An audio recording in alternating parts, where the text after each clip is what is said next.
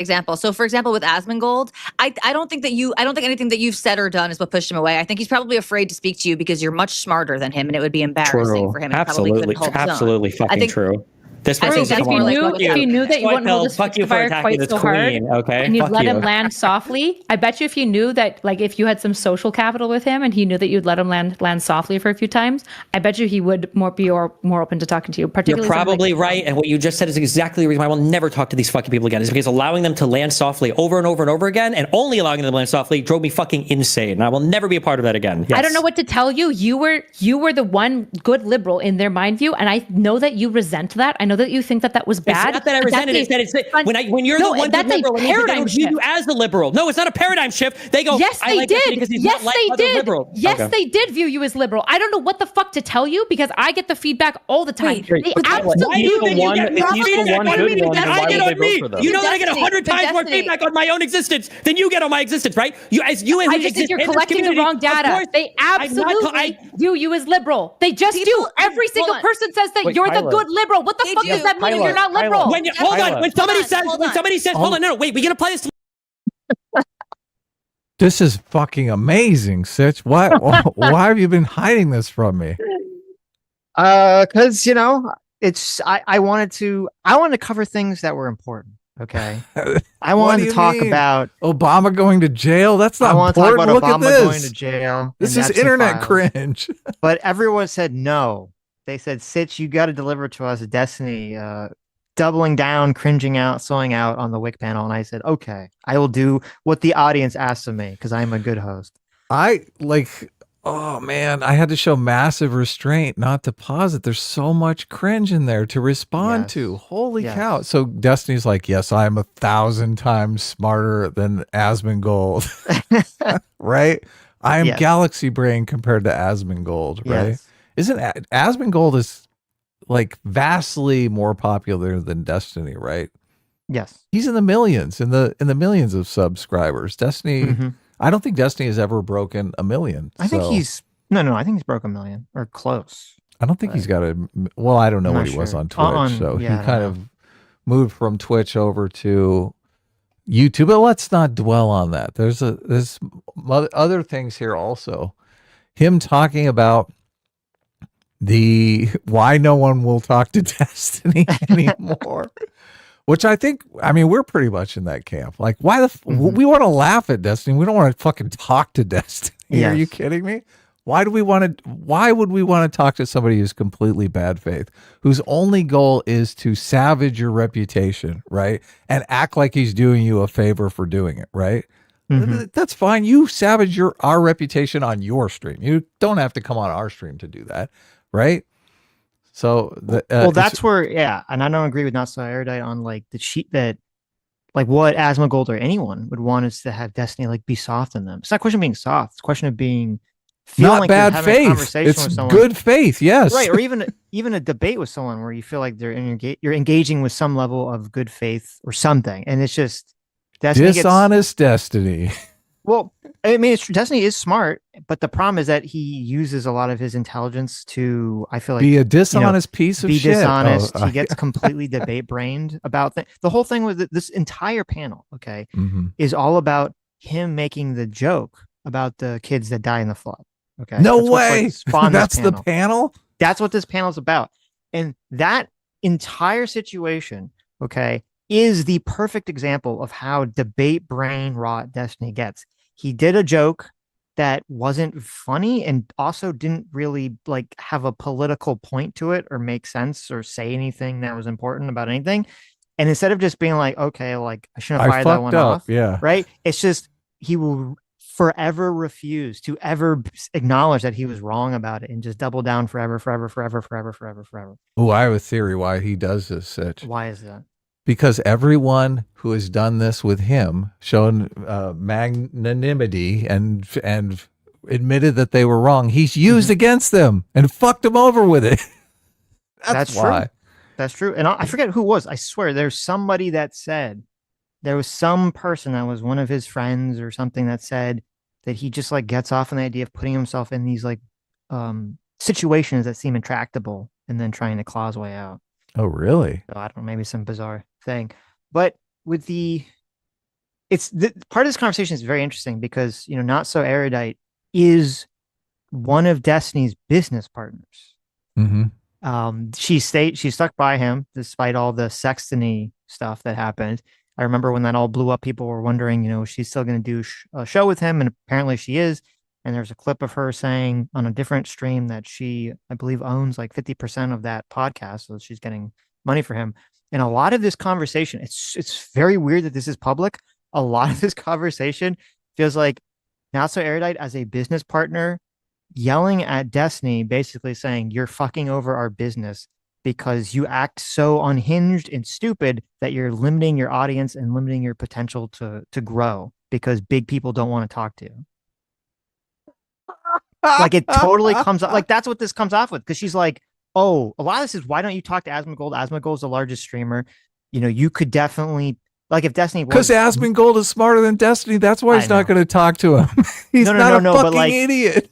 If this was Destiny from Kyle Rittenhouse time period and he was like less, unhinged. Oh, like, yes, of course he'd have openings. Yeah, he talked to Jordan Peterson. He talked to fucking Ben Shapiro. He could definitely be on Asmongold's stream, and he could definitely, gain a larger following, because a lot of the people that watch Asmongold who are not just totally in the Trump camp would probably also watch Destiny. But that's all going out the window because he just can't help himself. Interesting. He sees that marshmallow and he's like, I gotta eat that fucking marshmallow. Right. Okay, so let's go through. So obviously we're not gonna watch the whole thing today. It's 3 hours and 38 minutes, but I don't remember this girl's name, but she was on our stream and she was super cool. So what is it? Tolly, that's right. Tolly. Yeah, shout out to Tolly, because Tolly got a lot of great comments when she was on our stream. So she seemed to be a crowd favorite. So she's welcome back on the show anytime. Yes, and I like the things that she was saying most. She was good faith. Panel too. Our favorite, Connor. Can Connor come back on the stream, Sitch? You're the one. What are you asking me? I've never banned Connor from the stream. I never banned Connor from the stream. So okay. Every time I try to bury the hatchet with Connor, though, it doesn't seem like Connor wants to bury the hatchet. Interesting. It seems like Connor is still. Well, he says a lot of things in this conversation that you're probably going to agree with. Okay, good. So. Maybe getting fired from Progressive Victory was the best thing that ever happened to him. Yeah, attack the hypocrisy to like a whole crowd of millions of people. Like, that is a conversation starter, as much as you might not like it.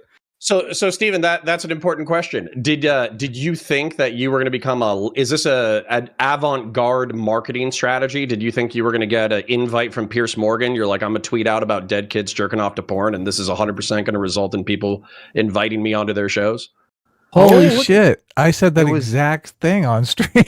Yes, you're going to get an answer to your question. Or, well, you're going to hear an answer. Well, that's crazy. Connor's asking this. Look, obviously Connor believes that's the case too. Otherwise, why would he be asking this question? Well, the guy who I've never heard of him before, I think his name's Soy Pill. Not a big fan of him in this conversation. He was positing that everyone should shut up about Destiny's edgy jokes because it actually helps him, because that's what got him on Piers Morgan. Right. Okay. Which is the theory that you laid out was Destiny's intention from the beginning. Yeah, but I don't know if it helps him. Right. Right. I mean, Piers Morgan is going to invite you on because you're cringe, right? Ben Shapiro doesn't want to talk to you, cringe lords, right? Asmongold doesn't want to deal with a bunch of fucking edgy cringe lords, right? That's just not his model. Asmongold makes a shitload of money watching videos and giving his reaction, his take. Why? He's not in the debate bro sphere. Why would he even want to enter the debate bro sphere? Right. What's the incentive for him to do that? There's no incentive. I mean, we're kind of in the react. I mean, obviously we do some overlap with the debate, but neither one of us have really. I mean, I did a bunch of debates, but I didn't do it. We never fully jumped into like we're doing full-time debate. Right. Stuff. Yes. Yeah. I try to do a debate a week on my Think Club channel for fun, just to try and talk about different things that I was interested in.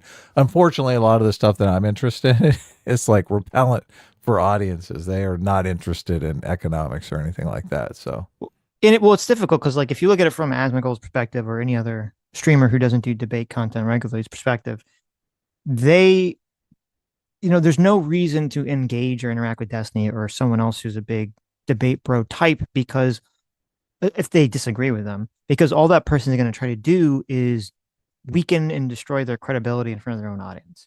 Yes. And it's like, why would you ever invite? Well, like, what is the point of even doing that? Yes. Now, I think what Not So Erudite is trying to convey to Destiny here is that you could theoretically go onto those streams and not be a debate bro and just have a conversation, and you can disagree with things and point things out. And, you could, maybe they would have you on, and you could have an interesting conversation, and that could all play out that way. I think the problem is that I think it's too late for Destiny. His brand has already been set. The idea of who he is has already been set. I don't think he can change it at this point. Yeah. Yeah, it is interesting. Because I don't think Destiny has a broad enough base of knowledge to actually have interesting conversations. Like you and I, constantly reading, constantly looking into new things, constantly absorbing new topics. Destiny doesn't do any of that fucking shit. I don't know if I agree with that. I think. Okay, what is Destiny absorbing that we're not? I don't. Well, actually, you're right. I don't know. Like, I haven't watched Destiny content in a long time, so I don't know what content he reads besides like whatever the topic of the day is. I would assume he's fairly knowledgeable about a lot of topics and has an opinion on a lot of topics. I think the issue is not that he's not has a broad knowledge base. I think the issue is a combination of his aggressiveness and his ego to just not like have that conversation with someone about some topic like that. I mean, that's not true, because he used to back in the day. He used to have more topics broadly about philosophical concepts and other things, which is, I don't know. He just seems to be spiraling out now.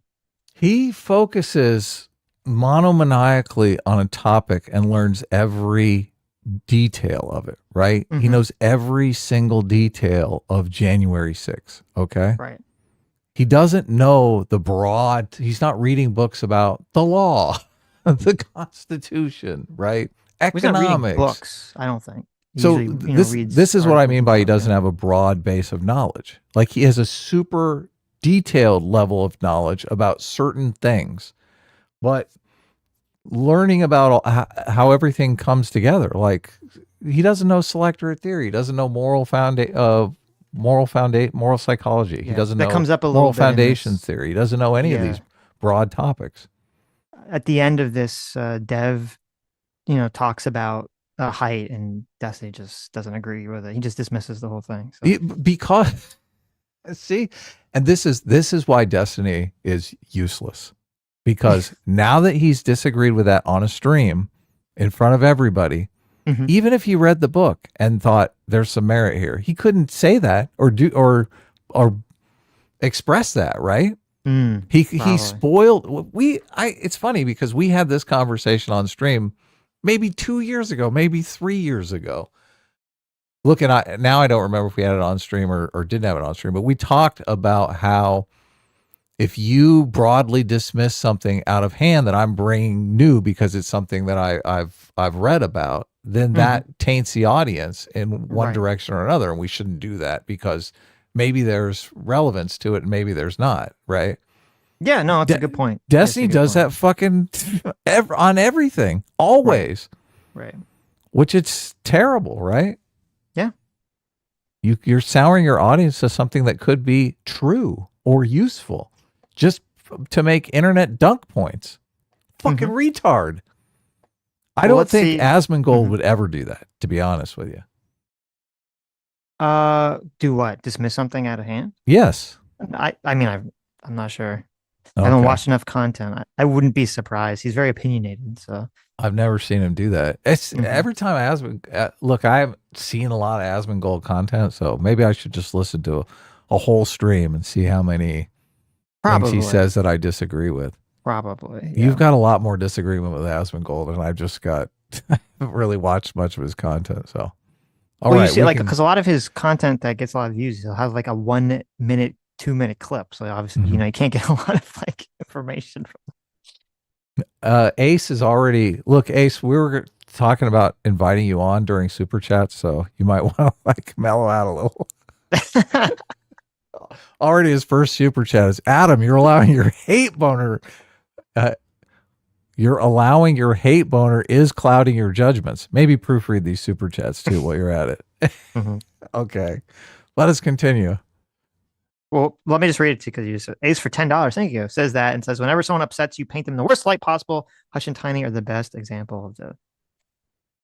I mean, I don't think you need to paint Destiny in the worst light. I think he paints himself in the worst light. But what do you contest? Look, Destiny. I don't think Destiny is acting in good faith. I don't think Destiny gives people the benefit of the doubt. I think Destiny. Look, I think Sitch and I are both good people. Obviously, we don't like Destiny, but I think I don't like Destiny because his moral character is fucking trash. Right? Right. And he probably doesn't like us because we have principles and we're going to say that his moral character is trash instead of just like doing what Not So Erudite is doing and trying to transform him because we have some sort of vested interest in him. We don't have a vested interest in him. He can go his way and we can go our way. I could tell you Destiny's response to that because it's his response to every part of this conversation in this 3.5 hour panel. Mm-hmm. What about Donald Trump? No way. You're kidding me.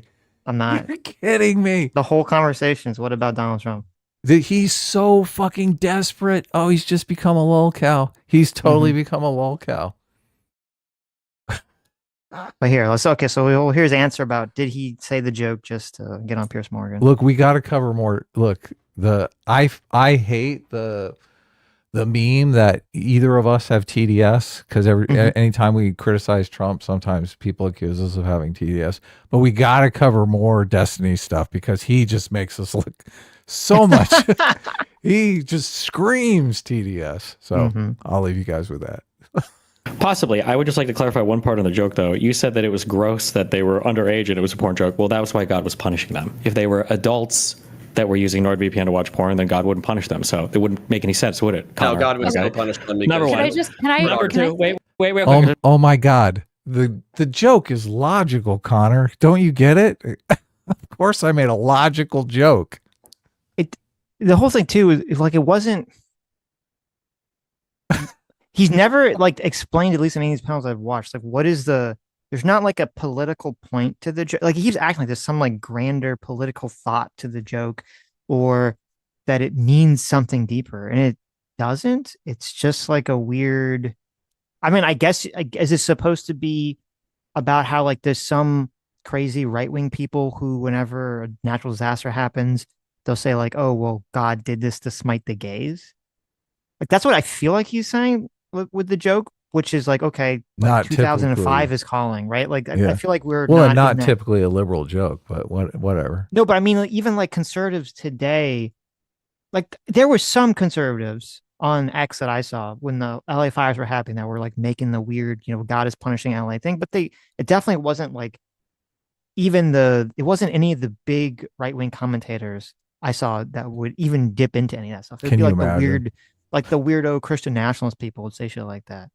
Yeah, Ben Shapiro is not coming out and saying, well, look, the hurricane took out the gays. Right. It's so weird because not only are the dead kids dead, but you're saying they're also hypocrites, right? Because they're not really religious. They're watching porn in their free time and getting around their religious conviction. It's so fucking nasty. Ugh. Yeah, it's a very nasty joke. Did I know I could find it? I don't know. Maybe not. I generally, at this point, when it comes to edgy humor conservatives, I don't necessarily make these jokes with like some huge grand master plan in mind.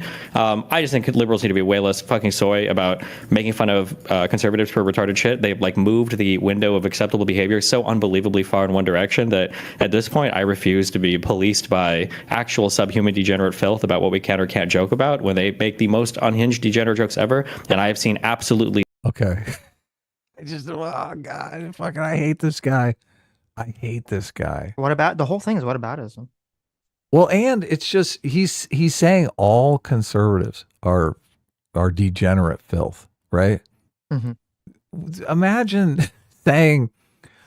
categorizing all black people as something, Right. right? Right. How does he do this? How the fuck does he do this?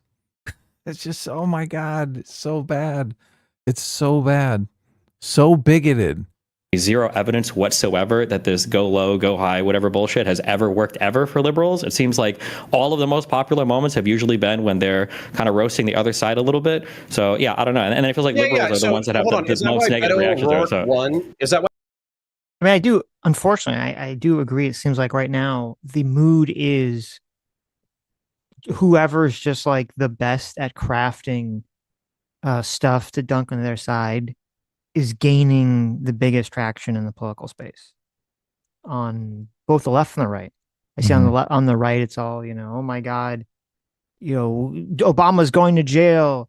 The Democrats, all the libtards, they're all like insane. And then I go on the right and it's like, Donald Trump is spiraling out of control. Here's the next, look at this crazy thing that he said. Oh my God, he had like a mental brain fart when he said this in the press today. This is all that's going on right now. Yeah, because there's no election. It's just 30% of the population is partisan one way or the other, and the 40% are independents, are not really paying attention to politics to the point, they're not really gettable. They're doing other things. Right. So I get why people are moving in that direction, right? They're just trying to entertain their audience, and the best way to do that is to say, "Oh, all conservatives are degenerate filth." Yeah, yeah. Though it does feel like, doing some armchair psychologizing here, it does feel like a lot of what's going on is, Destiny's he's got a lot of bad things going on in his life. Obviously, that's going to impact your on-stream life as well.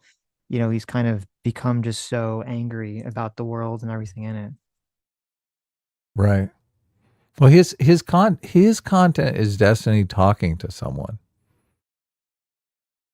Our content is me talking to you, or you talking to me, which is sustainable, right? Mm-hmm. Yeah. And look, we're on we can constantly dive into new topics and whatnot, but he needs like a interlocutor, and he's not only that, his content is really finding someone that he can beat the fuck out of in front of an audience, which, I mean, how is that sustainable? Right. You're going to run out of people. Yeah. So. This is funny. Malice said to me on X, I didn't know this. Destiny hung out with Donut Operator through Turkey Tom, and a month later, that's when Destiny said the stuff about the firefighter that died at the Trump rally. And apparently, Donut Operator talked some smack about how he thought Destiny was off, because of that, I guess. And Destiny has had a big grudge ever since, supposedly. And Malice saying the entire point of the flood post was to shit on Donut Operator, who at the time was posting about giving out aid. Well, I do know. Oh, really? I do know that after his original joke, Destiny did go on this like weird, unhinged attack on Donut Operator, where he kept attacking him and trying to like bring back the joke to Donut Operator. And it made no sense because, and Connor actually is going to bring this up on this point. Like, Destiny kept saying like, oh, Donut Operator was like making jokes about the LA fire. But then when you look at Donut Operator's post, he wasn't making jokes about it. He was blaming Joe Biden or Gavin Newsom and telling them to fuck off. He wasn't like saying, ha, ha, ha, like this is what you libtards deserve. He never made a joke about it. Yeah, obviously, because that wouldn't be funny. About Trump, they don't say the policy. They don't know any of Trump's policies. They don't say. Hold on. I think this is total bullshit, and I'm not going to let it slide. But I'm calling bullshit right now. Okay. So number one, I've had DGG in my fucking comments for the past fucking week because I've effectively had my milquetoast criticism of the fucking take or whatever. And what they've all said is like, well, look at how mean Tectone was, and look how mean and stupid Asmongold is, and look how mean and stupid Donut Operator was in reference to the Palisades fire. And so I go and check the fucking tweets and they go, fuck you, Biden. So where's the direct analog to this specific behavior where you're making fun of fucking dead people? Where, first of all, it wasn't just fuck you, Biden. One was a fuck you to a request for FEMA funds, I think. Another one was blaming Biden and calling him old and decrepit for not, for he didn't go to either Texas or California or something. Another one was like making fun of LGBT people and DEI. Is it the exact equivalent? No, but it's like insanely tasteless. What is the... Is that equivalent to mocking the dead? Well, I don't give a fuck about mocking the dead. I'm making fun of the dead right now. I'm talking about other people who care about that shit. An equivalent to mocking the dead. An equivalent to mocking the dead would be all of the Democrats, or not the Democrats. It would be Tim Pool and others who are making fun of the one dude on the street in New York that got stabbed to death in front of his girlfriend, who are like, this is exactly the kind of thing that these guys vote for. Or did they make fun of that guy? I mean, that's hard for me to imagine. It's hard for me to imagine that Tim Pool came out and said, like, laughed and pointed and was like, fuck you. That story was very weird because people reacted to the fact that the girlfriend, after he was killed, did not seem upset about it publicly. Right. Yeah. And people were like, and I forget all the details of it, but people she had like a very weird reaction to it, and they had something to do with sort of being on the left and advocating for like, lax criminal justice policies.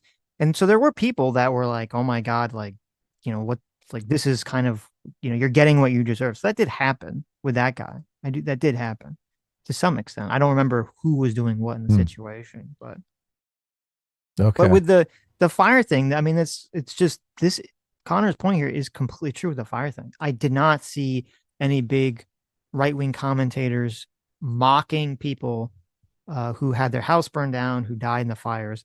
I saw a lot of people blaming very quickly. Now you could say, okay, maybe they're too quick to judgment, but there are people that were blaming, Biden and FEMA and the Democrats and Gavin Newsom and all these things very quickly. That did happen. But to compare that to making fun of dead children the day or the day after it happens that's a stretch. That's a huge stretch. That's where Destiny's brain is. Saying fuck Joe Biden is the equivalent of making fun of dead children. He has to, that's because ridiculous. He made the ridiculous. He made the joke, and then he has to defend it. So he's just stretching for anything he possibly can, and this is all there is. There's nothing there.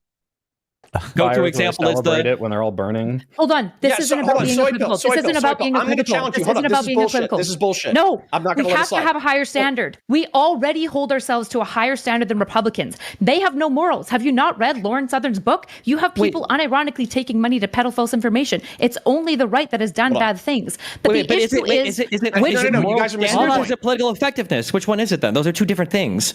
Hold on. And before we move on, I want to do whatever the Republicans do because they're already doing bad stuff. And I am saying, I don't know if these are the standards that we want to hold ourselves to. For example, if it is, why don't you just spread a bunch of misinfo and start paying for bot farms? That would be way more effective. The question is whether we want political effectiveness or moral standards. I think there's a different morality about making fun of people versus like lying about stuff. I would argue that these are two different things. But the question is just, are we talking about political effectiveness, or are we talking about like having some go high when they go low road moral standard thing? I want to make one point, and I want to challenge the audience, okay? Because what I'm hearing is turnabout is fair play. And so what I'm looking about is turnabout. That's exactly what I'm looking for. So if you want to come up with other egregious behaviors that the right wing is engaged in, I'm going to agree with you. I endlessly bitch about the $9 billion rescission. Connor's actually doing a great job here. He really is. Because he's basically saying, look, you're saying an eye for an eye. I just want to know that we've got two eyes on the table here, and you're not like killing them. Right? Right. He's like, show me the video of the other person stabbing you in the eye. Yeah, and they keep showing you videos of them like spitting on you, scratching you, or calling you a name, and you're like, no. Show me them stabbing you in the eye. They just can't produce it. Right. Yeah, but that's the problem. But you're never going to get it, and unfortunately it's never going to be persuasive because all the people in Destiny's audience or out there on the left that are kind of regurgitating this argument, I mean, they know it's not an eye for an eye situation. They know it's not comparable. They just want to, give into the argument. They just want an excuse to be, as shitty as possible, which if that's what we want to do, I mean, that's fine. Listen, there's a lot of people on the right that are extra shitty about things, but just own it. Just own it. Don't try to do this like, oh, fair is fair thing. I still think the right does a million times better job of policing their people who are get out of line than the left does.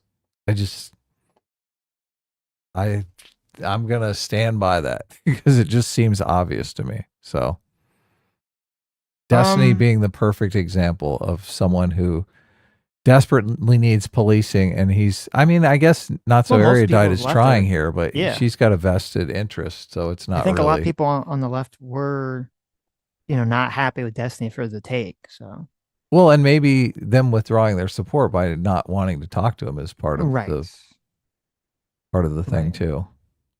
Package that's projected to kill 14 million people. Trust me, I care way more about that than I care about Steven's fucked up joke. Okay. However, that being said, if you're going to say, I'm not done yet, Erudite. I'm sorry, you're yapping. I'm not done yet, Erudite. Thank you. I'm not done yet, Kyla. Thank you. Okay. I'm not done yet, let counterpoints finish. Hold on. Let counterpoints finish. Thank you. Land your plane, sir. All right. Thank you. Yeah. Anyways, so I challenge you. Send it to my DMs. Send it to my email. Show me where these alt media pundits have been shitting on the dead people in the Palisades fires. Okay. Send it to me, please. Kyla, now it's your turn. Go ahead. Okay. I mean, I'm even willing to give them your house burned down, shitting on the people whose house burned down, and they didn't actually die; they just lost property. But yeah. So, I think the closest, and this is there's been a lot of people that have been, I would say, what's the word? Glib in a degenerate way or an immoral way about people being deported or being, put in one of these weird prison holding facilities for very long periods of time before they're deported. And there's sort of this attitude of well, they're illegal, so whatever, who gives a shit? They're the root of all problems in America. I think that's the way that a lot of people kind of conceptualize this. And I don't like that attitude. And I do think that there is a level of meanness and cruelty about that I find gross and disgusting. Yeah, so do I. Definitely. But that being said, it's okay, that's still a step below directly making fun of dead children that just died. Mm-hmm. I don't think if there was some fire at one of these alligator Alcatraz places or something, and a bunch of children, children of illegal immigrants burned to death or died,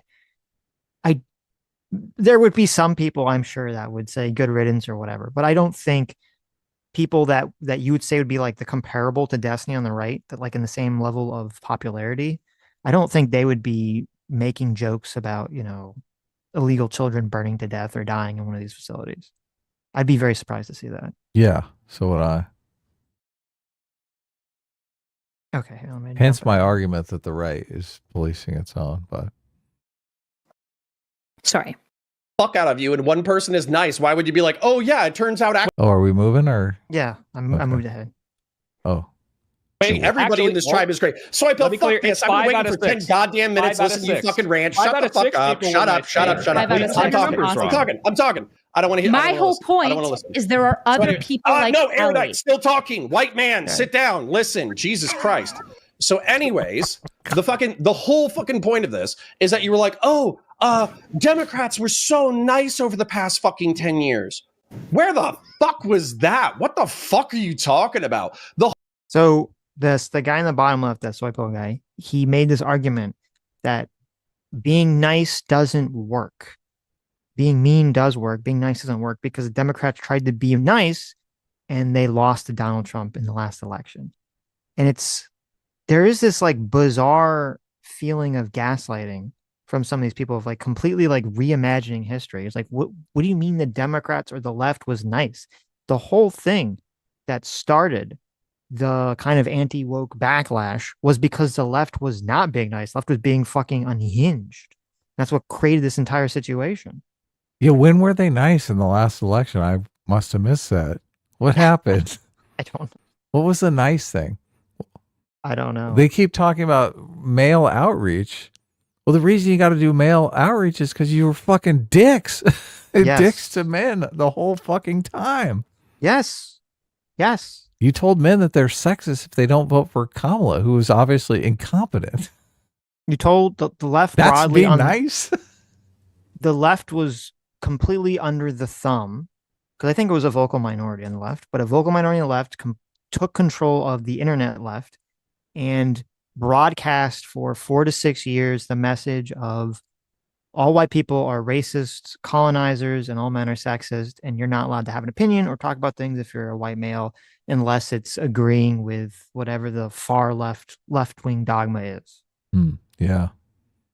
That's not nice. Right. Yeah, like this It's idea that like opposite of nice. the left was so nice. It's what are you smoking crack? Yes, you are smoking crack. Are If you on believe Hunter that. Biden's boat with Epstein? What's going on here? I got to admit, I like Connor a lot more when he's yelling at not so erudite. You like that? I Like when he says do. it's a white man talking? Well, that joke did hit, obviously, true. because of the backstory we just explained, but Right. not so. Obviously, he's being facetious, so I don't Mhm. think he honestly believes that. But not so erudite is just she followed She'll me make some for a good while. listen, she makes some good points later in the debate. Okay. So don't write her off. I've already written her off. Okay. She unfollowed me and we got in a huge tiff on Twitter because I said Joe Biden was the worst president in American history. Now Jimmy Carter needs to stand aside because Joe Biden beat him. And she got completely triggered by that.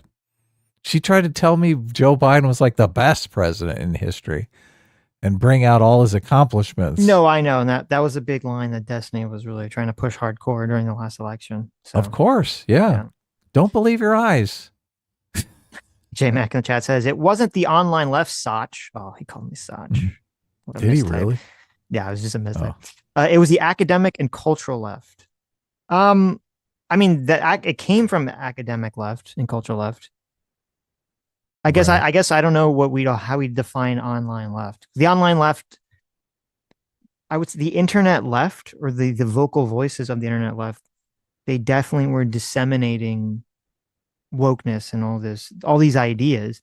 And the problem is, and maybe this is also what's going on with Destiny, because yeah, there's a lot of people that are like really unhinged Trump supporters on X and on the internet that are just, will say the most horrible shit. But I don't think that that's indicative of the broader American voter, the broader American culture. And I think it was the same thing that kind of happened with the left, where you had a bunch of people, a bunch of journalists and whatever that were obsessed with Twitter back in the day before it was X. They would see kind of this rabid, insane leftism being pushed everywhere by this vocal minority. And they assumed that that was like the direction the country was going. So they just absorbed it and regurgitated it to their audiences and started spreading it.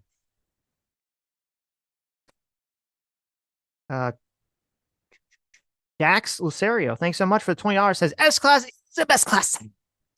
An 18. Wow. Nice. Thank you. He likes us both.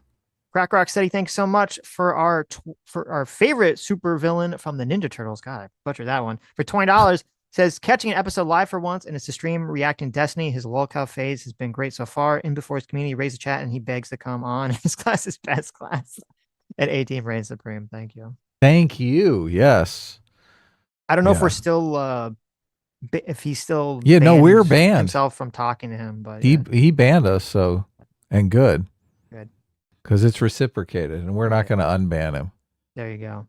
Electro the Gamer, thanks so much for $20. Says, remember on the show Sitch said, quote, hey, I got this New York Times article wrong, and since Sitch suddenly did not change his worldview Destiny, then not that much later called both of them Trump supporters.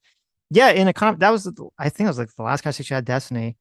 I said something about an article and then I read on stream and I said, oh, okay, I was wrong. I said in the conversation, and then his editor or him, they front loaded the conversation with that to make me look bad because I acknowledged that I was wrong about something. So yeah, that really shows you, you have to incentivize people to do the right thing. And when you disincentivize people by attacking them for acknowledging that they were mistaken, then you're obviously just a bad faith actor and a retard, and you don't actually want people to be better. You just want, to dump on them and to make everything worse. So. Which is exactly what he wants. Yeah. Yes. whole goddamn reaction of the right wing has been to snide, smug, far left dickbags running fucking media for a decade, running social media for a fucking decade. That's why Elon bought Twitter. Not just that, but in 2016, I wasn't going to vote for Trump, but I wasn't going to vote for Hillary Clinton either, because jihadist terrorist attacks were happening every other goddamn month, and the Democrats were talking about bringing in 250,000 new fucking refugees. Not Connor, just that, but in 2020, no, I'm not done yet. Thank you. I listened to you for 5 minutes. You can listen to me for fucking 3.5.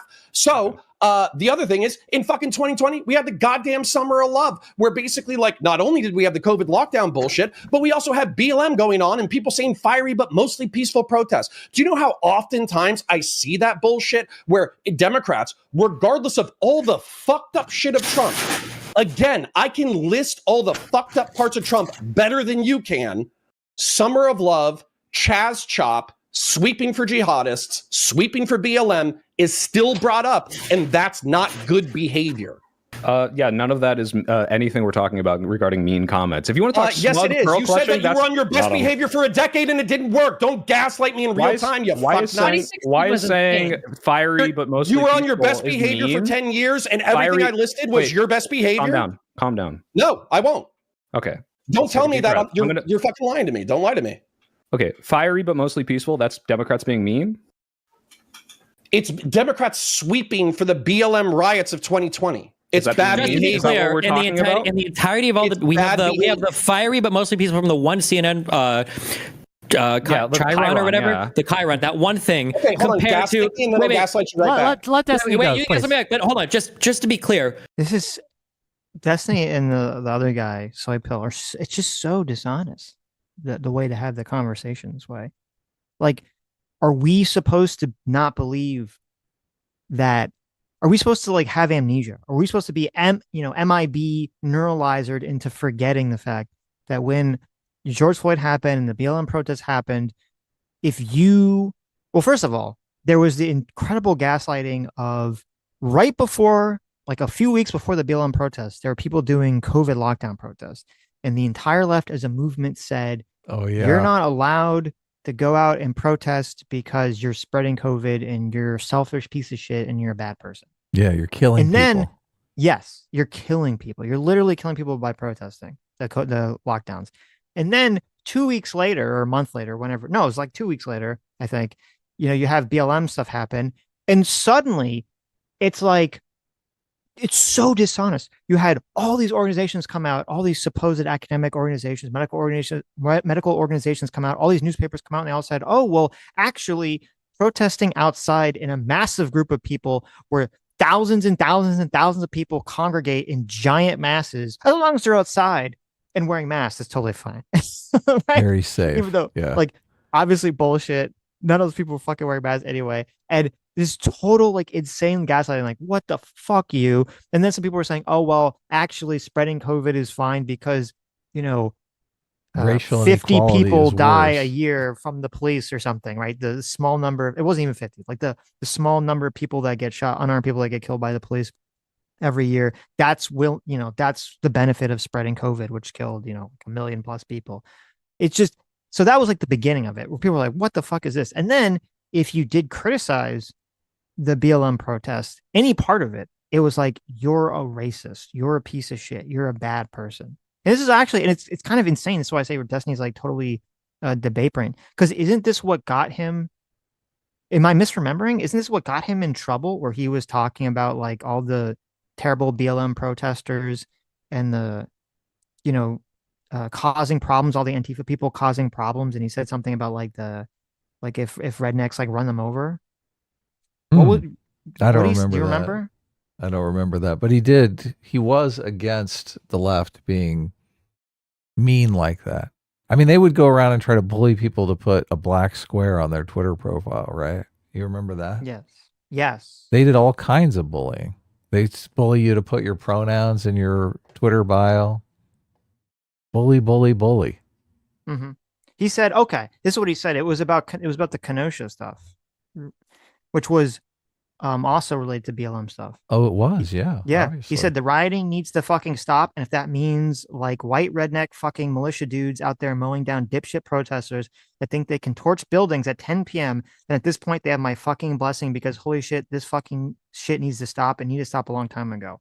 Look at that. This is why it's like so crazy to me, like so bad faith. That's why I say Destiny gets so debate brained. He understood all these things, but now in this conversation at this moment, because it doesn't suit him, or because he just hates Trump and the Trump movement so much that he's willing to sort of change on a dime, which you could change and say, well, listen, I agreed with all that stuff from the past, but what's going on now is more important to him. You just say that as opposed to just lying about it, trying to gaslight Connor and his audience into saying like none of that stuff happened when he literally got fucking banned from Twitch for acknowledging this happening.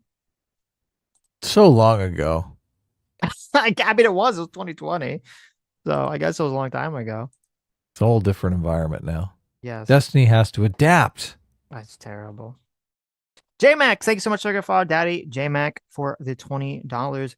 Says, I meant, quote, not only the online left, Sitch. Oh, okay. That does make sense. Yes. The cultural and academic left is what made these ideas seem to be the norm. It's why the media in 2014, 2022 was so inundated with CRT nonsense. And I was on my phone. Well, that's okay. But yeah, no, that's true. That's a good point. Because and that was the big problem I think that the right had too, is because since the left had such control of academia, whenever some unhinged retarded socialist came out with some crazy shit or CRT came out with some crazy CRT shit, there'd always be some academic dipshit out there on the far left who would be willing to justify whatever dumb position there was with their bullshit research. And the newspapers would just say, well, someone from a college said this, so it's got to be true. And then they'd publish it. Yeah, they're still doing that. Academia has been laundering these ideas for a long time. We're comparing that to the entire subhuman conservative apparatus claiming that Haitians in the United States were eating cats and dogs, and that message got repeated by the president of the United States of America on a debate, and then it was repeated by the vice president, J.D. Vance, and he said, I knew it was a fucking lie, but it gets people talking. And now you want to hold us to some standard of, well, remember when that one CNN... I mean, he never said he knew it was a lie. That's bullshit. Well, he didn't say that directly. He kind of... Sitch and I thought about this on we stream. Did fight about it. It was great. He didn't say. He said he didn't say he knew it was a lie. He basically said like, well, if we have to like create, well, I don't remember exactly. We have to create stories to get it. Yeah, get we have it to out create there stories. About the people in Zeno, Ohio. Yes, right. Being fucked over by immigration. Yeah. It was basically Vance saying it was okay for us to lie because it was for the greater good. Can you imagine Vance coming out and saying, "Oh yeah, we lied about that"? Come on. Well, he said it. That was the implication of his statement. Was that? Not really. I mean, Vance would never say, "Oh, we made it up." No. I just said yes. Vance is not going to say the words "we made up a lie." But he's not even going to imply it. He believes all that is true. He said if we have to make, I don't remember. There were reports of people eating dogs. No, he said something like if we have to make the news or something, make the stories. Yes. If we have to report on some salacious aspect of the story in order to get people talking about it, we will do that. But that salacious aspect that they reported on was actually true. I don't know that it was true. It wasn't true. The whole eating the pets thing wasn't true. The truth was someone reported it. That was the true part. Well, okay, whether or not the reports were accurate is a completely different question. Come on. What are you talking about? I'm talking about the truth. The truth. He said, the quote was, he said, I've been trying to talk about the problems at Springfield for months. He said on CNN, the American media totally ignored this stuff until Donald Trump and I started talking about cat memes. If I have to create stories so that the American media actually pays attention to suffering of the American people, then that's what I'm going to do. That seems like basically to me reads as a justification for lying. I give Vance more of the benefit of the doubt. I don't think Vance would openly lie to the American people. So. But you could sway me if you just show the clip of Vance talking to Zelensky, and I'll probably be like, "Fuck that guy." Right. Listen, there you go. Exactly. No, I don't know. Like, I don't think at the time, like, honestly, I don't think at the time that JD Vance like heard the story about them eating pets and made up some 10D chess. Like, well, we gotta get people talking about it. I think what happened was someone in the Trump camp heard this, Trump goes off half-cocked, in the debate talking about they're eating the pets. The story blows up, and then JD Vance as a vice president has to, defend, his boy Donald Trump, and so he comes up with this bullshit line about this. That's how. But there were look up the reports. There were reports. People did report this. So it doesn't mean anything. It does. No, but okay. If there were reports that like white people were like stealing black babies and eating them, should Kamala have said that in the debate? She's like, well, there were reports about. It's like, no, she doesn't say that. She's fucking running for president. You got to look at the credibility of the claim, though. Yes, obviously. I know. You got to look at the credit. There was no credibility. They're eating the pets thing. It was just told some like random fucking person just said that. Who I can't remember. There's some gay couple that has adopted two black kids. Mm-hmm.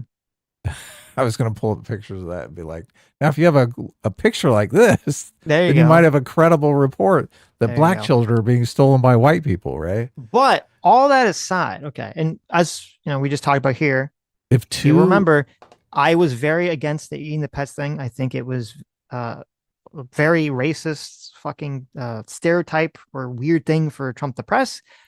That being said, I was ambivalent about it. I know you were. That's why I got in big trouble. Right. All that being said, okay, I think there's a big difference between, and I'm not defending it whatsoever, but it's weird to me that you would compare Trump, promoting negative racial stereotypes, which is again for a million times bad. I think that's less bad than the entire media basically implanting in people's minds the wrong idea that there's like a genocide of black people going on in America from the police and riling everyone up and then justifying spreading COVID and burning down, large parts of cities and creating autonomous zones where people literally fucking died. Yeah, it's huge. I don't think that's comparable. It's night and day. Yeah, that's crazy. And the whole thing with the autonomous zones too, that's another like insane thing too. We had two parts of the country where random commie Antifa people said, okay, we're going to take over a couple blocks of a city. And they were allowed to do so until people were murdered in those areas. And it's like, those. Yes, I mean, it's we insane. need to remember this like regularly. Yes, because I don't believe for a second, I do not believe for a second that even if it was in a red state, because the one was in Portland, but I don't remember where the other one was. It was outside the fast food place where that guy got shot because he was drunk driving, but I forget where that was. It was like North or South Carolina thing. Even if it was in red states, I don't think if a Groyper white nationalist movement took over a few blocks of the country and declared a whites only like separate country from the rest of America, it's hard for me to imagine that the local government would have allowed those to continue to the length of time they allowed these commie areas of the country to exist as quote autonomous zones. Yes, it's fucking evil. Those were such dark times. I feel like we're in a better place now. I feel like wokeness has crested and we're getting back to sanity. Yes. During the BLM riots, had the thing in the back. It's like, fuck that bullshit. Make fun of dead kids and fuck all of it. It's fucking retarded. The standards are so insane. The argument doesn't need to be that Dems were holy and perfect and that Republicans are bad. Republicans are way worse than the Dems have ever been. It's just annoying when you guys are being like, the Dems have always played it high. 2016, Hillary was not playing it high. It was absolutely dirty. Can you name one not high comment that she said? What was dirty? She said basket of deplorables, right? And they're still holding that over. Like that's the entire worst thing you can point to. I just want to be clear. The entire campaign was smearing him. Yeah, I just want to be clear. I mean, even and I remember talking about this at the time, Joe Biden's first campaign commercial in 2020, or 2020, right? Was putting Trump with the Charlottesville, with the Fine People hoax, and having Kyle Rittenhouse portrayed as like a white nationalist. So just the idea that like, oh, the left was so nice. It's like, no, that's not true. Nobody's been nice for a long time, unfortunately. Donald Trump, or not Donald Trump, Joe Biden even used Kyle Rittenhouse in a campaign ad calling him a white nationalist. Yeah, that's right. Yes. Fucked up is that? How fucked up is that? there's not been a lot of niceness going on around here. Right. But to be fair, I don't think the public wants niceness. The public is very mad about a lot of issues going on. Everyone's very anxious for a lot of reasons, and everyone wants a villain or a person to point to and to blame.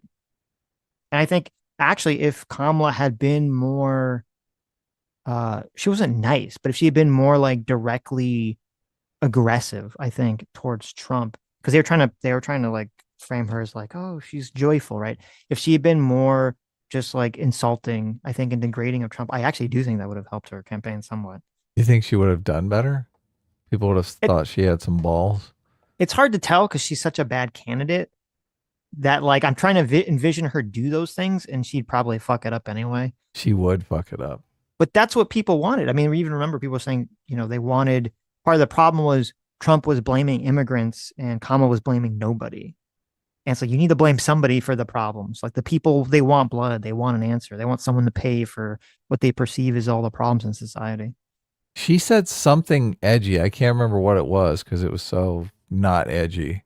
Mm-hmm. And she recanted immediately. She said her campaign staff would clean it up. Remember? Oh, she'd probably do the same thing with Trump. She'd like call him some name or something, and then she'd be like, "Oh, I probably shouldn't have said that." She said something it was when she was on Oprah. She said if someone breaks in her house, she has a gun. Oh, she's gonna get her gun and shoot him. I remember. Yes. Yeah. Yes. And it was like, oh, she actually said something and she delivered it in a way that felt genuine. You're like, right. Oh, and then she immediately took it back. And she immediately took it back. Yeah. Yeah. No. It's not just about the. Hold on. All of the news, the news. Okay, wait. Reporting accurately is smearing. That's your problem. That's Trump's problem. No. Yeah. Okay. This is a mistake. Soy Pill, you're making a mistake. Soy Pill, you're making a mistake. It's not just about what the politicians say. It's what about your side says. It's what's about your culture says. And you would have to have not lived through that time if you thought the Democrats, I'm talking about the people, I'm talking the rank and file, treated Republicans or even moderates well. A lot of people disowned their families, right, during that time because they thought they might be voting for Trump, right? They literally won't talk to their families. They literally excise people from their friend groups. It was a huge issue. But in a nice way. And it turned off a lot of... No, I mean, Wick is so on point in this conversation. Of course he is, yeah. Completely Look, they disown their family, but in a nice way, right? Come on. Yes. These people had total self-righteous moral indignation for everyone. And if you don't remember that, then you're fucking lame. Yeah, I mean, again, if they just want to say, hey, I think the path forward is to being a piece of shit, you can make that argument, but just don't gaslight everyone about the past. We all remember what happened over the last 10 years. Well, we should all remember what happened. Because you're making the argument that they're trying to fight against, that they were, pieces of shit and lost, right? They're trying to say, no, we were nice and we lost. Well, right? It's the real argument that Destiny's basically trying to make is what's actually happening here is the left the online left and the academic left and the journalist establishment really got taken over by the most unhinged far left radical dipshits, and all those people are terrible people and they're all very mean and cruel and none of them are nice, and the left went that direction and lost big time. And now the argument is, well, we should continue that vibe energy of being like mean and cruel, but we should just be more center left about it as opposed to being far left about it. That's really what Destiny's advocating for. Really? Sure. That's not going to work, but I don't think so.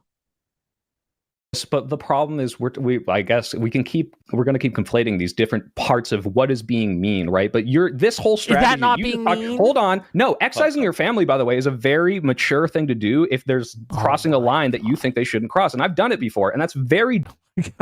He's making the argument that you should be mean. Yes.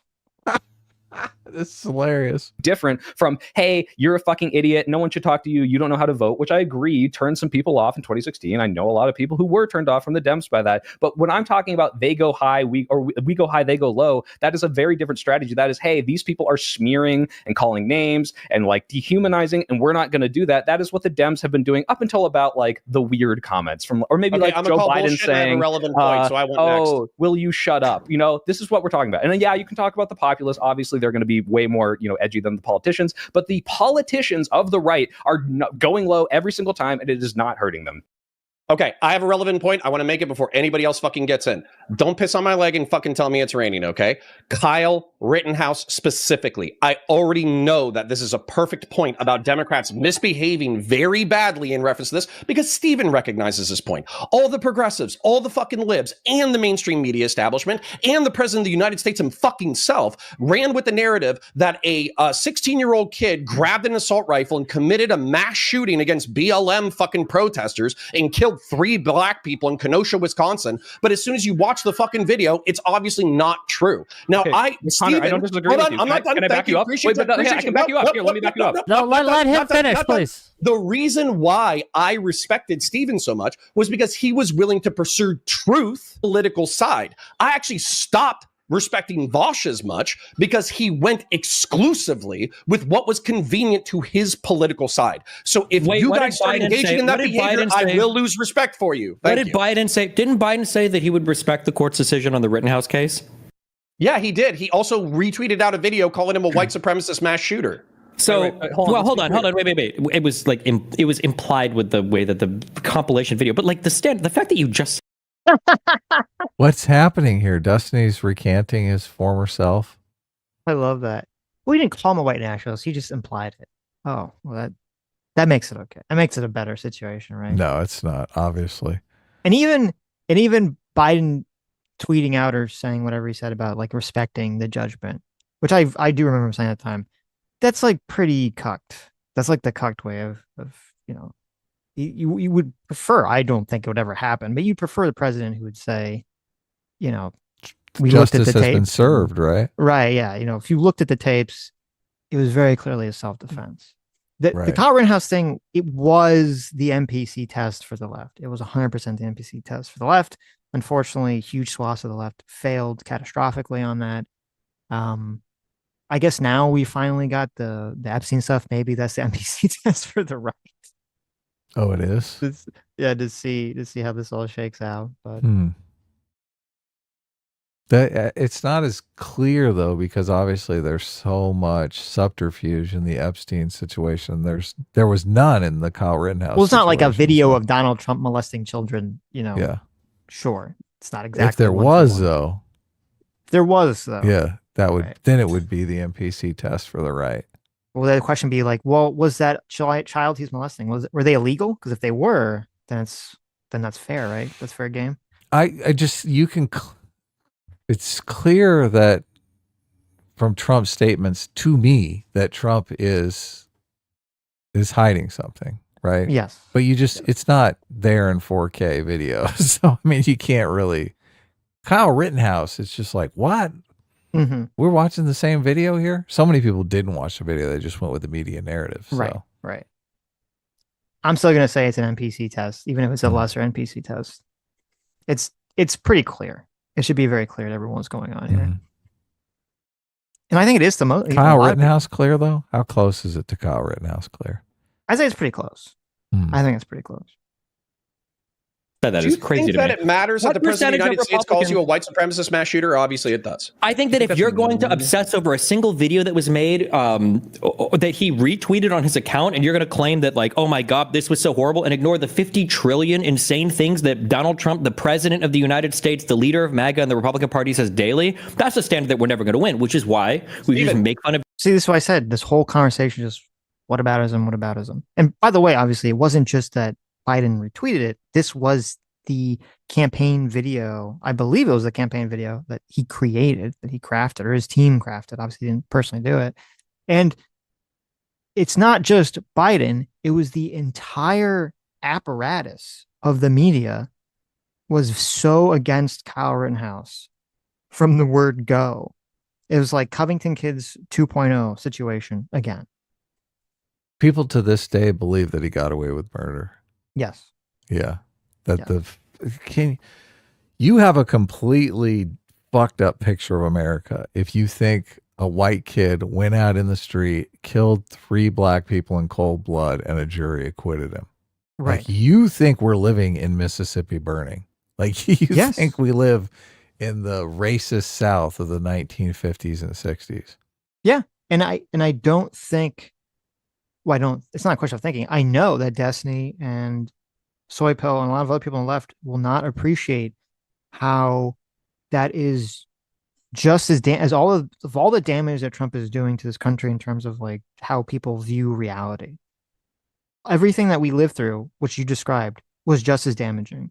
Oh, if not even worse. Yes. In terms of making people think that they're living in this like horribly racist society where the entire system is out to get them. Yeah. Dead kids and everything else, because you were never going to appeal to people like you. It'll never work. You'll always be able to find one person. You'll always be able to find one bad person on Twitter, one bad lawmaker, whatever, one bad person that says anything. And then meanwhile, Republicans are like rapid firing out the most innocent things ever. You want to talk about Rittenhouse? What about George Floyd? Okay, Stephen, you've gotten lazy in your argumentation. I'm not that guy. I talk about George Floyd. I'm not talking about you. This isn't about you. 90% of my time. This isn't about you. I don't care about you. 90% of my time criticizing the fucking right because they've lost their fucking mind. This isn't about you. This isn't about you. Huh? This is about the electorate. Yeah, it's about you. No, it's not about me. It's about the electorate. I thought we were having a conversation about the electorate. No, it's about you. What is it about me? I'm voting probably for the no matter what. Engaged in bad behavior that I think is ineffective and counterproductive, and I don't like it. That's why I'm talking to you. And I'm saying the conversation is about the tallies. It seems to be that everybody on the Republican side can be the most degenerate fucking people they want, and they don't. It doesn't seem to be giving them that permission or license. But it works. No, it doesn't. It's destroying the fucking country. It works for their party. It works for them to win elections. So then why don't we just start doing this info? Why don't we just start doing this info? Can you imagine if Trump came out and made fun of dead kids? Oh my God. These guys have completely lost the plot. Well, and part of it, which is never really comes up in this conversation too, is I think Talia brings up later, is that like usually when Trump, not always, but usually when Trump or people on the right are attacking people, they're attacking like politicians. Elites. Yes. And, there was like the Haitian things, obviously, you could point to that. But but even that is kind of framed in sort of like Joe Biden let these people in. Right. And it's just framed in a defense of Americans. And this is sort of what Stephen keeps missing in this conversation, is that for all the unhinged or bad comments that you don't like that Trump says, they're usually framed in the context of, well, this person is bad and I'm trying to protect Americans from this person. That's usually like the framing of it. Which is smart. Or it's like some celebrity that no one cares about. He's going after Rosie O'Donnell or whatever. She's still an elite. No, right. So I'm saying. She's a liberal elite. So when Trump or someone on the right attacks these people, there's sort of this feeling of like, oh, well, if you're on the right, you'd be like, oh, well, they deserve it. This is a bad person. They're doing bad things. So they deserve to be attacked, by Trump or by other people. Where when Destiny like makes a joke about the kids dying, he's going after about rank and file Republicans. Yeah, like no one's thinking on the left or the right that like, oh, well, those kids deserve to drown. No one's thinking that. And it's always completely off base here. It's like this weird, it's so weird because so much of this conversation, it feels kind of like, and I think Talia or Not So Erudite brings up later in the conversation, is the sort of autistic person who's in the friend group. And, the friend groups are kind of like ragging on each other, guys, they kind of make fun of each other, but there's some level of acceptability that we all that we all understand, right? Of how you can rag on someone. And then there's like the one guy who just doesn't get it and they go too far. They bring up like a death in the family or someone being cheated on or something like too fucked up. And they're like, everyone's like, what the fuck's wrong with you? Yeah. And that's really what happened in this situation. Instead of just Destiny acknowledging the autism and it was a bad joke, it didn't work. It's just like, no, you have to double down forever. He has to take the Trump approach and to never admit that he was wrong about everything. Yeah, it's play fighting. This is simulated pain, but they bring out the real pain. They're going to talk about how your dog died yesterday or something. Right. And you're Right, like, whoa, right. dude. Yeah. This info is bad.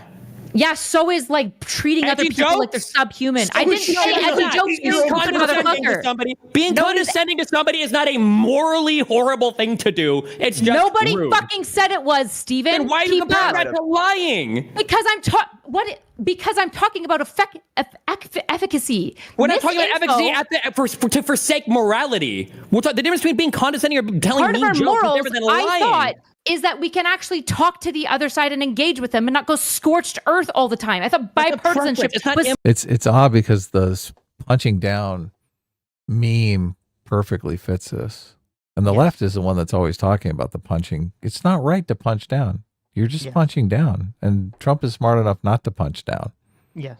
Yes, they are more deplorable in every single way. I will just grant this to you every single time. Kyla, but what how I'm can talking you- about, She's using the deplorable line.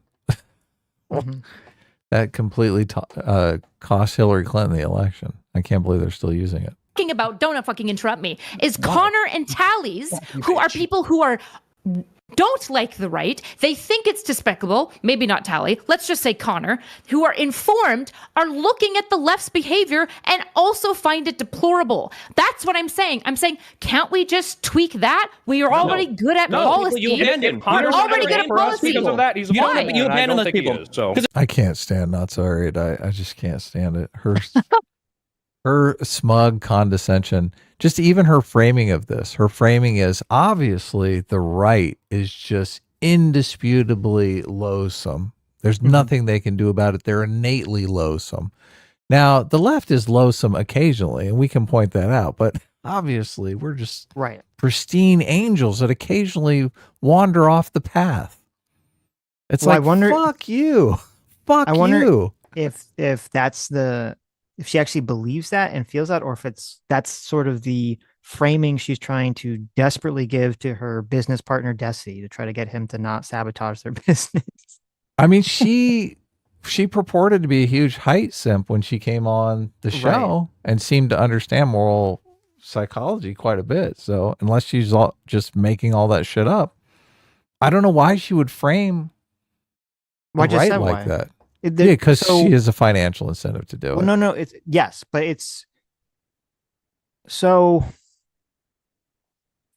it gets frustrating to me when there'll be people having a conversation in a specific context and someone's trying to convince someone of something, and when they're trying to convince them, they'll obviously try to frame their arguments in a way that they think is compelling to that person, and it would be very not compelling to other people. So obviously, if she was talking to someone on the right, she wouldn't frame it that way. Now, maybe she actually believes it, so when the framing would be dishonest. I'm saying I don't know what's going on. I don't know what's the true belief and what's just the frame to try to convince Destiny to not be unhinged for her financial benefit, or because she honestly believes that he's some sort of net positive of the world, which I find hard to imagine.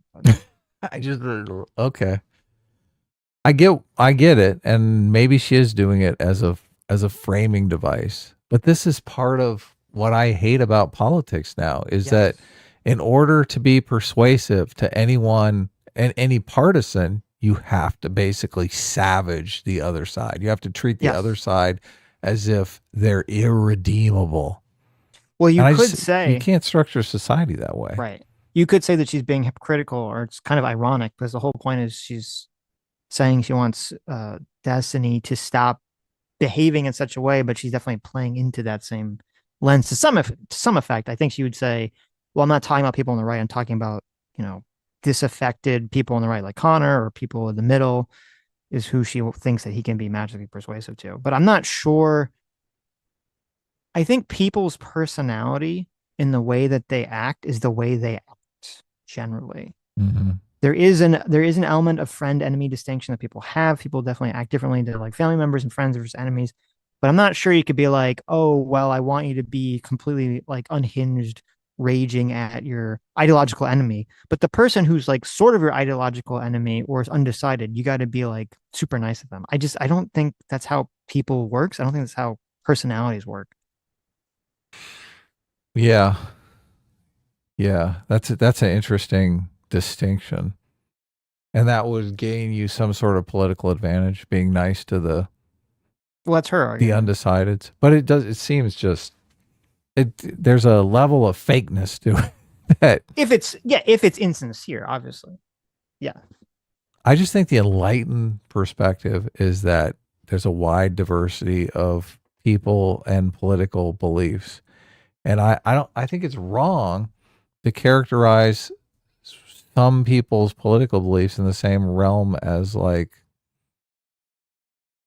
well, obviously it depends upon the particular political beliefs. Like if someone's a fascist, right, or an authoritarian and wants to subjugate people, or thinks like slavery's good and we should bring slavery back, those can be categorized as political beliefs. But basically, in the mainstream conservative outlook, I think mostly people on the left are trying to mischaracterize mainstream conservative belief as something akin to fascism or pro-slavery or things like that. So, yeah.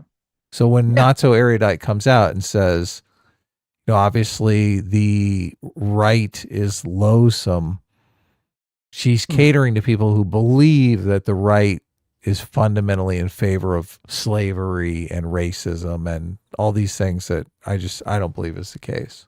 Mm-hmm. There are aspects of people on the right like that, but then there are aspects of people on the left that want to make pedophilia a sexual orientation, right? Those people we should get rid of. Yes. I think that the real enlightened truth is that 95% of the people on this planet are dumb, retard pieces of shit, assholes. And the remaining 5% watch the Sitch and Adam show. You saved it right there at the end. I was like, And have holy free shit, talk about will. Okay. talk about punching down, Sitch. Yes. You just made fun of 95% of the world. Yes. Yes. Everyone that doesn't watch But us thankfully, is a none of them bad are going to person. hear this Okay. because those are all people who've never heard of the Sitch and Adam. Exactly. And they are fundamentally pieces of shit. Yes. But for a limited time, okay, if you give super chats now and we grant you free will, which you get with every super chat for free, you can spread that free will to your friends and family. So even if they don't watch us, they can benefit and become an enlightened, better person. That's so nice of you. Yes. I'm a kind person. I'm very kind, not egotistical, not narcissistic. Only occasionally. Oh, only occasionally smug. Oh, yeah. Well, smug. That's constant. Yes. I meant like. Yes. They're not worth appealing to. You're better off energizing your own side. If somebody can sit in an area Oh, that's telling. Better off energizing your own side. where they look at one guy and they see him rape 500 people, and then they look over there like, well, that guy, like, he made some rude comments about, some woman's bra or whatever.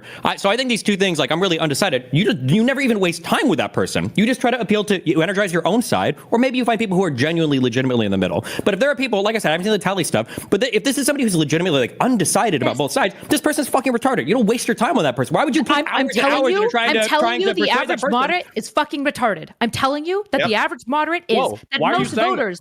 Clip it, and the Democrats will never win because you just said that we're done. Why'd you say it? Actually, I disagree. I believe that democracy works with retards. I actually think that it does. I think it's baked into the system to assume that people are fucking stupid. Okay, no, I also agree. Great. But you're saying on one side, Stephen, I love that you can go out and be this person who reaches out to people. However, because you made this edgy joke, or because you cross a line sometimes, that's like poison to the thing. And it's like, wait, hold on. You're quoting people at events that say they like him, they're Republican, they're conservatives, and they still show up despite not liking the thing that he said. Clearly, Yeah, it's because not they the think he's funny and delineating entertaining, not because they would ever side with him in any political agreement ever. If you guys agree with me, then why? Well, he's walking away now. Why is Stephen right now saying, don't reach the retards, abandon them? It sounds like you guys disagree with each other as well. I mean, I don't think you should call it retards, even though I do think, as I said, 95% of the world is retarded. You should look at the perspective of, I do think there's a lot of people, especially younger people, a lot of younger people who support Trump and are part of the Trump movement. They're not conservative in terms of their, how they view the world, in terms of if they took a height, moral foundation test. I don't think they necessarily be some sort of like far right conservative or anything like that. It's just because, they grew up in a time period where the left seemed unhinged the vibe of the left was very beta, soy cuck, was very racist against white people, sexist against men, and was just generally had a vibe of being whiny and uncool. And the right definitely seemed more fun and cool and edgy. You know, there was a comparison that I would see this all during the election. I'm sure you guys saw it too. All during the election, there'd be the compilations of people at Trump rallies, and you see everyone's having fun, everyone's happy. You know, Trump rallies were like fun, joyous events, and then you would see a Democrat rally, whether for Biden or for Harris, and it would be like everyone was angry and miserable. And then they would also show like, oh, someone with a Trump hat goes into the Democrat rally and they get hit with all this hate, and someone with a Harris hat goes into the Trump rally, or someone with a Trump hat would go into the Harris rally, yeah, and someone with a Trump hat would go, or someone with a Harris hat would go in the Trump rally, and people would just kind of laugh it off and not be super offended by it. And so that was generally, I think, the vibe that attracts a lot of people to these movements. Yeah, it is interesting because so much of it is vibes. There's two unique strategies here that I think are at odds with one another, which is kind of interesting because you do have base elections, right, where you're just going to cater to the base. And in that case, you're going to try a strategy of red meat for the base, right? We're going to try to energize our people to show up. And the more they hate the other side, the more likely they are to show up, right? Mm-hmm. But then there are these coalitional elections, which you're really trying to sway the moderates, right? You're like, right, I'm going to win people over. And you have a completely different strategy there because the moderates are probably going to be turned off by the red meat stuff for the base, right? Mm-hmm. So you definitely have to dial that stuff back. You're going to lose some energy from your base. Yeah. And I mean, that strategy kind of plays into the social media sphere, the audience building sphere, right? The streamer sphere, right? Entertaining people who are interested in politics. Yeah. Yeah. Yeah. And there's this, it's interesting because, like, if you look at the, kind of going back to the other thing, if you look at the comedian podcast circuit, you know, you have your Andrew Schultz's, your Joe Rogans, and people like that. Lots of people who supported Trump or seem to be pushed in a more rightward direction. Those are all people that, like, 100% got pushed in those directions. Not, I don't think really because of like policy was the driving factor. It was just the vibe. It was just because the left was like super mean to them personally and was attacking them, trying to cancel them, get them in trouble. And the right was just nice to them. And what do you know when one side's very mean to you and the other side's very nice to you? Oh, all those people go to the other side. They go, oh, well, these people are nice to me. Obviously, I'm going to go to this side. Right. And then you have the people like Destiny and other people who are more like following specific, like the politics of the situation and specific policies that each side are saying. They start foaming at the mouth and raging. They're like, how the fuck is Joe Rogan and all these people supporting Trump? You know, if they don't support all these policies, they're so fucking stupid. And it's like, okay, well, they're based on like one side was like horribly mean to them and the other side was welcoming them with open arms. Obviously, you know, where do you think they're going to go? Yeah, it's not policy based at all. Yeah. Yeah, I don't. Obviously, that kind of backfired when Joe Rogan said he maybe not was going to support Trump, and then his new base tried to cancel him. But that's you're right. Story. He got shamed into doing it. He did get shamed into doing it. He was going to vote for Kennedy. Yep. Interesting. The more things change, the more they stay the same. Yeah, I remember when George W. Bush ran, Karl Rove was his chief campaign strategist, and he came right out and said, this is going to be a base election. We have enough conservatives in the right areas that we just have to get the base out. So obviously if you're employing that strategy, you can do the red meat strategy. I don't know that anyone on the left has ever really had a strategy, right? Like, what is their strategy? Turn out the base, or they shouldn't really have a clear message or strategy. Well, I don't even Obama. I don't remember having a strategy, or I've never heard it from anyone other than Karl Rove. I believe. I think I'm trying to remember. Karl Rove I'm kind sure of came there's in as some- the money ball of politics when he was I'm with sure George there's W. some Bush. clip of David Axelrod talking about whether they thought it was a base election or a Right. moderate. I would imagine with Obama, they thought they were going to do a broad coalition because I think that was the whole thing with Obama. They created some new coalition of voters. Well, and so they mastered social media. They figured out that Right. if they could have their operatives contact people on social media and make a commitment to vote, that they would show up and vote. Right. And to be fair to the situation regarding Karl Rove, good old Turd Blossom, he was wrong technically with the first election because George Bush probably lost. He barely squeaked by. Yeah. He barely squeaked by because a bunch of left-wing Jews in West Palm Beach, Florida, couldn't read the fucking ballot properly. Well, you don't have to be right or wrong to employ the strategy to say, look, this is what we're going to do. That was that was the thought process. And it's so interesting that those two strategies are so fundamentally at odds with one another, right? Right. I mean, it's kind of Destiny's dilemma too, because he did try the sway the moderate strategy for a bit. Obviously, when he's like reaching out to Nick Fuentes and completely laundering his reputation on the internet, he's trying to sway the moderates. Well, it depends because also there's this like the strategy for becoming bigger on YouTube or on the internet would probably be very different than the strategy of winning an election in terms of who to appeal to. Well, I mean, even that makes me think, because obviously there are celebrities and entertainers that have giant audiences that they try to be more family friendly and stuff like that because they don't want to alienate any potential audience, right? Right. So they're not really employing a red meat strategy or an edgy strategy. I guess what would you really call that in the entertainment sphere?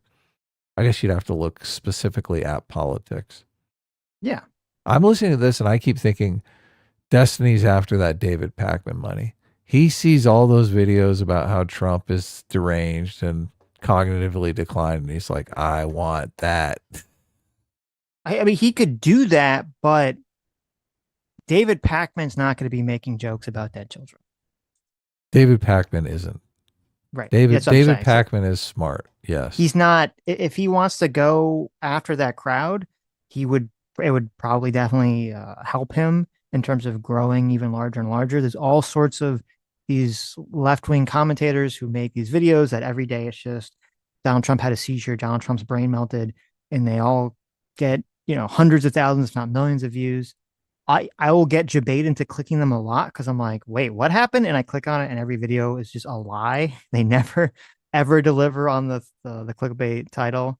So, but if he wants to do that, that's fine for his own audience or for his career, but he's not doing it this way. Being crazily edgy on X is not going down that path route. David Pakman did do some tweet that I remember him complaining about how people were trying to cancel him.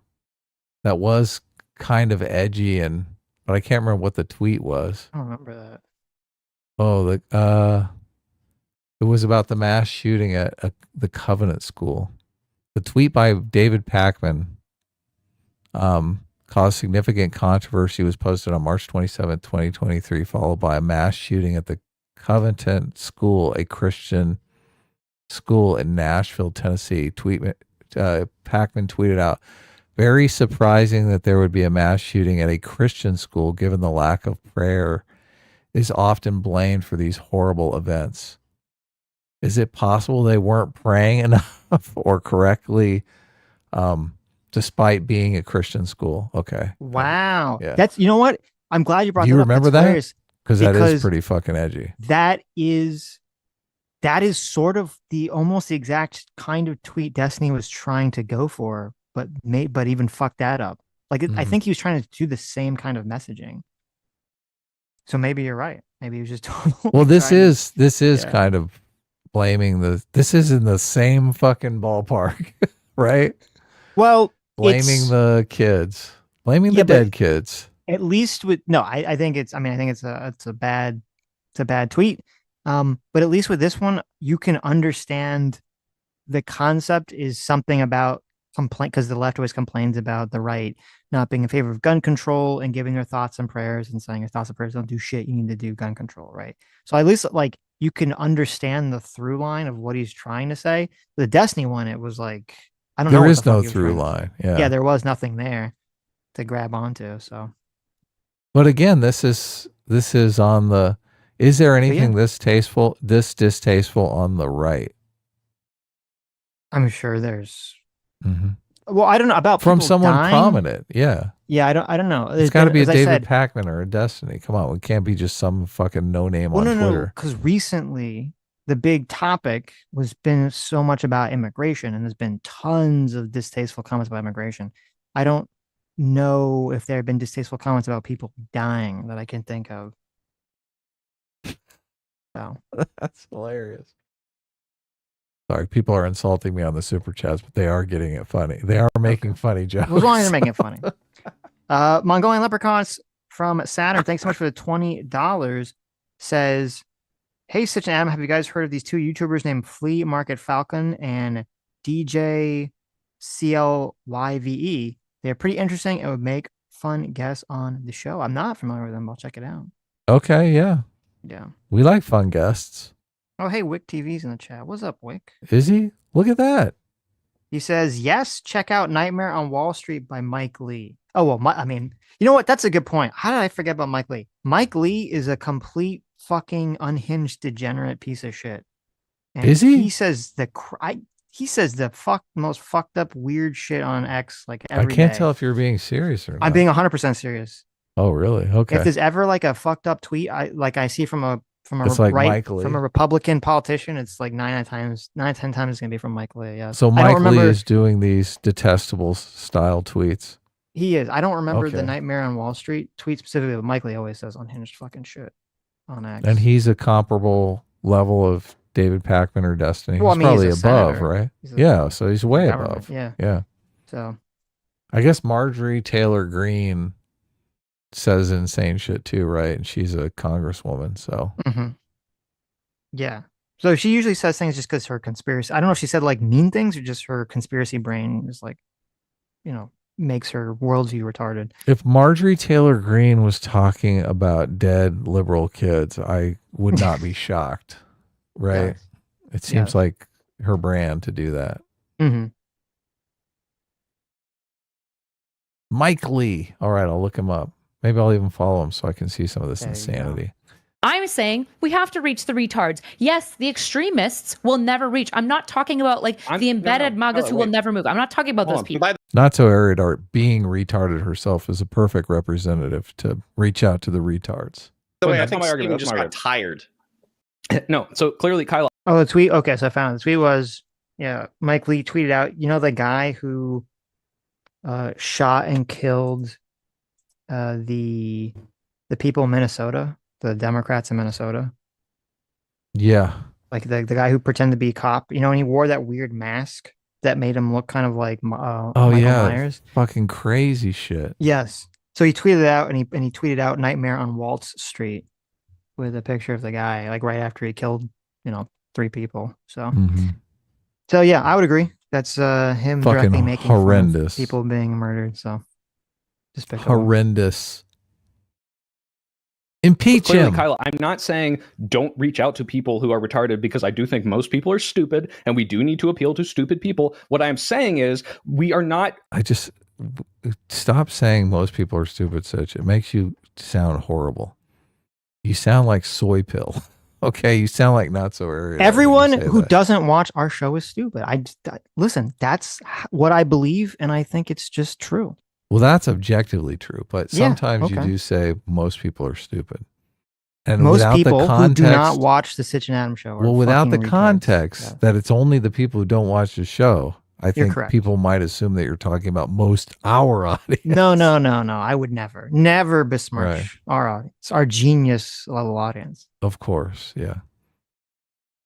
Does soy pill have cat ears on? Just something about a guy wearing cat ears that says do not think he has cat ears. Everyone is stupid. I do not think he Going has to a waste giant pickle energy Rick in the policing our own background. side, saying, "Hey, there's some." He has a giant pickle Rick in the background, and I think he's wearing a beanie, so it's not Okay. not the good aesthetic.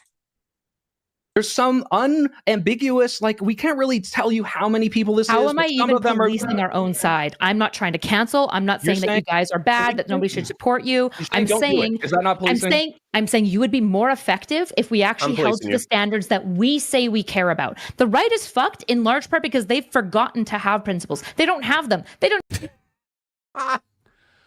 Oh my God. He's gonna It keep just- bringing it up. So It's insane. It's insane. Oh. And they fancy themselves just the arbiters of morality. Even How begin are they to fucked? espouse They them can bully anymore. They're in power right They're now. getting What the fuck fucked are you by the talking one about? principle that they held, which is around the Epstein files. It's They're not fucking them getting over. fucked. They have When the you whole hold government. standards for Passing- yourself and then you fail the standards, the people And they're about- notice. The problem the Democrats had is multifaceted. Number one, we pretended to have moral standards that we never Look, gave a fuck how are about, the Dem- like how are the kowtowing Republicans to the fucked right now? progressives. How are they And number fucked? two, well, that's true. That's 100% true.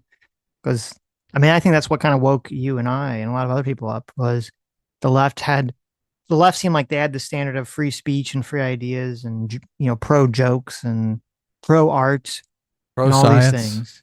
Pro science, yeah. And then all That's that the one went that out. really got me, the fucking pro Yes. science one. I was like, I And thought then we were in favor of science. That Like, all went out no, the there's window infinite genders. Fuck you. when the leftists took over everything. and number two is that the standards that we do have, which are good democratic standards, we are not always upholding to. We need to be more clear about when we're upholding to them. There are some people what are that our we need to go standards? Our scorched standards earth are over, don't we but I mean am to people? telling you, Tectones and Asmongold's don't need scorched earth, and neither do tallies. Those are Okay, not the and people. The Can Matt you show me Walshes, that go this is fucking like off. winning Don't some care. people over by being uptight like we were for 20 years? Like, Yeah, I dude. don't see this happening. Yeah, Soypole, there's Wait, literally no, no, people I in can my give you so comment many- section who stay. I would like to interject. Thank you. I love how not making fun of dead kids is being uptight. Perfect framing. So Yeah. there are people who come into my comment section and they say, "Oh, I really liked Steven until X." And you know what X normally is? It's either the past fucking week with the dead girls, or it's Corey Compatore. Butler. Yeah. Yep. Now they It's the switching fucking their votes. firefighter. What's that? Are they, Now, are to they be saying fair- they're going to vote Trump now? You guys claim God guided that bullet, okay? So I'm just laughing at it. Well, and by the way, actually, hold on. This brings up a previous point. So you were saying that like, oh, it's just jokes. It's just jokes. And actually, that Soypill's probably brought it up more than anybody else, saying like, oh, you're trying to police our jokes. You're trying to police our jokes.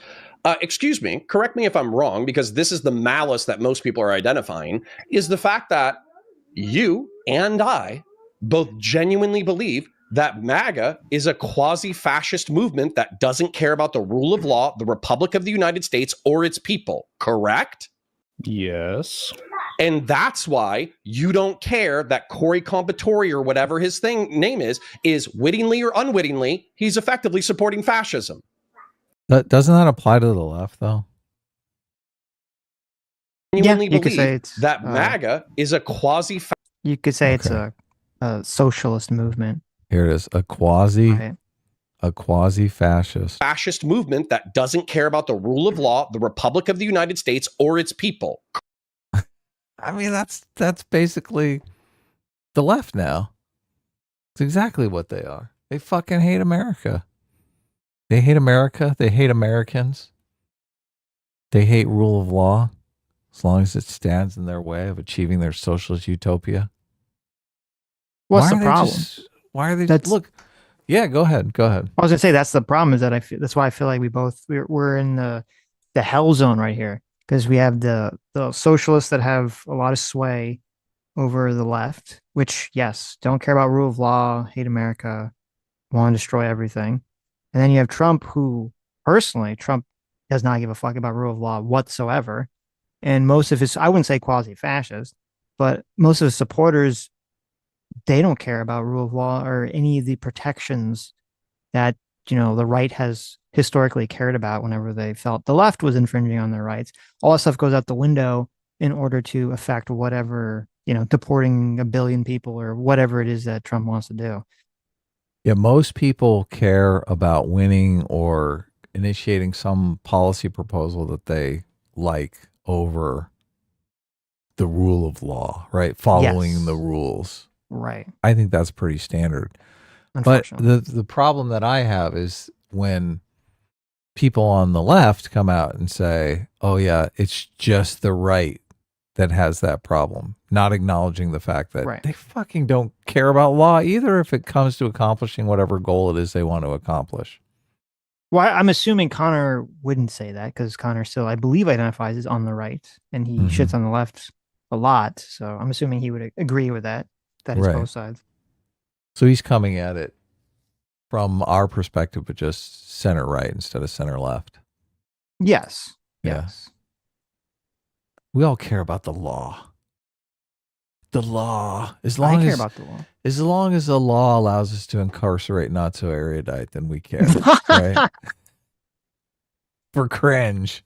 Terrible. Correct? Yes. And that's why you don't care that Corey Compatore or whatever his name is wittingly or unwittingly, he's effectively supporting fascism. Who's this person? I don't know this person. It's the firefighter who got shot at Trump's rally. At the Trump rally in Butler. I care that a person died. I care that right now when Medicaid gets shut down, the red states are going to be hurting the most. It's a little bit like, well, you voted for this, but like I care that people are dying. Steven, do you care that Corey Compatore died? I think we can joke about it. No. Corey, do you care? Or Steven, do you care that Corey died? Well, I mean, it's bad when people die, but I'm not Do you think it's funny? Spill any milk over it. I mean, a little bit, yeah. Okay. Oh my God. That's so bad. That's so bad. It's funny. God, I just, okay. Whatever. It's funny. They're talking about the firefighter that got killed in front of his kids. So, which is obviously which is a riot. It's totally hilarious. And I don't think most, and this is a problem too. Like, you know, most people that vote for Trump and most people that voted for Harris, like, I don't think they're not thinking like, oh, I want fascism or socialism or whatever in the country. That's not what they're thinking of. I don't think that firefighter is like, yes, I'm supporting a fascist. Like, I don't think that's the thought process. Of course not. Of course not. If there are people that are like, yes, I'm full-blown fascist, I support fascism, or I'm full-blown communist and I support communism in your country, and they die, like, I'm not going to give a fuck about those people. But I don't think that's 99% of the people in America that vote or participate in these conversations. Yeah, that's the problem because it's kind of a faceless person. You don't know much about him, but I do think they tried to dig into him to try to find an excuse to hate he had him. some problematic tweets, I believe. I don't remember exactly what they were. So they're like, oh, this guy's a racist or whatever. They it felt like it was frame him after, as a racist. I don't know that he is. I don't remember the exact timeline, but I'm pretty sure that it was after the fact that Destiny was shitting on him for dying, that they're like, well, now we got to dig into his tweets to find something bad about it. Maybe I'm just not that type of person. Okay. I've been making a lot of jokes about not so erudite. I've been making a lot of jokes about Destiny. I don't want to see Destiny killed in front of his kid. Okay. Right. I'm not going to think that's funny. No, I'm not going to, like, people in our audience might come to us and think that's funny. And I'm not one of those types of people. Like, I'm not going to go there. Mm-hmm. Even if I hate the fucking person, right? Right. There's just some level of decency we need to maintain.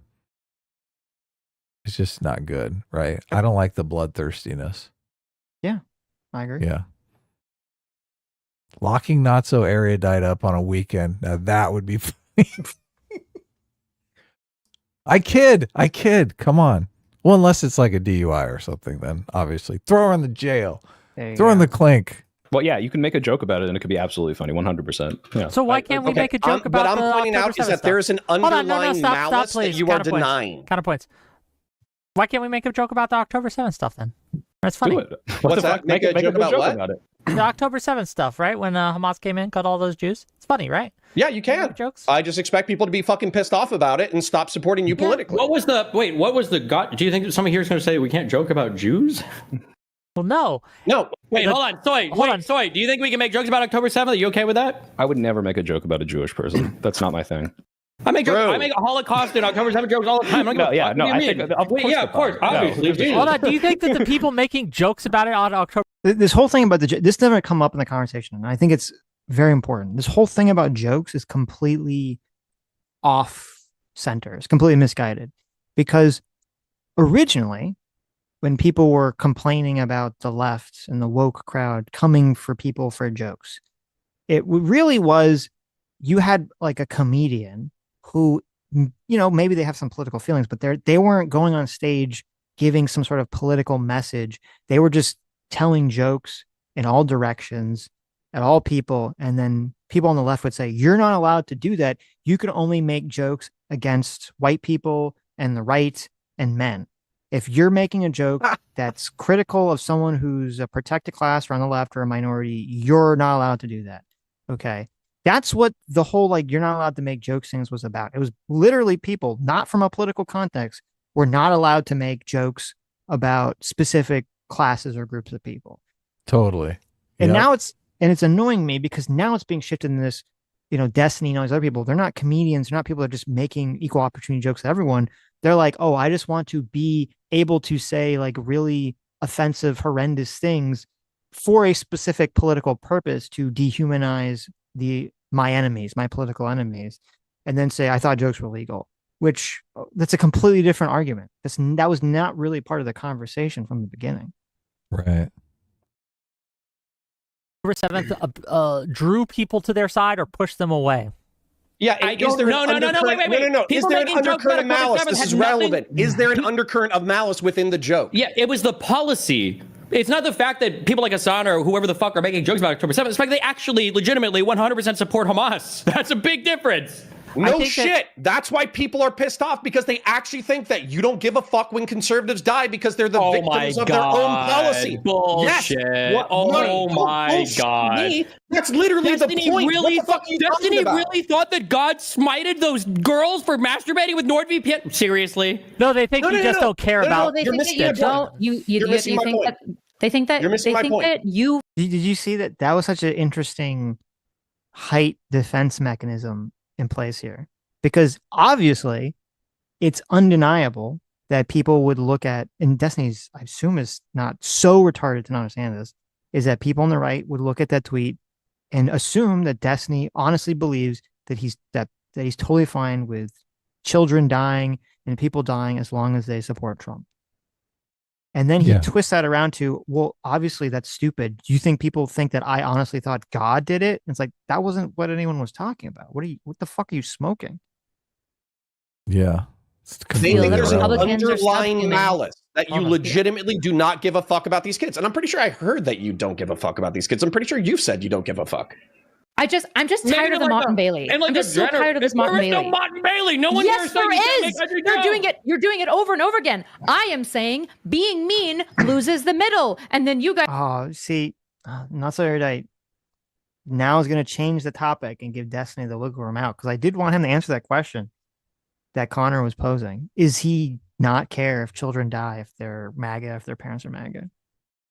Guys go, so you just want us to be nice and not mean jokes? Okay, wait. No, but the way you're being mean in these specific instances is alienating people to your effect, like detriment of not policing, by the way. But the Republicans are mean and they won. I am policing. We don't even. It's a double-edged sword because it's alienating some people, but obviously the Destiny fans want him to say he doesn't care if MAGA kids die. Of course. Yeah. That's the appeal for them. Well, I wonder too if, I don't know if this would be like an intentional 10D chess thing. Maybe it's just sort of an unconscious thing. If Destiny's trying to kind of like grow out his audience, there's like a huge swath of the left online that are very far left, that are socialists, who would probably be anti-Destiny because Destiny for a long time was also very anti-socialist, anti-woke. And maybe the only way to appeal to them, to bring them back, is he can't really do a heel turn on the far left, but he can just be as, sociopathically anti-right as possible. And maybe that will draw those people back in the crowd. They'll be willing to forgive Destiny for being anti-socialist if he's as, cruel and crazy against the right as they would want. You think that's what he's trying? It's possible. Because how else would you attract to those people? You've already burned the socialist bridge. We're going to see a heel turn on the socialism soon here, aren't we? Destiny's going to be like, oh, maybe there's something to this socialism thing. He's going to do a live stream with Vosh, a big makeup live stream. Be like, Vosh, you've convinced me. Well, I think he's so fixated on Trump as being the root cause of all the bad things that I think he would have, if he thought it would help hurt the Trump movement or destroy the Trump movement, yeah, he would align with the socialist side of things. Yes. I think it's all audience. I don't think he gives a fuck about the sides or the politics or anything. No, I don't just, I'm not sure I agree, because I saw him back, when I still used to watch him. He did become increasingly agitated and more angry at Trump and the reaction to Trump and the hypocrisy of the right. And I do think it kind of brain broke him. Mm-hmm. So I think it's a legitimate feeling from him. Which hypocrisy in particular? Was it what is it? What's the hypocrisy on the right that brain broke him? I think from him, if I recall correctly, it would be that he felt like he was going out of his way to be nicer to people in the past, and then that there would be this, or I think I'm trying to remember because he went over this. It's been a long time and I haven't watched Destiny content for a while. I think a lot of it was about the sort of the right adopting the kind of cancel culture mentality of the left of, if you were not a Trump supporter, you'd be instantly, excised and annihilated and attacked very viciously, when they were supposed to be the side that was anti-cancel culture. Right wingers canceling other right wingers. Other people on the right. The thing that brain broke him. I think that was part of it. Yeah. I think it was that it was the lack of the rule of law. The right had been so big on rule of law for so long, and basically throwing that in the trash can as long as Trump's doing it, or it's about immigration. I don't buy any of it.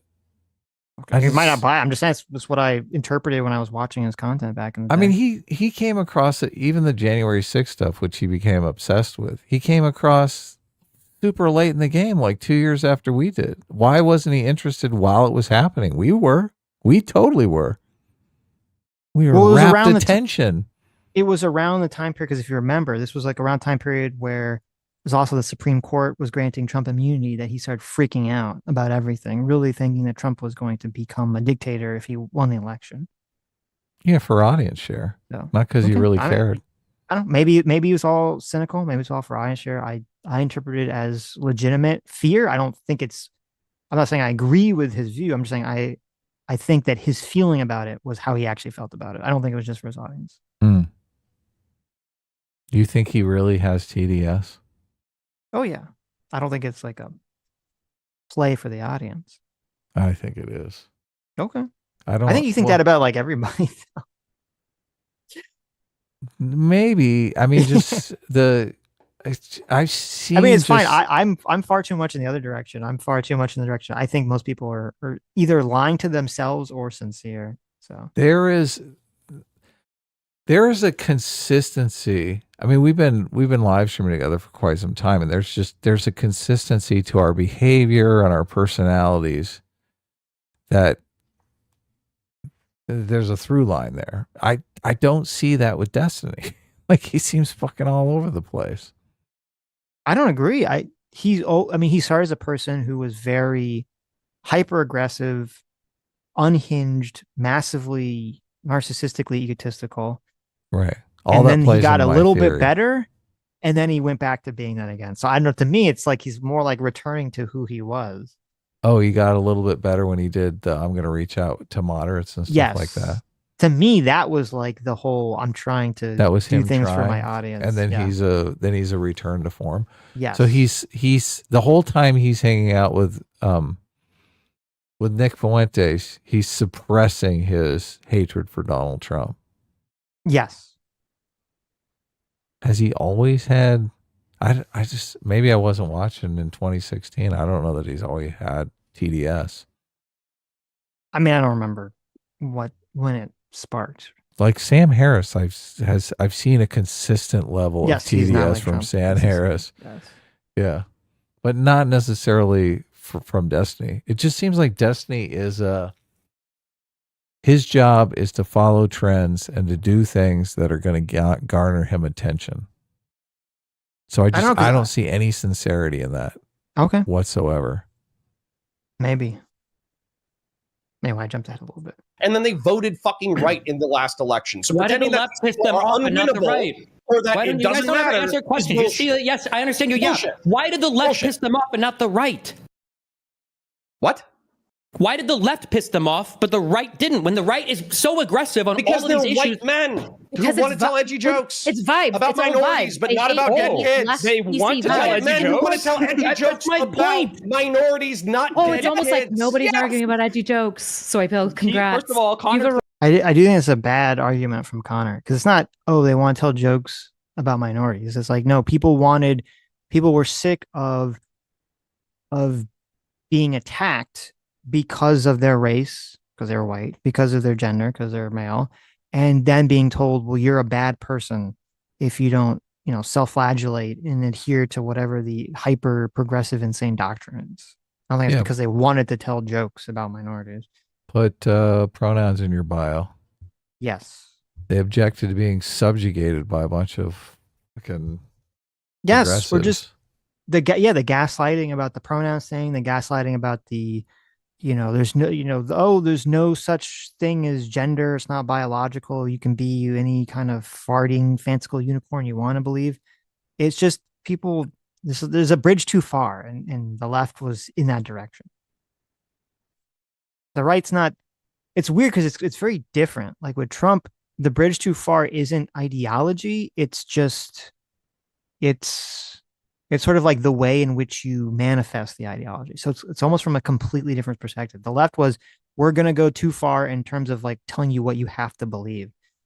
And the Trump stuff is like, well, you only have to believe in like not having illegal immigrants or something in the country, right? So that's not an unhinged belief. But then it's like, okay, well, what are you willing to overlook to get there, essentially? Or how many crypto scams is Donald Trump allowed to do? How many Epstein files is Donald Trump allowed to bury to get that goal? He's freeing crypto from the cringe. What are you talking about, Sid? Okay. Don't you know the line? Of course.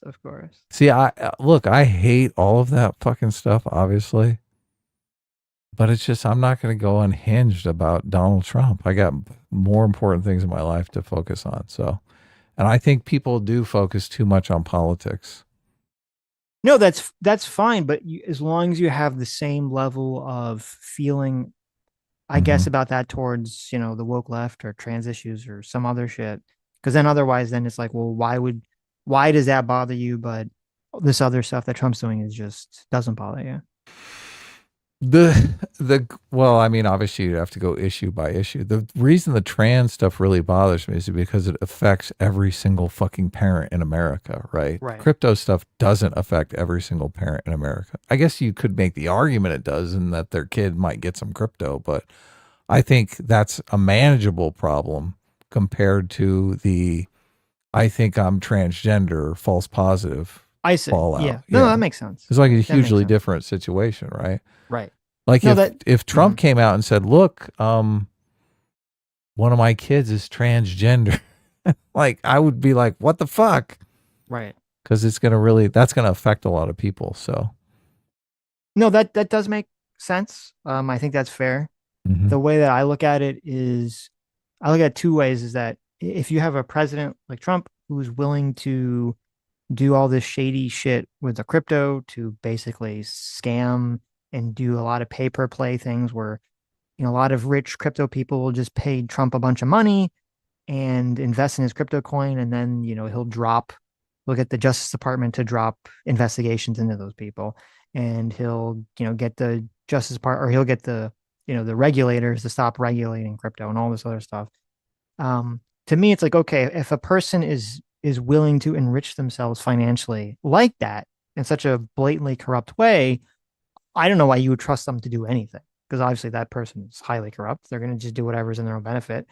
And then the fact that people kind of poo-poo it or overlook it, to me, I kind of view that as similar to the whole way of what you're talking about with like the trans issue affecting all parents, is if as a culture we basically say, well, it's okay for the president to just scam and to take money and to do pay per play shit and just do all this degenerate, corrupt, immoral things, and just hand wave that away, I think that's massively degenerating our culture and the moral fabric of America.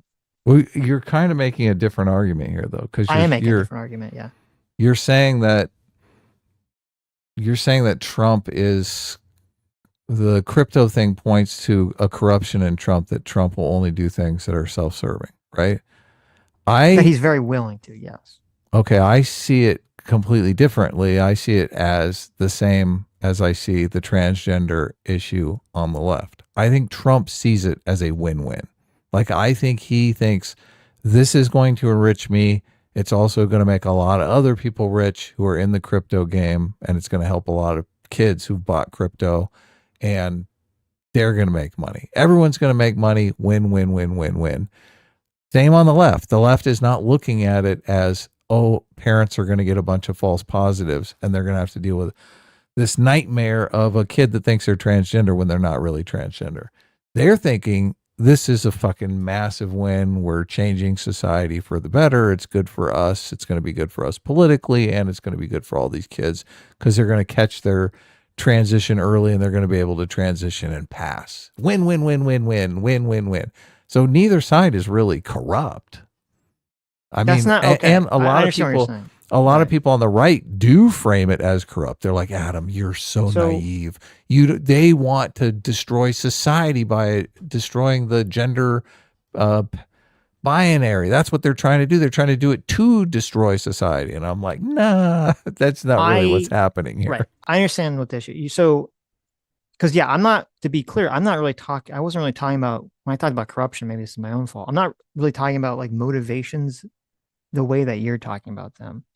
I think that you can be corrupt by either being a person who says, yes, you give me money and I will do something good for you. I think that is corrupt. And I assume you agree with that. Mm-hmm. But I'd also say, if you can convince yourself that something is a win-win situation that just happens to benefit you financially, because people lie to themselves first and foremost, I'd say that that's just as corrupt.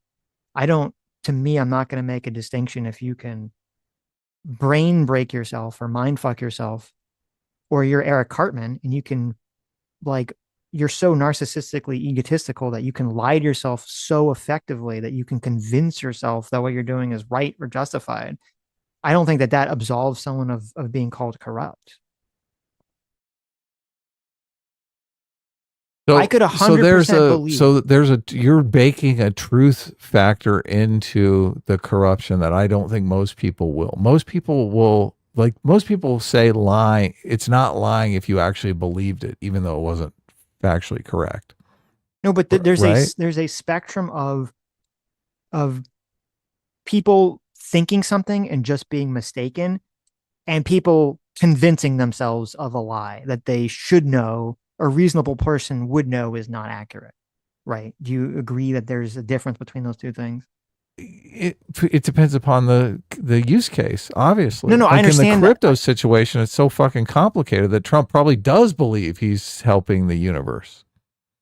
Okay, we'll use something easier, like with the Epstein files. I could 100% believe that Donald Trump mind fucked himself into thinking that anytime his name comes up in the Epstein files, it's just the evil Democrats planting evidence. Even if in reality, it all is true. Whatever it says in the Epstein files about him is all 100% true. And he just forgot, or, whatever kind of mental gymnastics he's putting himself through, or for the greater good of the country, he's going to make up this lie. Right. The Epstein files is a much better example. Right. So I would say I'd say even if Donald Trump can, like, Eric Cartman lie to himself enough about the Epstein files, it's still corrupt. It doesn't matter to me, whether he's able to convince himself of that the action is morally justified. Thanos, to bring up a silly example, Thanos, mind fucked himself into thinking he was morally justified in killing half the universe, but his action is still an evil, fucked up action. Like, that doesn't change to me how I'm going to describe the action. Right. That's why it's the same thing with the trans stuff. I agree with you. I think that most of the people that are pushing this trans stuff they think they've mind fucked themselves. They've brain broken themselves into thinking that they're doing some good thing. And I still say, well, fuck those people.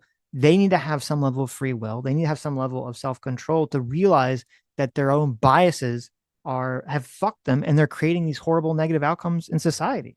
So just as I say that about the people pushing the trans stuff, I say that about Donald Trump and whatever fucking shit he's pushing with crypto or the Epstein files or any other bullshit. Well, why do you give Destiny out then? Why I don't give Destiny out. Why would I? When did I give Destiny out? Because you say he sincerely believes this stuff. Like his TDS is sincere. Just because he mind fucked himself into TDS No. I'm not giving. Okay, hold on. There's some confusion here. Sometimes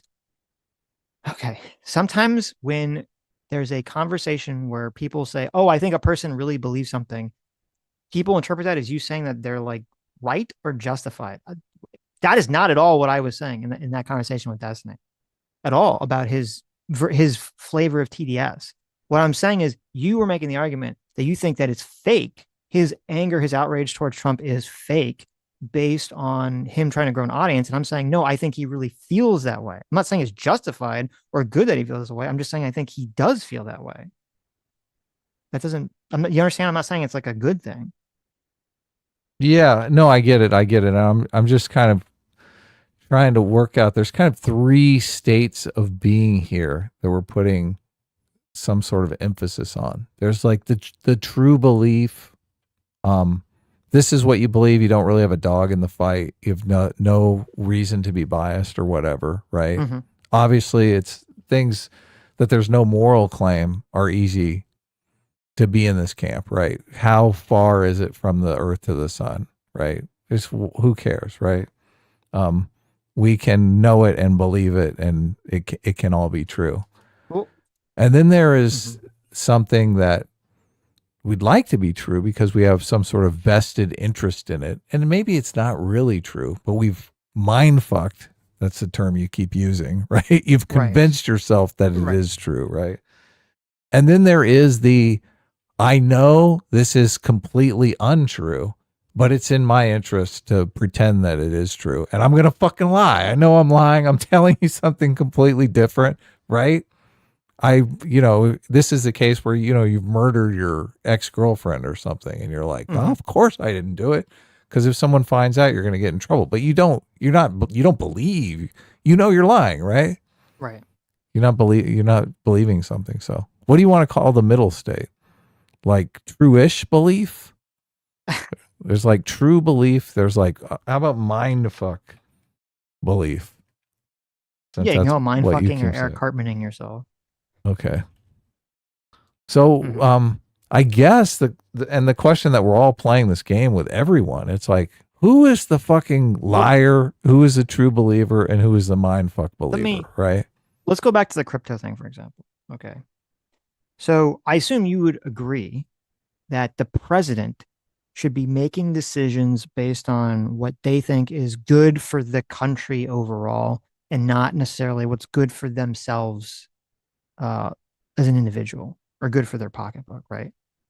Yeah, this is why most people, like judges and stuff, recuse themselves whenever there's a situation where there's going to be a conflict of interest. Right? Or, remember, and this happened in Trump's first terms, it was like generally when someone becomes president, they would, if they had any like financial stakes and things, they would get rid of them so that they would seem like they'd have no conflict of interest with anything. Yes, and of Donald course. Trump famously didn't do that. He just said, "Oh, my children will take control of it," and then he put all his children in government as first term. Lots of people believe they're above a conflict of interest. They think, "Look, I'm the magnanimous person. I can't be biased." Yes. Yeah. And so Donald Trump is definitely in that camp, right? I don't think so. I'm not. You think Donald Trump thinks he's capable of bias? I don't think he cares. Oh, okay. Interesting. I don't think Donald Trump walks around like making sure. I do not believe for a second that when Donald Trump is thinking about anything, he has a little voice in his head that says, I have to make sure that I'm not being biased and that my belief is based on something objectively true or correct. Look, I don't think that thought even occurs to him. If we asked Donald Trump, Are there situations where you could be biased? We both know the answer would be, of course not. On Okay, so be like, Donald oh yes, of Trump. course, I have to check my children. Okay, Yeah. okay. I'm saying, So, I understand the that. question If you is ask when a person, to be clear, if you ask a person that question, every person will give you an answer. But what I'm saying is, most people, okay, not just Donald Trump, most people, when they think of something, they assume their thought is correct. They're not like, oh, I need to check my thought to make sure I'm not being biased. That's not the way most people think. And I sure Well, as you fuck and I don't would think both Donald accept- Trump thinks that. you and I would both, if you asked us, we would say, of course I can be biased. I'm a fucking Yes. human being. Obviously, everyone is biased, right? Yes. It'd be a completely different answer. Most people are going to say yes to that. Yeah. But the question is when you ask Donald Trump and he says, of course, I'm incapable of bias. I am the magnanimous Trump. That's not what category is I didn't say he that, but in? we can What- move on. I didn't say that. I just It's want to not know my what bad. category is he in? Is he in the true belief? Is he in the mindfuck belief? Or does he know he's lying? I don't know. I could believe either of them.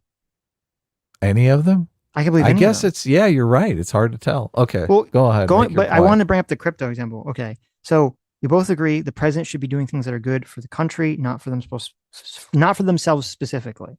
So in 2019, Donald Trump tweets out, I'm not a fan of Bitcoin and other cryptocurrencies, which are not money, whose value is highly volatile and based on thin air. Unregulated crypto assets can facilitate unlawful behavior, including drug trade and other illegal activities. We have only one real currency, the United States, and it is stronger than ever. Both dependable and reliable. It is by far the most dominant currency anywhere in the world, and it will always stay that way. It is called the United States dollar. Okay. So Trump Donald says Trump that. was so based. Why were you voting for him in 2016? That's fucking So incredible. Donald Trump says that when he's president during his first term. That was in 2019. Donald Trump tweets that out when he's the fucking Okay, president. well, you couldn't have voted for him then. Right. Well, I guess you could vote for him a second. But so Donald Trump tweets that out when he's president. Mhm. Then he loses the election and he starts, at some point, I guess, back when the election is like, the next election is coming around, he starts his new cryptocurrency. Someone convinced him to start a cryptocurrency, convinced his wife to start a cryptocurrency. Some guy who was under investigation by the Justice Department for crypto stuff invests a shit ton of money into Trump and Melania's cryptocurrencies. Suddenly that investigation disappears and Trump is all on board with cryptocurrencies. Now, I can't read his mind. I don't know what's going on there. But to me, that seems very fucking suspicious. Like his motivation for changing his stance on crypto and getting the Justice Department to drop, the investigation and being in favor of weakening regulations of crypto seems to be based on his own pocketbook, not based on what he thinks is actually best for America. If he still believes the first statement, but if we asked him, he would obviously say, no, I changed my mind. I was wrong when I tweeted that. He would say, oh, did I say that? Oh, I don't remember saying Yeah, well, that's what he would say. So, but whatever. I don't know if it's that important to kind of hone in on reading his mind because we don't know. But yeah. It's impossible to tell. So I'm just going to look at the outcome and say, it looks very suspicious to me, just the same way as the whole Epstein handling looks very suspicious to me, especially now that we find out, supposedly, people are saying senior officials supposedly leaked to the Wall Street Journal that Trump's name was all over the Epstein files. But so on the crypto, you would put him in the lie category. Like he knows he's lying. He still believes that crypto is a scourge on society. I don't know. As I said, he could be 100% lying or he could be Eric Cartmaning himself. And I can see either one as being valid as possible. Right. So I'm not going to. But nowhere speculate. near the true belief category where he actually believes it. It's in his heart to believe it. I don't think. See, that's the problem. Whenever there's a true. conflict of interest, isn't it? Well, that's why you're supposed to absolve yourself from these sorts of things when you're president. Of course, yeah. All that power, all that responsibility. Nas Bia for $20. Thank you. Says Destiny despises the far left, but holds the same despise for the entirety of the right. When you have similar disdain for a moderate right voter and the far right voter don't expect to win over potential voters, God bless. That is true. That's a good point. Well, I guess that's kind of why. I guess he's kind of screwed himself and he's realizing, oh man, I got to get in bed with the far left. Maybe. Yeah. Maybe. We're an hour in, but you finally just agreed with us that clearly I've accepted Soiko's argument. I'm trying to police his jokes. Okay, counterpoints is in charge while I have to use the restroom, so just Yeah, counterpoint Connor from just admitted that these people who have these million like fucking people audiences who Kamala did not go on, and that is a big criticism of what she should have done, are people that want to be edgy, that want to be authentic, that don't want to be policed, and these people are now like young voters are swinging towards Trump. So somehow, how this is not a way that we should go. We should not be more like these podcast hosts who are like appealing to the everyman, the more authentic people. We shouldn't do that. No, Are you asking me unironically, or what I'm Connor? saying is this I'm asking Connor, specific 'cause he just joke, said that. kind of like Kyla said, was more offensive than it was funny. So it was a bad joke. And by the way, actually, Steven made content about this where he's like, isn't Tectone the edgy guy? Isn't Asmongold the edgy guy? Don't they love shitting on Mexicans getting deported? Don't they love all this shit? Yeah, they do. They're fucking hypocrites. But just because they're hypocrites and they're stupid doesn't mean that you don't have to appeal to them. But it does, because I can look at how do they grow their audiences? Who's the most popular political streamer in the world right now? It's Asmongold. Where are all of these like people incredibly... do you think you gained by asking or making fun of like dead kids? How many people do you think you gained when you asked if a fucking father of a 12-year-old if his daughter had sex? How many people followed you off of that How many tweet? people did Asmongold gain asking about fucking dressing up as a Pokemon trainer to go to fucking catch illegal immigrants, or laughing about fucking Alligator Alcatraz? Because plenty of people hate Mexicans. Most people don't hate kids. Okay, so then the issue has nothing to do with, I guess, edgy jokes, whatever. It's just targeting it better, I guess. Kind of, yeah. Oh, Well, okay. that would be my argument, is that edgy jokes are totally fine. In the case of these edgy jokes, your timing made them more offensive than they were funny. So you Wait, then your issue is edgy jokes. You can't say I would My prefer an issue is edgy not joke at a edgy later jokes. point in time. That makes it My not an issue edgy is- joke anymore. That's the whole No. point. No, Yes. no, I think making Yeah, fun of dead timing kids is was like- always an edgy joke. Okay, so then then the time that you just said was completely irrelevant. I think it's so weird because again, and I've criticized Asmongold for this. I think the Pokemon thing is definitely very shitty. I do think he's helping play into the cruelty aspect of mass deportations. He does make an argument about it that is based on he's basically making the argument that these people are destroying the country and therefore don't let them weaponize your empathy against you. I don't agree with that argument, and I think it's wrong. But I do think that position, which I disagree with and I think is bad, is a far cry different than making fun of children dying. Hell yeah. If Asmongold was making fun of immigrant children dying, I would say, okay, then he can make that comparison. But I haven't seen anything like that. And I think even Asmongold's worst obnoxious jokes did not even come, that I've seen anyway, have not come close to Destiny's weird comments about the children or the firefighter getting killed. You just don't ever want people to How make much fun more of. are we going to listen to? I don't know. I mean, I have so many more time codes. So Oh, I don't have a hard out it's or up to you. anything. So Okay. it's your call. Dead Nope. kids. I also, no, I literally didn't say that. Do you want me to restate it? You just Yeah, said I said it. it was too close to the event, essentially. That's kind of what So- you're going for. It made it probably more offensive to people. In the case of this edgy joke that he made, because it was so close to the event and was quote tweeting people actively looking for the kids, people found it more offensive than they found it funny, which is why it didn't hit Okay, hard. I'll go I ahead don't and stand personally on care business either way. and say that you I do shouldn't- think it's ineffective in this case. I'll go, But I don't give a I'll fuck go about ahead and the edgy stand on joke. business that as a 40-year-old man, you shouldn't talk about 12-year-olds jerking off. That's my perspective. Right. I think So, Again, have to agree with Connor. Yeah. Let me jump ahead here. Very sensible. Yeah. Very sensible perspective. Fight with them about voted for Trump. Unfortunately, even if you are right to, and I think you are, I don't think it's wrong Kyla, that you feel Trump embarrassed said by that them. Democrats Stop are interrupting pests me. that need to be Oh, excised and won the Stop election. interrupting What are you me. talking Stop. about? I'm not done. Okay, well, keep saying something wrong. God, you're so fucking impossible to Nice. talk to sometimes. I'm mad. I'm done. Sorry, you're making me mad. Okay, cool. So Trump said that Democrats, or the Republicans are saying that Democrats are pests that need to be excised from the fucking like Fuck me in my country, hand, right? and they won. Like, this clearly is not like, oh, well, it's because of the small group that it worked. No, it works when they demonize Democrats. It works when they demonize every minority. It works when It's interesting that they don't really talk about the policy prescription. That they see deportation as just demonizing and being mean. Mm-hmm. They don't think, oh, maybe that policy prescription is what people want. I mean, they could take it without the meanness, but they want the policy. You know what I'm saying, Sitch? I know what you're saying. I mean, Yeah. I mean to trigger some people in the audience here. Of course. When I say I mean, I would say that Trump, there's the policy aspect of it, and there's legitimacy to the policy aspect of it. But I think it's very clear that Trump's campaigning has been specifically to demonize immigrants as causing, most of the woes that America faces, and thus to get everyone riled up and in favor of doing mass deportation. Right. As a policy, they're not. Right. It would be completely different. He's like, we should round all these people up and hang them. Right. But the conversation is about I guess it's about edgy jokes. It's about tone. It's not really a conversation about policy. So They think worrying about whether or not your kids are going to be wrongly diagnosed with gender dysphoria is a genocide for trans people. So they're out to lunch on the policy. They see every single policy that they disagree with as mean. It's fucking some edgy joke making fun of dead kids.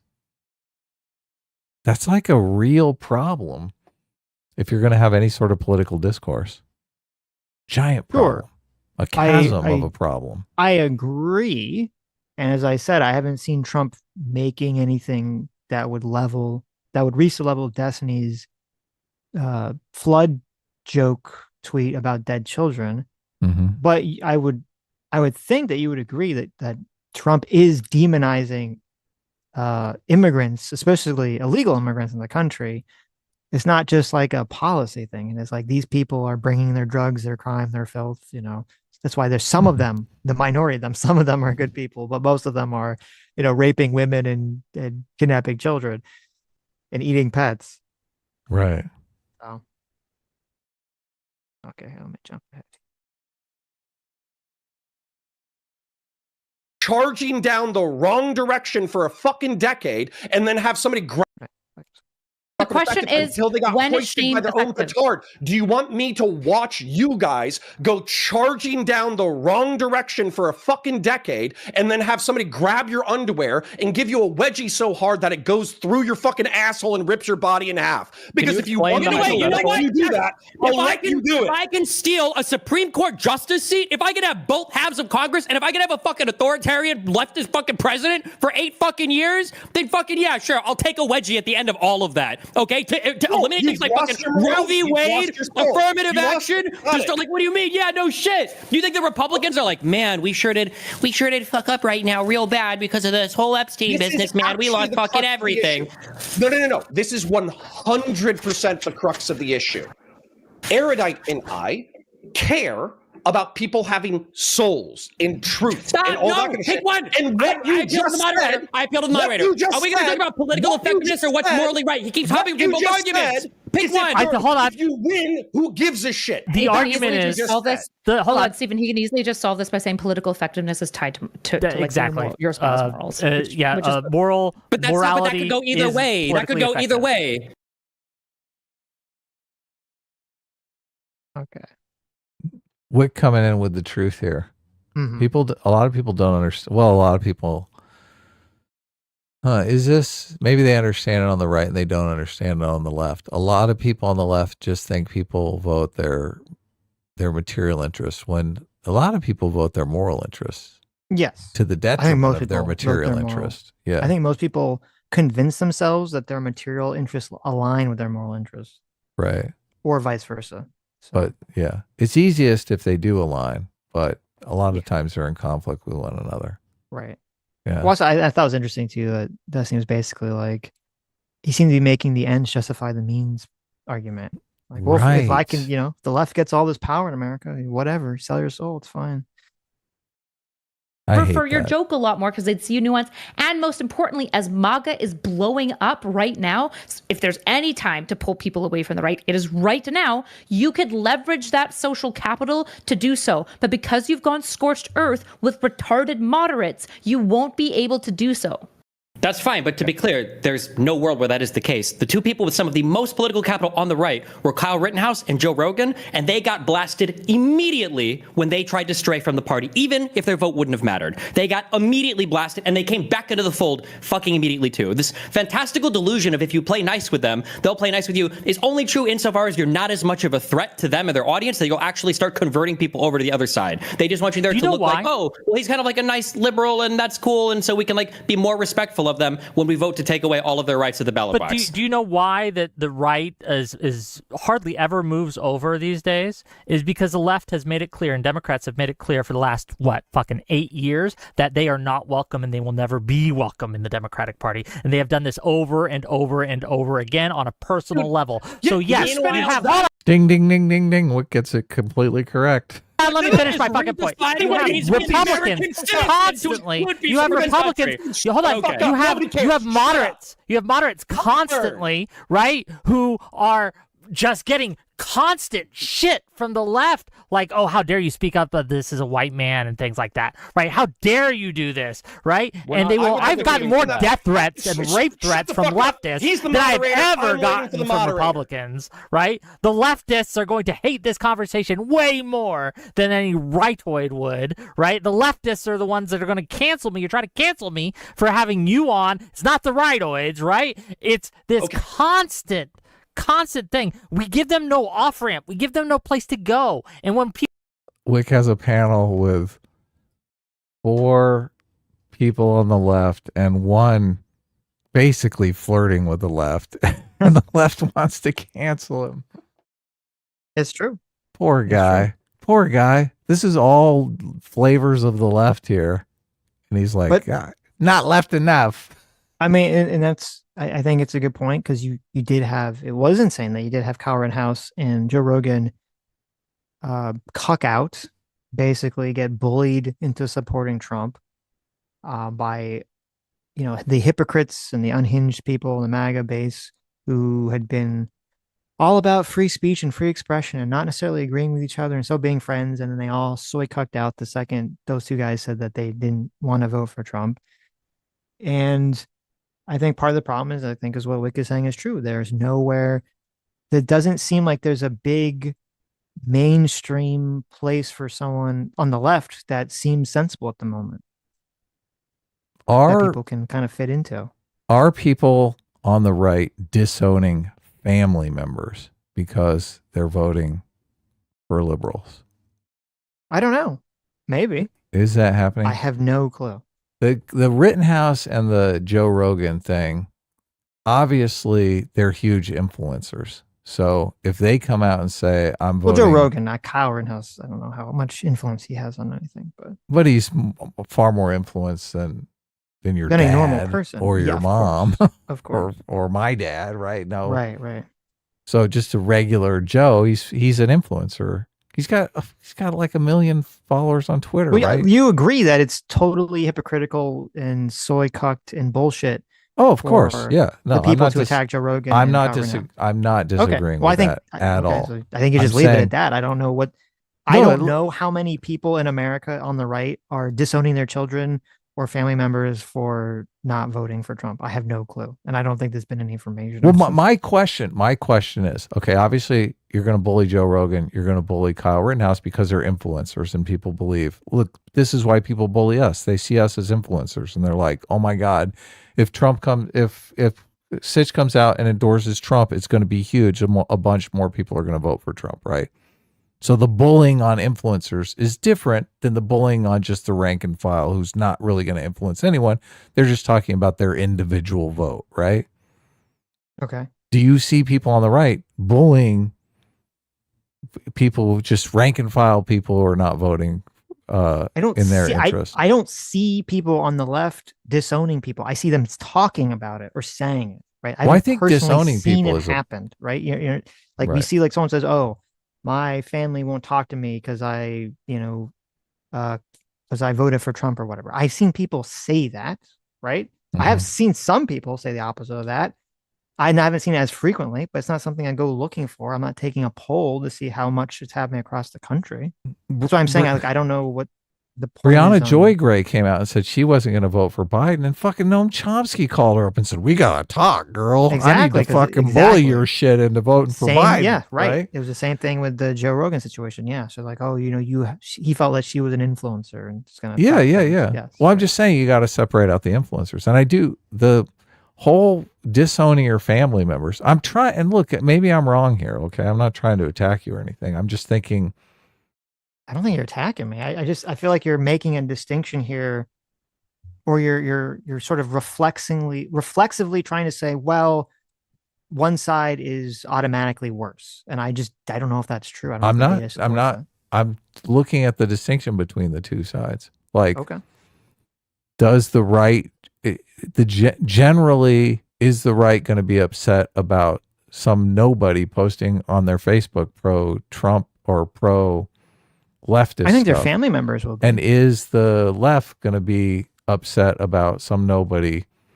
Like, as a principle of free speech, obviously, when you're talking about an influencer, which I totally agree, we should let influencers say whatever the fuck they want. They shouldn't be constrained by a bunch of bullies on the internet as well, right? But what level of detail is each side going to go into? And it does seem like the left is going to go after the little guy, and the right is going to be like, So, I'm going to go after the Joe Rogans and the... Historically, it was the right, pre-wokeness. Historically, it was the right. Going after the little guy, I agree. The stereotype of the right would be, oh, someone in the family is voting left, and the right is going to, their right-wing parents or whoever is going to disown them and get mad at them, right? That was sort of the historic thing, and the left would be more open to people having different ideas. And then obviously when wokeness happened, that kind of flip-flopped to some degree. And we would see a lot of stories and publications basically advocating for people on the left to do that process, to disown their family members. And the reason you see that is because most of these publications and social media were controlled by the left. So that's what you would see it coming from. So all I'm saying is I don't know. There's an assumption being that, well, that doesn't happen on the right because we weren't seeing, newspaper articles about it. And I'm saying I don't think that's the correct assumption to make. Right. Maybe it is happening. Wait, Kyla, what is about the Democrats now is similar to what Steven's doing at all? Nothing. I'm not talking about. I'm not even that interested in Steven's edgy joke, other than saying it's probably just not in terms of like being mean, like Kamala and everybody else, like, or this, like, where was the mean? Like Walls, was he the super mean guy? Was Biden the super mean guy? No, it's the people. No. It wasn't the politicians. This is what you don't understand. People are influenced more by the people who personally attack them than they are by what any politician says. So when you have people in their family, in their friend group, it's over. Hold on. You have to understand then that if on our side, if we can just point to the Republicans and go, look at what the president says, look at what the vice president says, look what the Speaker of the House says, and on your side you're like, okay, well, look at this. Twitter user 487,000 just said this, so fuck your whole side. Fuck them. I'm going to go vote for Republicans. You're not Twitter user 487. You're not. No, but I'm saying that, like, if on the left you can say, like, if we can say on the right, look, they're lying about Haitians eating cats and dogs, and they literally fucking admit it. You go, well, what about that one Chiron where CNN said fiery but mostly peaceful protests? Gotcha. And it's like, oh, well, if that's the standard, like, you're that's not. No. That's so dishonest. They didn't admit right out that they were lying. They didn't come out and say, look, we were fucking lying about that. It's such bullshit. See, I mean, Destiny's completely missing the point here, which is, I think, somewhat intentional. There was a lot of people follow people in politics or adhere to certain things in politics based not on the policies, but based on not even just the vibe, but whether they like a person or not. We always bring up the example of in the movie about Dick Cheney, where the way that he became Republican was not based on policy whatsoever. It was that he listened, he was working in Washington, he was going to be a staffer. He didn't really know that much about politics, and he listened to a Democrat talk and a Republican talk, and he just liked the sort of what he perceived as like alpha male Chad energy of the Republican. And he said, what party is that guy? I want to be on that guy's side. I love that scene. And it's a very good scene. It's a very Is that important W? scene. The movie's W, right? No, it's the Dick Cheney movie. Oh yeah. I never know the name of that movie. I think it's called Vice or Dick Cheney or something. Vice. That's it. Yeah. And is it Christian Bale? Is he playing Dick Christian Cheney? Bale plays Dick Cheney. Yeah, Dick it's so Cheney, badass. He's like, Who's that guy? Yeah. What party's that guy in? And it was like Donald Rumsfeld, I think, or something. I'm in he his was party. talking about. Yeah, it's Donald And Rumsfeld. It's funny because that scene really resonated with me because I literally saw that happen to someone I knew who, you know, back way before pre-wokeness, talking about like in the mid 2000s or something, who was very, you know, he was Republican and very Republican, and we get to these kind of long political conversations. And I like didn't understand why he was Republican because it didn't seem like he really shared a lot of the views. And at the end of the day, after like talking, like I finally got to the bottom of it was he's like, well, I knew a lot of people growing up who were like, who identify as Republican, and they were go-getters and entrepreneurs and business owners. And they seemed like they were, you know, kind of had like a more attitude of like controlling their lives and doing positive things. I knew a bunch of people that were on the left, and they seemed to just be complaining and victimizing themselves and blaming everyone else for their problems. And that's what made him decide that he wanted to be more on the right. Yes. And so, like, it's fine for Destiny to go on and on about the whataboutism and Trump being bad and all this other stuff.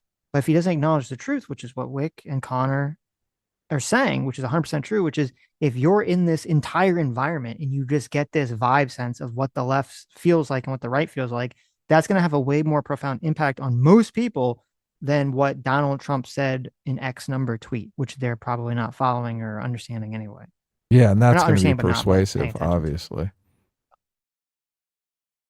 That's a huge part of the persuasion aspect of the right, arguably why they won the last election. Yes.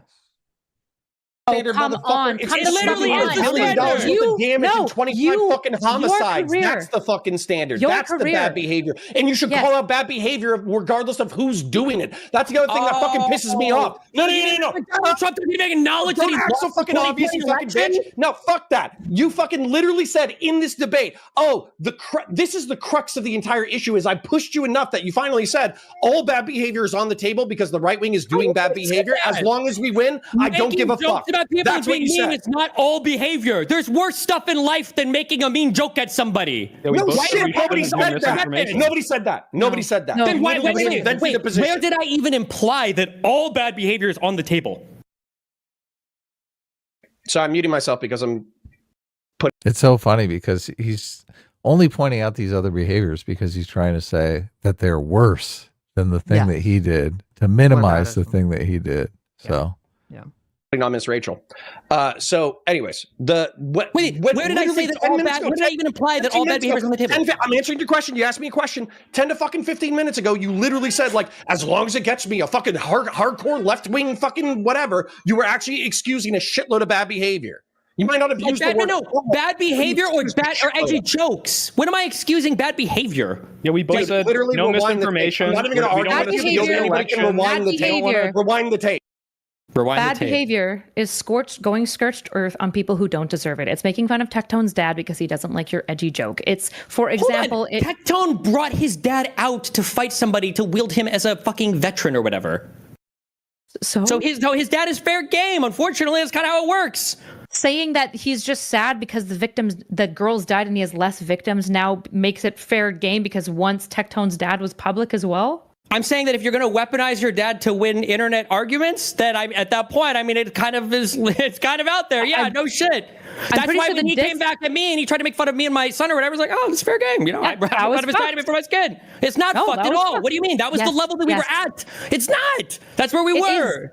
It is just because you guys like Moloch game your way down to hell. Just because you Moloch game your way down to hell. The Republicans are already in hell. They're already in hell and they're winning down there. I agree. They're winning. They're not. They're literally not. Literally are. What? Literally. No, they won the election in the major bet again. Why? Is it because of edgy jokes and meanness? It certainly didn't hurt them. Do you think that that's why they won? I know that Nikki Haley and DeSantis didn't even get a debate with the meanest guy on the planet, so it seems like it didn't affect them too much being mean. Okay, yeah, was it Schultz?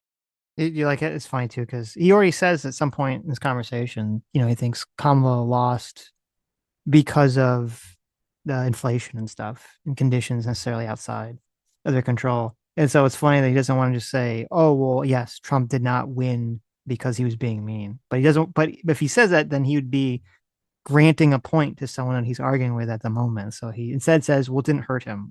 Like on a dime, he kind of changes the point slightly so he can say the same thing without being technically wrong. Very interesting. Very good debate tactic. Yeah, do you frame that as intelligence when you can't think 30 seconds ahead?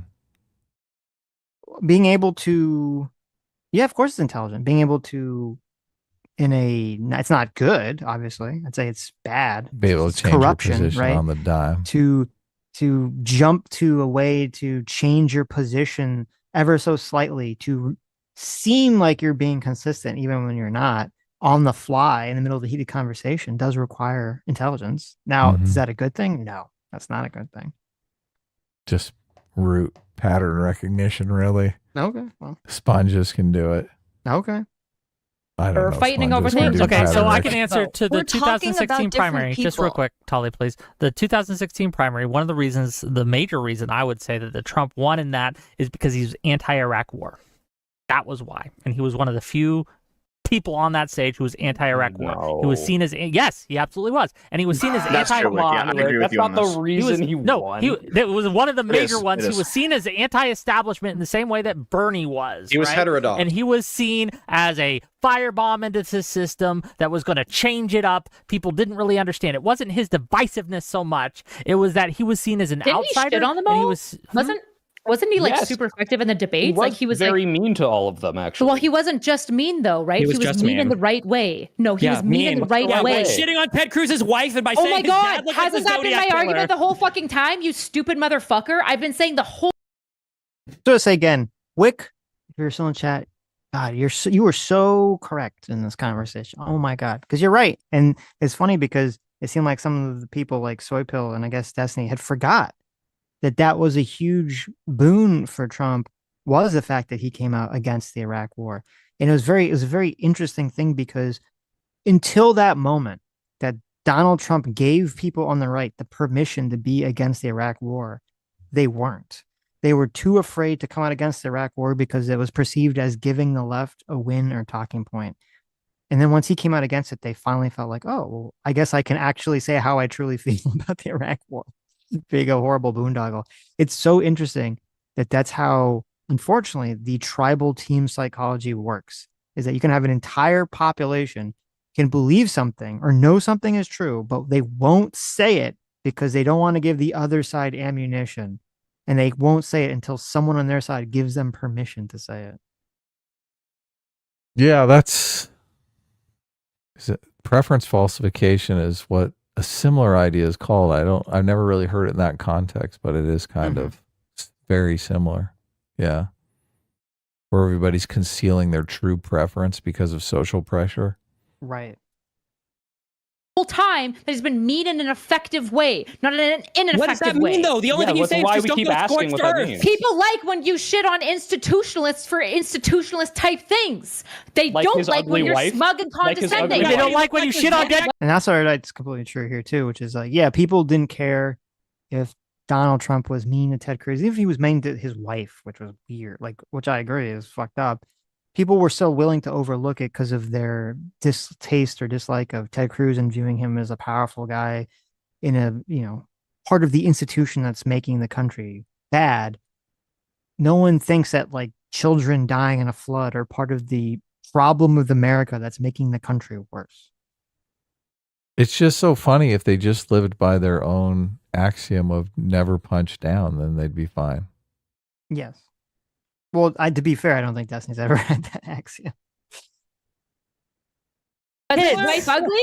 Wait, was his wife ugly? No, but she made that joke and he got really popular off stuff like that. She And calling wasn't ugly? Rosie O'Donnell fat. Ted Cruz is what? Heidi Cruz is not that ugly. No. Oh, do they hate Rosie O'Donnell? Is that, or the period joke with Megyn Kelly, or the jokes about McCain being a prisoner of war, or like what are all these unpopular things? I don't want you to have the exact policy, but that's why we keep asking you, what is effective meanness? Because you're not against certain meanness. You're okay with certain meanness. What the fuck is effective?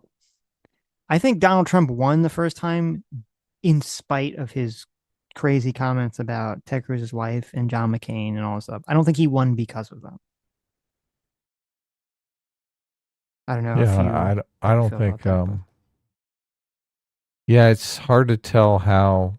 I guess they were widely disseminated because obviously it's controversial, right? So Yeah, and they were mainstream media's they were putting them widely out there. criticized too. Yeah. Yeah, I agree. In spite of people were probably not gun ho. They weren't jumping in. Oh my God. The thing he said about Ted Cruz's wife. Amazing. Right? Yeah, I think people just they were willing They're to like, dismiss ugh. it because they preferred they really wanted, as Wick said, they really wanted change. They felt that the country was corrupt and Donald Trump was going to kick the table over.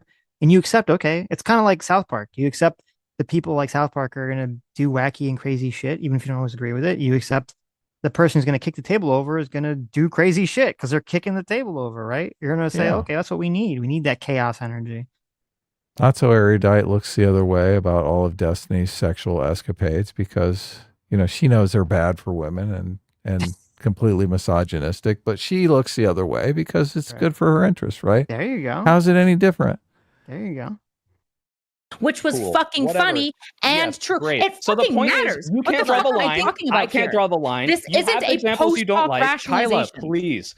please, let me finish. You can't draw the line. She said post hoc rationalization. Oh my God. Where's irrationality rules at? Oh, that's funny. I can't draw the line. I'm not going to spend energy wasting time worrying about what the line is when I On don't the wanna largest political streamer?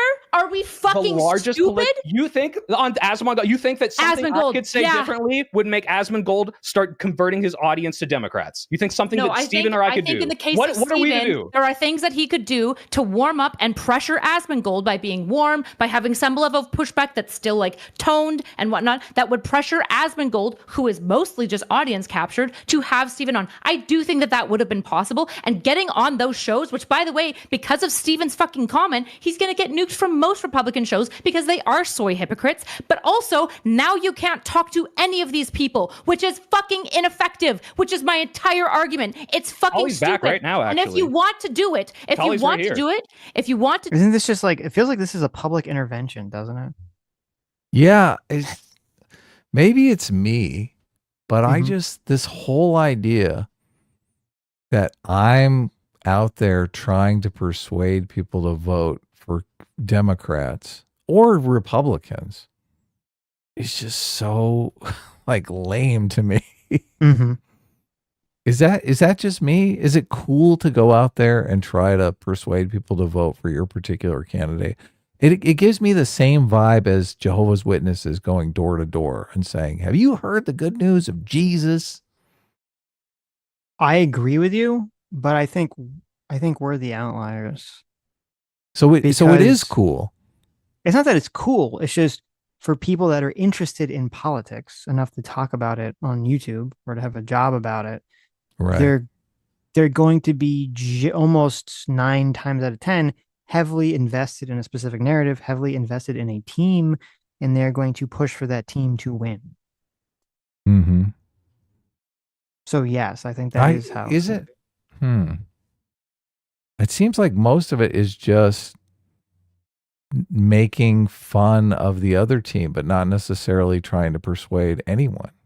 They're just agreeing that all liberals are soy cucks or all Republicans are racist hypocrites, whatever it is. And they're just in that echo chamber constantly saying that, but they're not actively out there trying to persuade people in the next election. They're just having fun laughing at the people they perceive as ridiculous. Yeah, that's a huge part of it too. Yeah. But I think that they view it as, like, if you ask them, they're going to say, oh, well, we're exposing the lies of the left, or we're exposing the lies of the right. We're informing our audience about, whatever side doing the bad thing. Yeah. And then the audience is going to repeat that. And I think a lot of people also, they watch a lot of political content because they want arguments that they can get from a streamer that they can use either on the internet or in real life, or their friends and family. Convince right? people. They want to argue with their parents or their uncle or whatever about politics. Yeah, look, this might be a personal thing. I guess there was a time in my life when I really wanted to be persuasive to the people around me and try and convince them to vote the way I thought they should vote in politics. And I just look at those parts of my life and think, oh, what? How fucking cringy. Cringe. How maybe lame. maybe if there was a political party or side that if I really felt was like, this is like a really good thing for the country, maybe I would feel motivated. Like maybe it would change my view, and maybe I would feel motivated to try to be to persuade people to vote for that. Like if it was a real socialist. Exactly. Someone who wanted to abolish the employer-employee relationship. If Brianna Greyjoy was running for president and Hassan Piker was her VP. I think part of it too is these people are so young and they seem so naive to me. To be sitting in a place like that where you have so little life experience and you're just basically an idiot.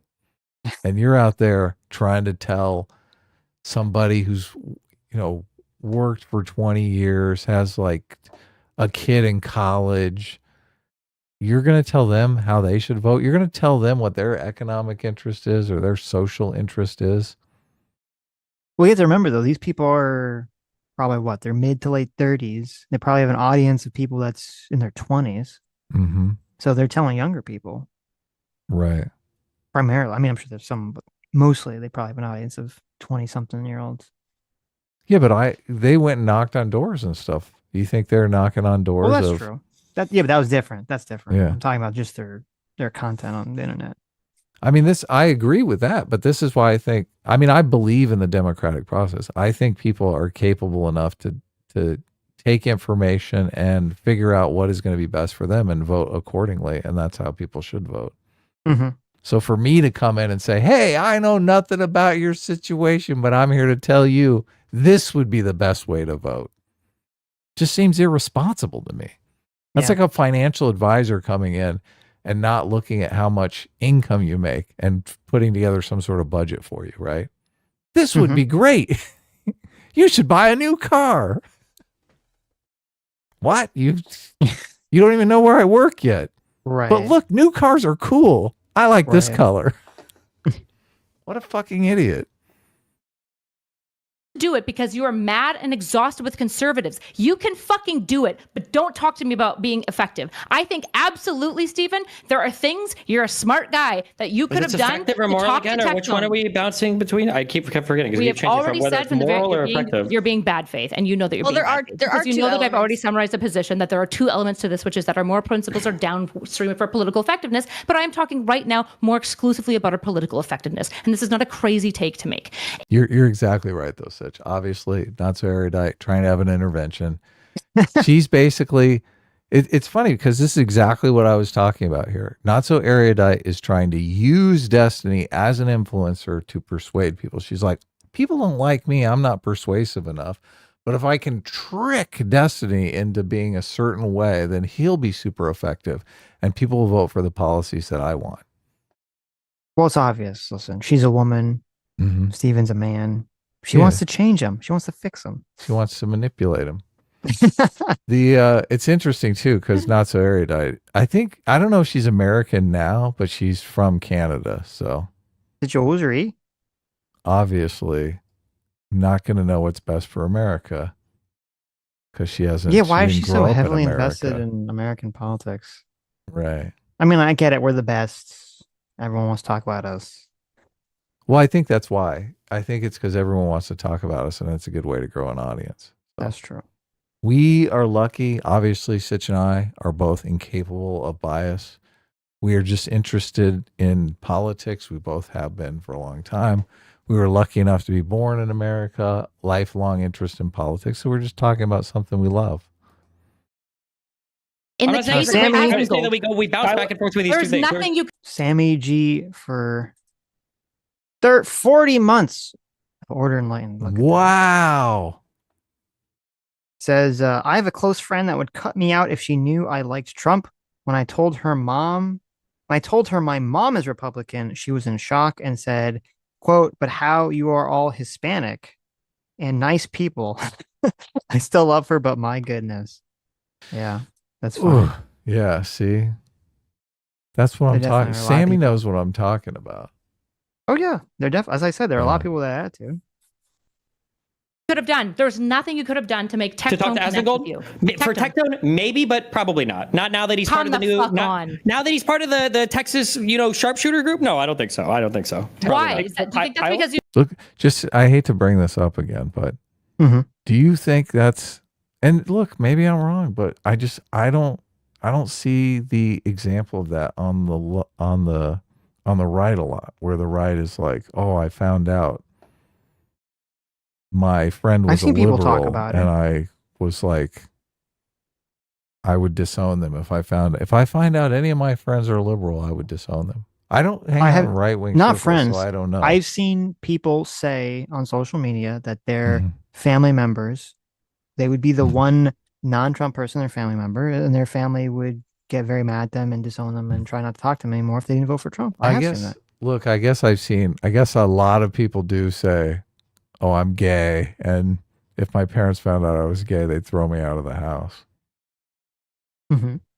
Which might be somewhat equivalent. So anyway, we can go back. Because those people are all fucking deranged. Because those people all fucking hate me too. No, what it's do because you you mean? nuked your relationship with Donut Operator, which is why he won't talk to you because he's now friends. Because I and made lives a in the same fucking city. because I made a joke and he decided he hated me over the fucking joke. Started lying about our real life interactions. Yes. Why would I try so fucking hard to appeal to these people? If you want to do it, then knock yourself out. This is I'm not saying you have to appeal to them and you have to go to them and you have to grovel. But for example, you could go to Donut Operator in private DMs, for example, be like, hey, blah, blah, blah. You could, there's probably things and steps you could have taken to mend that bridge and have enough social capital.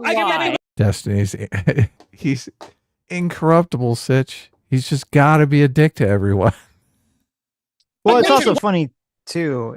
Something we haven't super talked about, which is, how can you have I guess they're not really having a conversation about what is moral, but Destiny's obviously lost any moral capital he has about anything with all the sex pestiny allegations and accusations. Yeah. And not just allegations, but I don't even think there's really been a denial that he was recording people in sexual situations and then giving it to other people without those people's permission, which once you engage in that behavior, fuck you in terms of any sort of, you try to moralize to me about anything. Oh yeah, that's huge. And politics is basically about morality. So you need your moral capital. You got to protect that. I think it's interesting that, they're really having a conversation about access, which is something a lot of people in journalism talk to, right? How much am I going to bend on the story so that I can have access to powerful people? That's a great point. Yeah. Yeah. And yeah. Not so erudite is basically saying, well, you have to maintain access. Play the game. Yeah. Right. You have to play the game. No, that's a great point. And it's weird because, we saw a lot of journalists on the left definitely seemed like they were kind of during the Obama years. Oh yeah. Played that Biden game. Years. Fuck yeah. Yeah. And even Biden years, but especially I think more so during Obama years, became kind of enamored with Obama and the Obama administration because he kind of Obama had like a celebrityness to him that obviously Biden didn't because he was very old and not very charismatic. And I think a lot of journalists kind of bought into that and they use that to gain access. And it's it's depressing to see that. I feel like a lot of the quote independent journalists now have all basically done that with the Trump administration. You have Tim Pool and Benny Johnson and all these people, and even had. It was even crazy. I don't know if you saw this. Tim Dillon, who I feel bad for ever defending, who's in the kind of the same boat. He had a fucking dinner. He says he had a dinner with JD Vance talking about the fucking Epstein files. Like, why is he getting this, privileged access?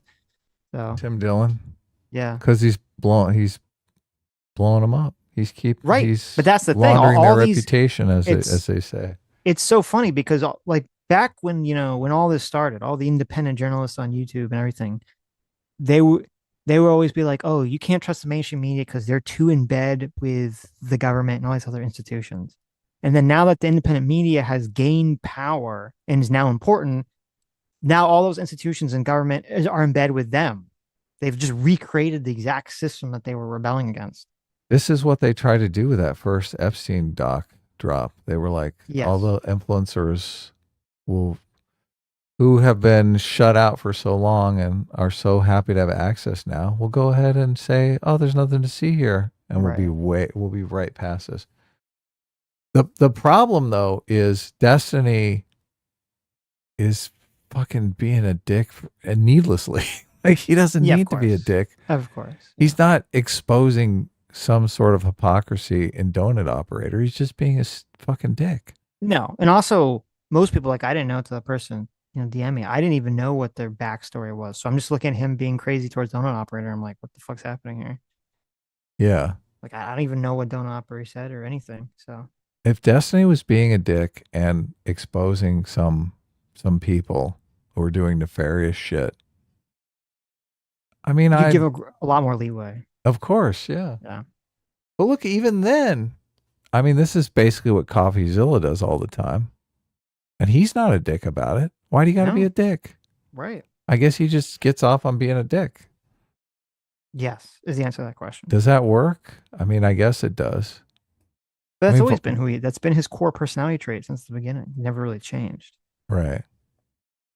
Okay. Well, he should work on his stand-up comedy then and not try to be talking to influential politicians. Right. And not so Erudite should stop trying to jockey this horse and get off and go find a better horse to race. It is so weird. Yeah. This conversation is so weird. It's a public conversation and they're business partners. It's just, it hits you differently.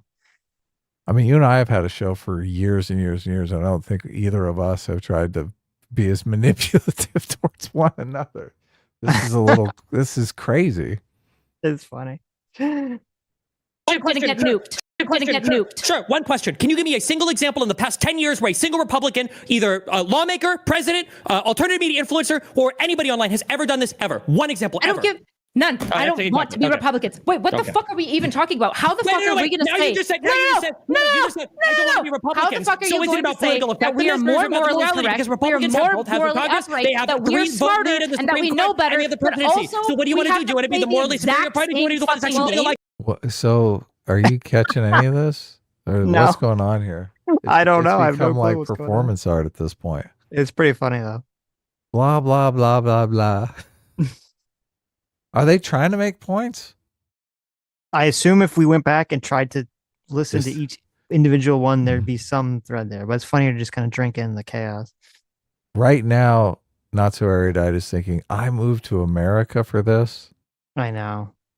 Maybe that's why she's so mad about the whole thing. She's like, what the fuck? I stood by you with all the sextony crap. I moved to America, and now you're like fucking over my financial future because you're firing off these retarded tweets because you can't control yourself.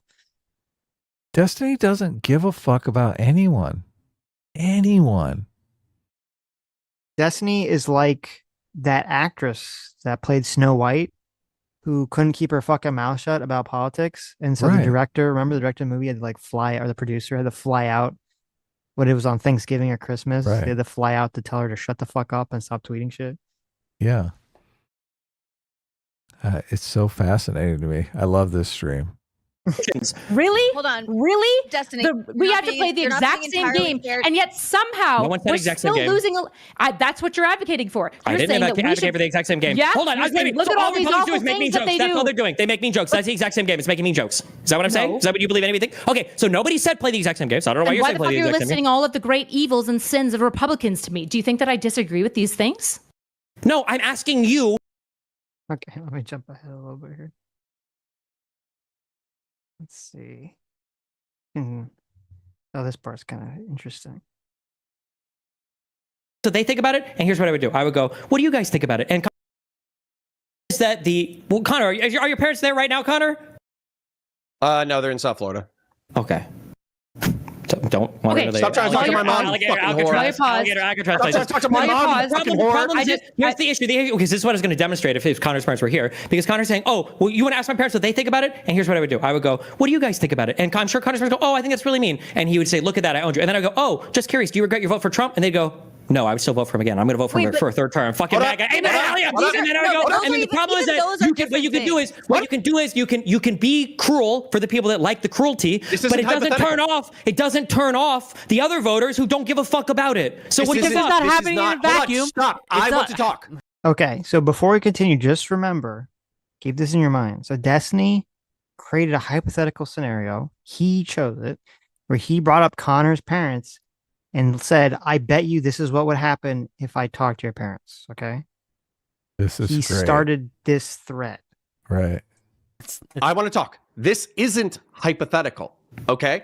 So what ended up happening was both of my parents, they lived in the Pacific Northwest for a few years and they got exposed to a bunch of liberals and Democrats or whatever. And as a result, they kind of moderated in a lot of their perspectives. And so my dad got into a bunch of contrarian podcast stuff. And so as a result, he did vote for Trump in the last election. But my mother, who's been a hardcore pro-life fucking Republican forever, got so repulsed with what the Republican Party has become that she did not fucking vote in the presidential ticket, which, by the way, people can accuse her of being a fucking traitor for that because she didn't vote fucking Republican. I don't think that she voted for Kamala, but she didn't fucking vote for Trump. So acting like those people don't exist, you're losing those people when you conduct yourself this way. Those people don't matter. Didn't Florida vote more for Trump this election than the last one? Shit, moderates matter. Fuck you. Oh, my bad. Hold on. I wanted to go with the fucking vote numbers when we could just have your mom as an example.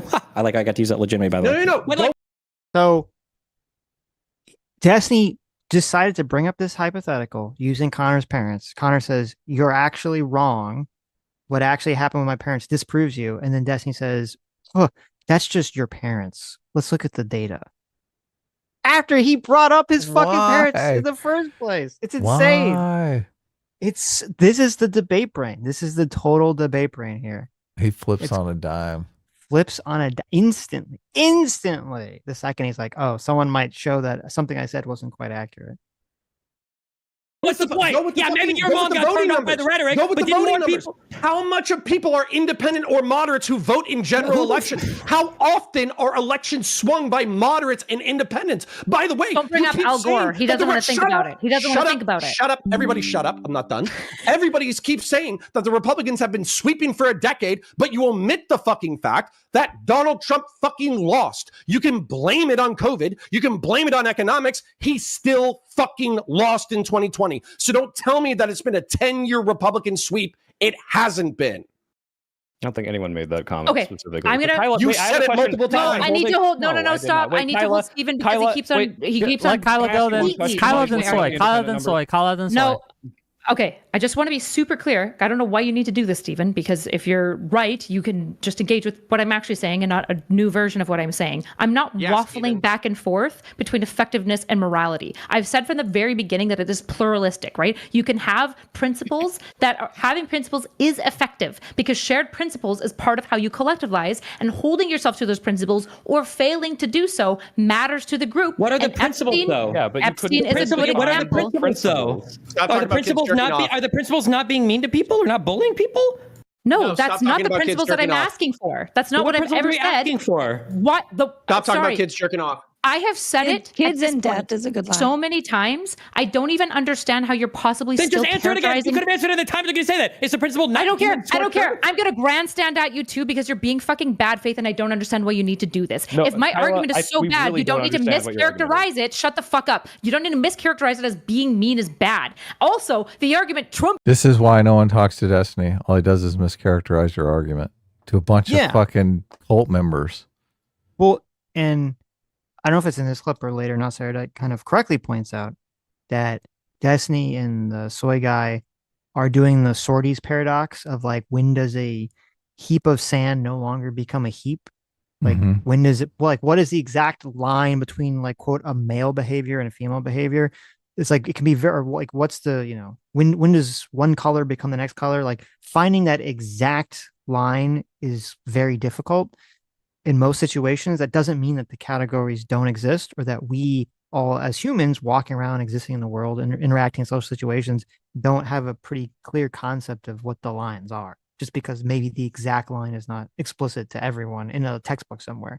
Right. And like, I would say the principle very clearly, which Erudite is trying to talk about here and with Destiny, is the principle is don't say shit on X that you know if you say it is going to basically bar you from ever participating in anything mainstream ever again. Is that really such an unhinged principle? Do you think that the DNC or any of these people, any politician is going to want to have Destiny help them canvass or be engage with them after he talks about joking about children dying in a flood? No, of course not. No. He's going to be fucking radioactive. No one's going to want to go anywhere near him. Yes. And for good reason. And so when he's like, oh, what's the principle? What's the principle? That's the principle, retard. Okay. I mean, we've been talking about this for years because it's so many people blow up making edgy viral comments and then spend their entire career walking those comments back. Yeah. Right. I mean, Right. Carl's gone through this, obviously. Yeah. And he ran for office and shit. Yeah. Guess what came back to haunt him? I mean, I don't think he would have won it either way, but yes, that the wouldn't even rape you comment kept coming back. Joe Rogan is not as neutral as he pretends to be. And then his Spotify deal got canceled. He lost all his money. All the Republicans lost their elections. Kyla, do you think it would be more effective to be edgy and authentic in front of Joe Rogan, or to be like, oh, Joe, you're so nice and we're not going to be mean to you and we want to accept you into our party? Like, what do you think appeals to you more? All the comedians that go on and you don't need to be insincere. Hold on, you're if this is genuinely commenting Kyla because she's obviously pro being edgy and being real. But yeah, so she keeps saying that, and then but then she can't point to a thing, and then saying kindness is really important, except for when it's not. About Soy Pill? I've pointed to multiple things. I've talked about his nuking of Tectone's relationship. I talked about the way that you talk to Tally. I have given you very specific examples. The reason you guys need to strawman me is because the reality is that I am not incorrect. If it was the case that the left was so cozy and it was so fun to hang out with, then maybe we would win against a fucking rapist.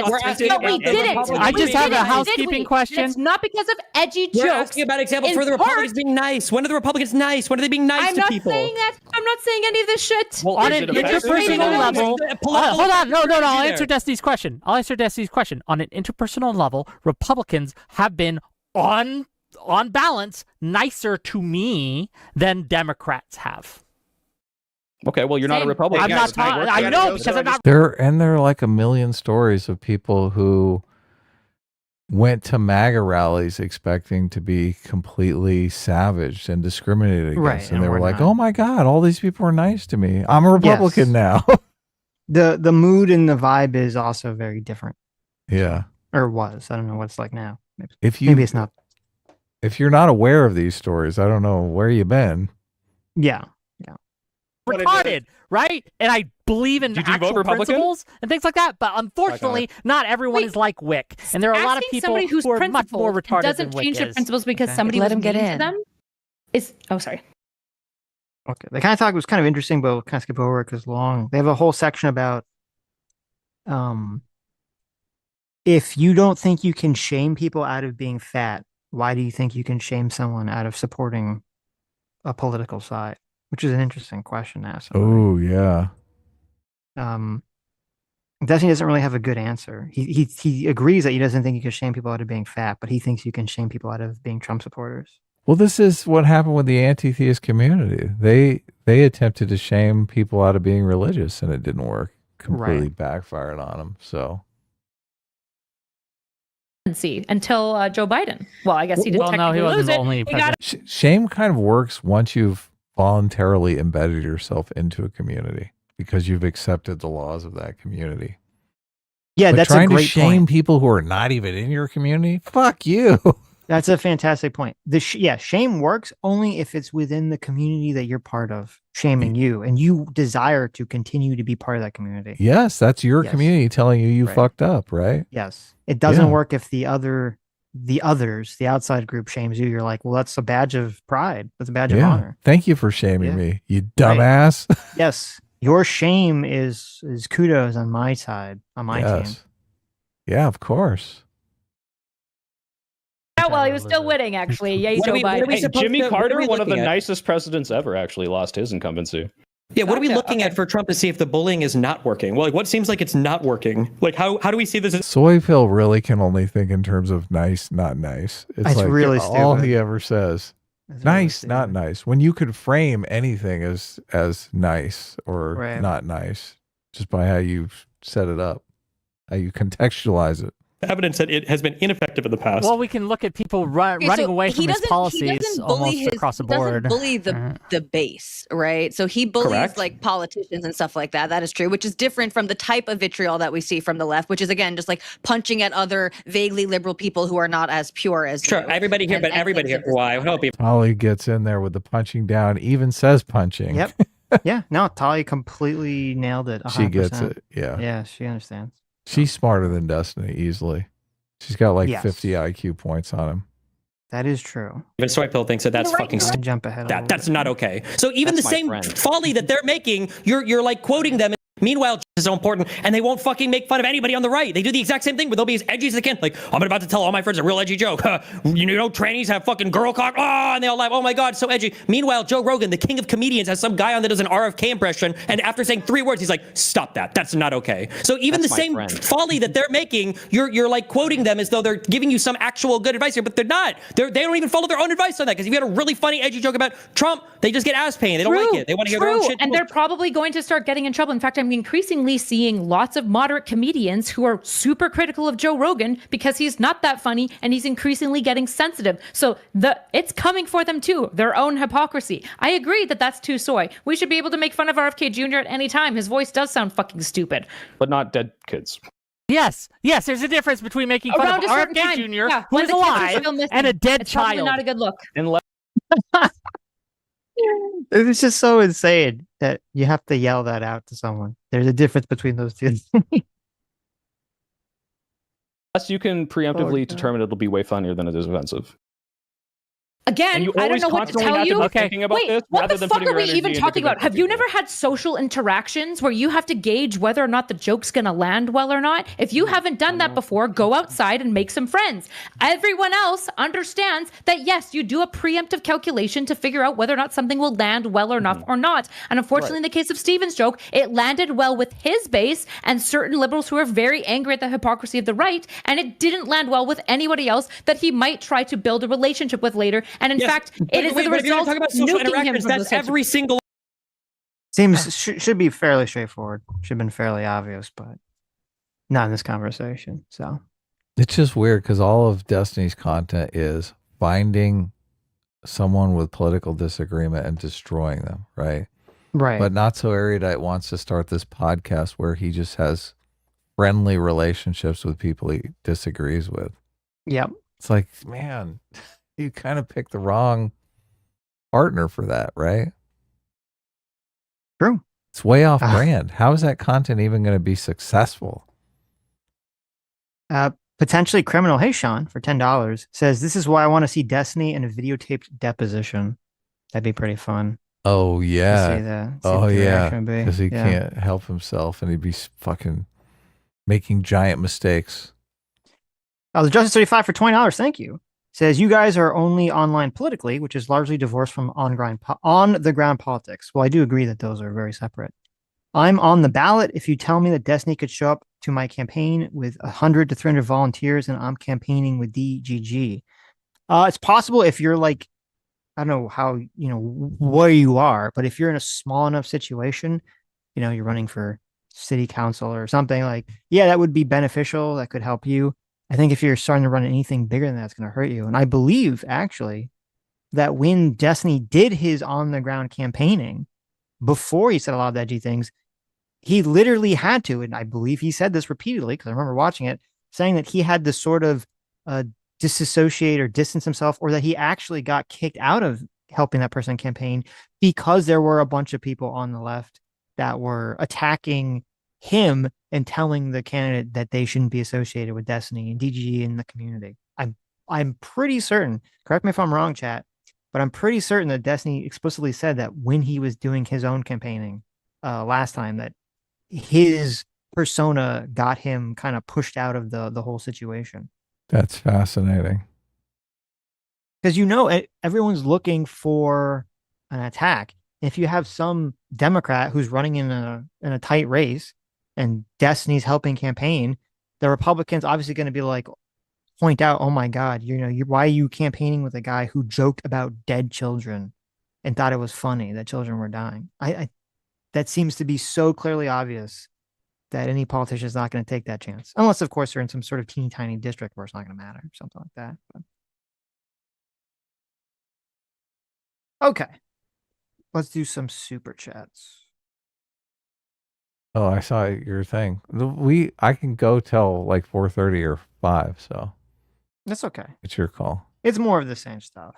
I mean, I guess we're not going to invite Ace on for a little talk, or I mean, we got a ton of super chats now, so we can talk to Ace later. Okay, we'll do that. I do want to talk to Ace, but no. Well, this was great. I don't know why people were saying we shouldn't watch this, or it's just like a shit fest. Like I mean, but it is interesting. But it's fascinating. Yeah, that's true. And nobody's really. I mean, nobody really talked about the difference of strategy here. Mm-hmm.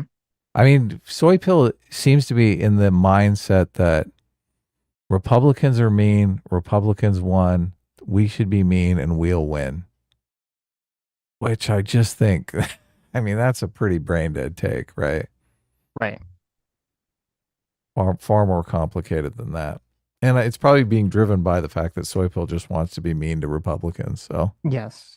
Why do you need an excuse to be mean to? Oh, I guess because everyone's like, not so erudite's going to come out with a stick and go, these people might vote for us. You know what? In terms of, I just realized something. In terms of Destiny helping people campaign, maybe it doesn't matter, because that door probably was already shut by the fact that of all his, sending sex tapes to people. That already shut the door for him. So I guess him making those tweets has no impact on the whole campaigning thing. So, I mean, I think that the tweets and stuff maybe shuts the door on him interacting with other streamers, but I think the door has already been closed for him politically being any sort of real world politics. I think has been shut because of the whole recording people, sending it, and doing all that stuff. Bosch got the door shut when he shared his pedophile Short stack folder. Of goblin his cartoon CP folder, right? Right, yeah. Like the door shut. I remember, I believe we covered it when they all sat down with Ro Khanna, right? Cherry was there, Not So Erudite was there, Destiny was there, Bosch was there. Everyone pitched as like, oh my God, Bosch and Destiny are going to get along. Ro Khanna, the congressperson that everyone on the left loves and views as the most best progressive ever, right? The farthest left progressive. And where are all those people now, right? Cherry's accused Destiny of recording her having sex and sharing it without her permission. Destiny went on to make fun of a guy who died at a Donald Trump rally where there was an assassination attempt. Now he's making fun of Republican kids that died in a storm. Voss shares his cartoon fucking CP with the internet and the world, right? Not So Erudite moves to America thinking she's gonna have a life in politics. She sees herself as like a congressional intern someday, right? All of that is falling apart. And look, we're doing great. We're just sitting here having a good time. It's great. I love it. That's true. Lazy Shell TV for 10 Canadian. Thank you. Says, hey guys, if you're interested, the animated version of Destiny is cringe at 32 seconds on my Hassan Piker Twitch and Guns video. Have a good stream, dudes. Love the show. Oh, wait, yeah, we should bring that up real quick. Lazy Shell does all those very funny animations with Hassan as like the teeny tiny head. Oh, okay. Throw them and watch together. Hold on, let's pause I gotta take the zoom off here. How do I do that? Where's that at? What I do? How do you do those things? I do it with a little clicky click. I do it the wrong way, but I still do it. Oh God. Oh, look at what you did. Oh my God. Destiny regrets the day he posed for that picture, doesn't he? There was a picture of, I don't remember if it was Don Operator or Techdown or someone who was like on the beach, looked like this, like a similar position doing the Destiny pose, but they're like all buff. Oh, really? Yeah, it was pretty funny. Yes. Now, your favorite, Destiny. Kids, all right? Children dying is sad. Some children are assholes, all right? They are. It's not like this idea that you're supposed to magically care more because of some age. You. This retarded. Okay, just calm down. Taylor's. That is good. That's terrible. I can't believe he was saying that. I know. Jesus Christ. Why would you argue that? Look at this. Look at the tiny head of son. I know, that's genius. Here. Good to see you guys. Hi everyone. Oh my God, that's Taylor Lorenz. Taylor Lorenz. The spitting image. You. Well, you guys should check out Lazy Shell TV. Should definitely subscribe. He makes good content. That's great. Okay. Lazy Shell super chatted us, right? Is that what happened? He did, yes. That's so awesome. I'm a fan. This is great. This is good stuff. Does he do all the artwork and stuff, or does he have an artist that's working for him? I don't know, Lazy. Because these are fucking fabulous. They are very good.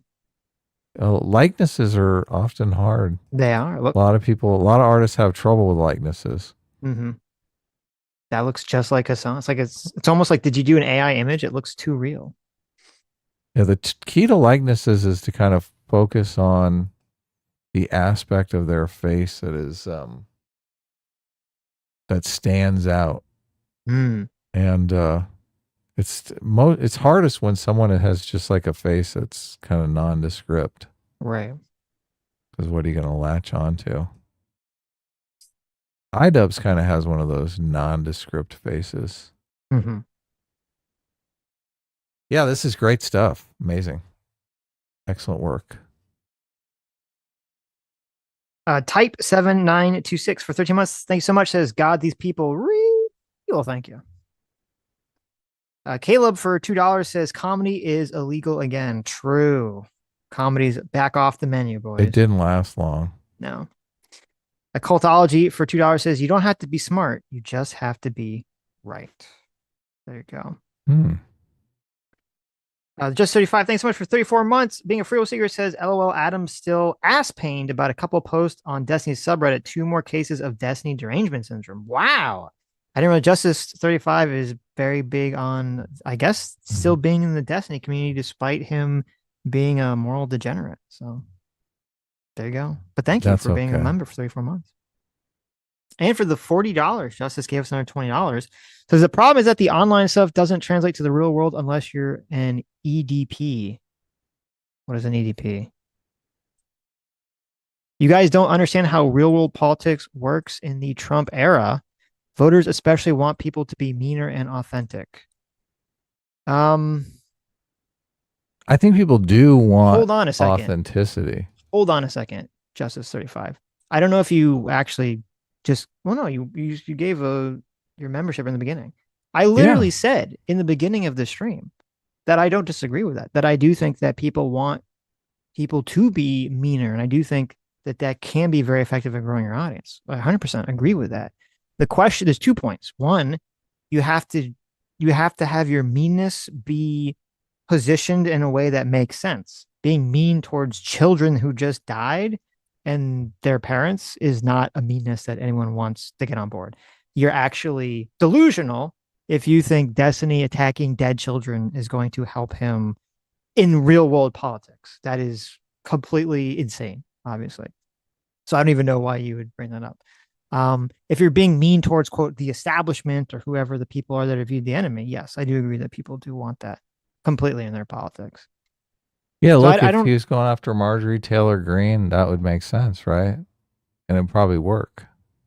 Yeah, right. So I don't know. It's weird to me that you think that we don't understand how real world politics works when you're saying that Destiny, joking about dead children and being in a civil case because he recorded someone having sex and sent it to someone over the internet without their permission. If you think that's not going to have an impact on him campaigning for other people, and you're accusing us of not understanding how real politics was, okay. I mean, listen, you keep backing the Destiny horse, I guess. But and thanks for being a member. I mean, obviously. Yeah. It's like we don't have a lot of overlap left with Destiny's audience. We used to have a lot of overlap with Destiny's audience when Destiny's arc was, I'm going to be understanding and try to be good faith debating conservatives, obviously, because that's closer to our audience. But since he's gone off the rails, like all the Destiny fans have left us. All the hardcore Destiny fans have left us. So, which is, I don't care, like, good riddance. So, but thank you for sticking around and at least engaging with us. So, props to you. Swamp Faye, thanks so much for $5. Says, if hey, and if you could post on Reddit a couple more times, we like those Reddit posts. So, you kidding me? There you go. They get people coming to the stream. Swamp Faye, thanks so much for $5. Says, if Destiny is himself deranged, DDS is just being normal, by the way. Oh, look at that. I posted some of my comics on my channel and my art at Etsy, Second Life Dolls. Look at that. Check that out. Second Life Dolls? Yes. That's cool. I'm not. I like to look at the super chat at the same time. Who was that? That was Swampfire. Noel Screaming to the Void. Okay. Now that all the names have been changed, so. I know, it fucking sucks, doesn't it? Video Synth, thanks so much for $5. Says, I know Dev can be a troll, but he's honestly a good person. I'm tired of people harassing him because Mafoxu or Mauzala deem it acceptable. Yeah, no, I like Dev a lot. I think Dev's a good guy. I think he's generally pretty understanding person, generally looks at situations in a very nuanced way. So, yeah, fuck those people. Caleb, thanks so much for $5. Says, Destiny needs to be a good boy so he can give Tactone and Asmund belly rubs. And then maybe Pierce Morgan will let him back on. Wait, he lets anyone on. Did I don't know if you saw, there was some very, very crazy interaction between Pierce Morgan and James Lindsay today on X. Really? Did you see that? I'm dying to hear about it. James Lindsay and Piers Morgan? Yes. Was the term uttered at any point in time? The term? The woke right? Yeah. I'm sure it was. Really? So, okay. So I don't remember. So basically, unbeknownst to us, okay, Pierce Morgan had been trying to reach out to James Lindsay and his staff multiple times to have him come on the show. Really? Okay. He says the fourth or fifth time. So Pierce Morgan's literally offering James Lindsay a chance to come on a show, help, grow his audience and all this other stuff. And instead of taking it, James Lindsay instead goes on a long post on X, basically very long post on X, paragraph, I don't know, paragraphs and paragraphs on X, attacking Pierce Morgan and saying that Pierce Morgan runs a Jerry Springer clown show, which I guess is somewhat true, but attacking Pierce Morgan and saying that he's not going to be on the show because every time he wants to go on the show, they want to put him up against people that, James Lindsay deems people not worth debating, essentially. And the list of people he said that offended him so much was Tim Pool, Dave Smith, Jack Posobiec, and Myron Gaines. And so James Lindsay goes on this kind of like narcissistic sounding rant about like how he's like not going to debate these people and everything. And Pierce Morgan responds to this super long post with two sentences, laughing, crying emoji, saying, "You pompous ass, consider yourself duly banned." Wow. So why does Lindsay keep shooting himself in the foot? Does he know how firearms work? He can't help himself at this point. It's so weird. It's so weird. Yep. That can't be good. Yep. So there you go. We could have had James Lindsay arguing with people on Pierce Morgan, but no longer because now, to be fair to James, I think he does really piss poor in those conditions, so maybe it was a good thing. If he should have just been like, no, I don't do well in those like debate panels, and then that's it, because I don't think he does do well in those debate panels. but don't attack Pierce Morgan for trying to help you, grow. That's weird. Yeah, that like there's two well, geez. I mean, if that opportunity opened up, I would kind of jump in and try to be better on these debate panels. I mean, I might do some debate panels and try to get up to speed, right? Right. I mean, I don't think I'd do too bad on these debate panels anyway. I've been on some panels and whatnot. We've had people on the show before, and I don't do terrible. Mm-hmm. But yeah, the thing, like, I would never attack Piers Morgan or what the fuck? No, well, yeah, it's weird. Someone's trying to like say, "Hey, you want to come on my big platform?" And you're like, "Fuck you." It's like, oh, okay. Thank you, I guess. Piers Morgan said that he'd been trying to get him on the show. No, James Lindsay said that. Oh, so none of this came out until James Lindsay said something. Completely unprompted. James Lindsay made this long post about how Piers Morgan had been trying to get him on the show for a long time, and James Lindsay thought it was bad. Fucking because stupid. The type of people he wanted him to debate against were, Stupid. Very dumb. Ace for $10 says, Adam, you're allowing your hate boner. Oh, you read that one. No, I love it. Read it again. You're allowing your hate boner is clouding your judgments.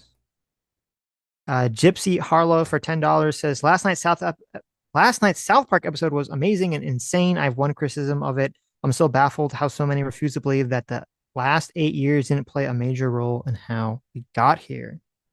Yeah, I'll have to check it out. I only saw there was 2 clips. There was the clip that was making the rounds on X where it showed Trump. They basically made Trump Saddam Hussein. The same voice. They had the music playing. He's fucking Satan in the bedroom. I saw that, and then I saw I sent it to you, Adam. I know. I saw it. Yeah. What the fuck? That's Apparently, crazy. The plot of the episode is that Trump is suing South Park for something. And so part of their settlement deal is they have to make a PSA about Trump, supporting Trump. And they make the PSA, and it's like so insanely insulting to Trump. That is funny. I will have to re-up the Paramount subscription to watch South Park again. See what's going on there. I did see a lot of people complaining about it. I saw a lot of people laughing about it. I saw a lot of people complaining about it. So they have, well, if you haven't seen the clip, they have Trump walking through the desert, taking off his clothes, and he takes off all his clothes until he's naked. And then his penis peeks up over his big fat belly into frame. And does the penis say something? It's hard to tell. Yeah, it's very small, and it talks, and they give it the little tiny voice. Right, yeah. Yeah. But, I mean, it's... And the tagline is, Donald Trump's dick might be small, but his love for America is big. Yeah, so... Yes. It is shocking. I was like, oh, wow, they really went there. Well, it's funny. The thing that the meta joke about the whole situation is that, people were accusing Paramount's trying to do some merger, and they're accusing that the reason that 60 Minutes settled with Donald Trump and the reason they fired Colbert, or they're going to fire Colbert, is these are all supposedly ways to appease Trump. So it seems like the South Park guys who just got some massive deal from Paramount are kind of like trying to goad Trump into some sort of reaction, or goad the federal government into not allowing the merger or something, which would be a very interesting lawsuit if like the federal government was going to allow the merger, and then at the last minute they stop it because of the South Park episode, and then they sue the government, say, this was an improper reason to not allow this merger to take place, which is because Donald Trump was, mad that South Park made fun of him having a small penis. Well, they produced a great piece of evidence in favor of that preemptively, because you trot that out in front of a judge, and I think it's persuasive. Yes. Hey, Dev's in the chat. What's up, Dev? What up? Dev knows. Destiny Cringe is the best. True. Oh, wait, no. Dev loves Destiny. What am I talking about? We didn't get to it, but there's a part, it's funny, where Dev tries to explain twice in that conversation height moral foundations and how the left and right think differently, and Destiny just doesn't. He just waves it off. Oh, well, maybe Dev hates Destiny now, so There you go. he can join the club. The Hate Loner Club. Adam Gadbaugh for $2 says 2 hours, 12 seconds, and 2 hours, 12 minutes, and 3 seconds. Me when mommy makes me eat my vegetables.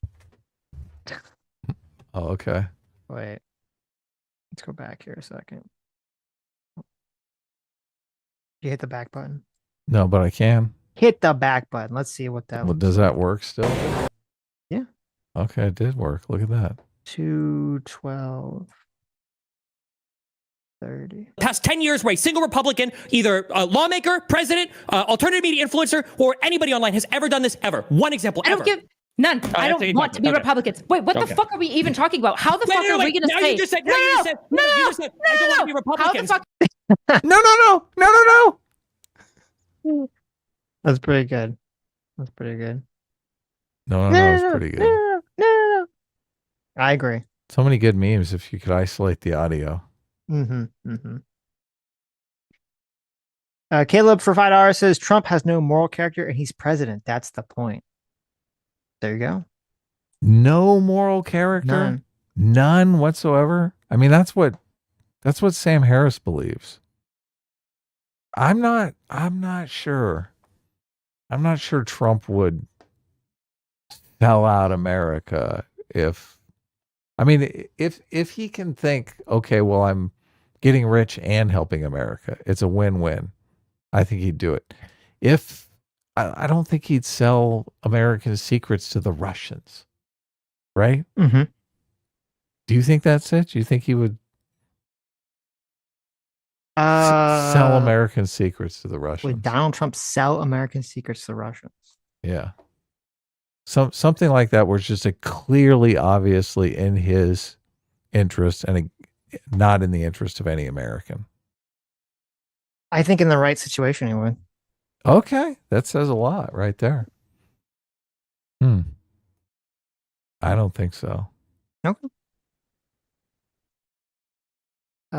J./ for 5 Canadian says Destiny, like David Pakman, is a partisan pretending not to be. You guys and other more dispassionate commentators care about understanding an issue. Well, thank you. We do, yeah. Red for $10 says, so are we allowed to make jokes about Destiny's Nazi son since random kids are on the table to joke about, or are DGGers gonna pearl clutch? They're gonna pearl clutch. That's true, yeah. Party Civ, thanks so much for $2. Says Destiny loves the, I don't know how to say this, the two quo. How do you say that? Two coque. Quoque. Two quoque. Fallacy. I don't know. I'm not familiar with that fallacy. This is a discussion technique that intends to discredit the opponent's argument by attacking the opponent's own personal behavior and actions as being inconsistent with their argument, so that the opponent appears hypocritical. We should know that one because that's if you don't jump in a trench, you need to stop talking about Ukraine. Oh, right. Yes. You're not allowed to have an opinion about that unless you're going to join the military immediately. Yep. Yes. Two quoque. Two quoque or two quoque? I don't know. The two quoquois. I'm going to say the two quoquois. So I like it. The Mongolian Leprechaun, thanks so much for being 2 years at This One Equals Freedom. Thank you so much. Says, hey, Sitch and Adam, is Destiny trying to be the left-wing equivalent edgelord of the current year right-winger, but fails at being funny? Just sounds like a hypocrite. Destiny sucks now. Ha ha. Yes. He is trying. Jinx. Our League, thanks so much for $5. Says Destiny picks a topic and picks a position just to see if he can debate that position, whether he knows anything about the topic yet or not. True. Seems that way. Yeah, which is sad. Why would you want to debate something you don't know is true or think is true at least, right? Mm-hmm.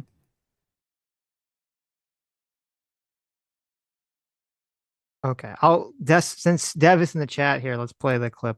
Dev sent me the time code for when they talk about height. Oh, sweet. I was gonna say, just let's play it. Come on, Okay, let's do it. But it seems like let's see. We can get through these super chats. We can do it. We can do it. Look at Dev on the panel read it. Dev, go ahead. Hammock there. Thanks for having me on again. It's good talking to you all. Destiny, I know you disagree with my view on this, but I do think it's correct. I think Haidt's research shows it. I think that the right does, in general, value loyalty more than the left. The left values self-criticism more than the right.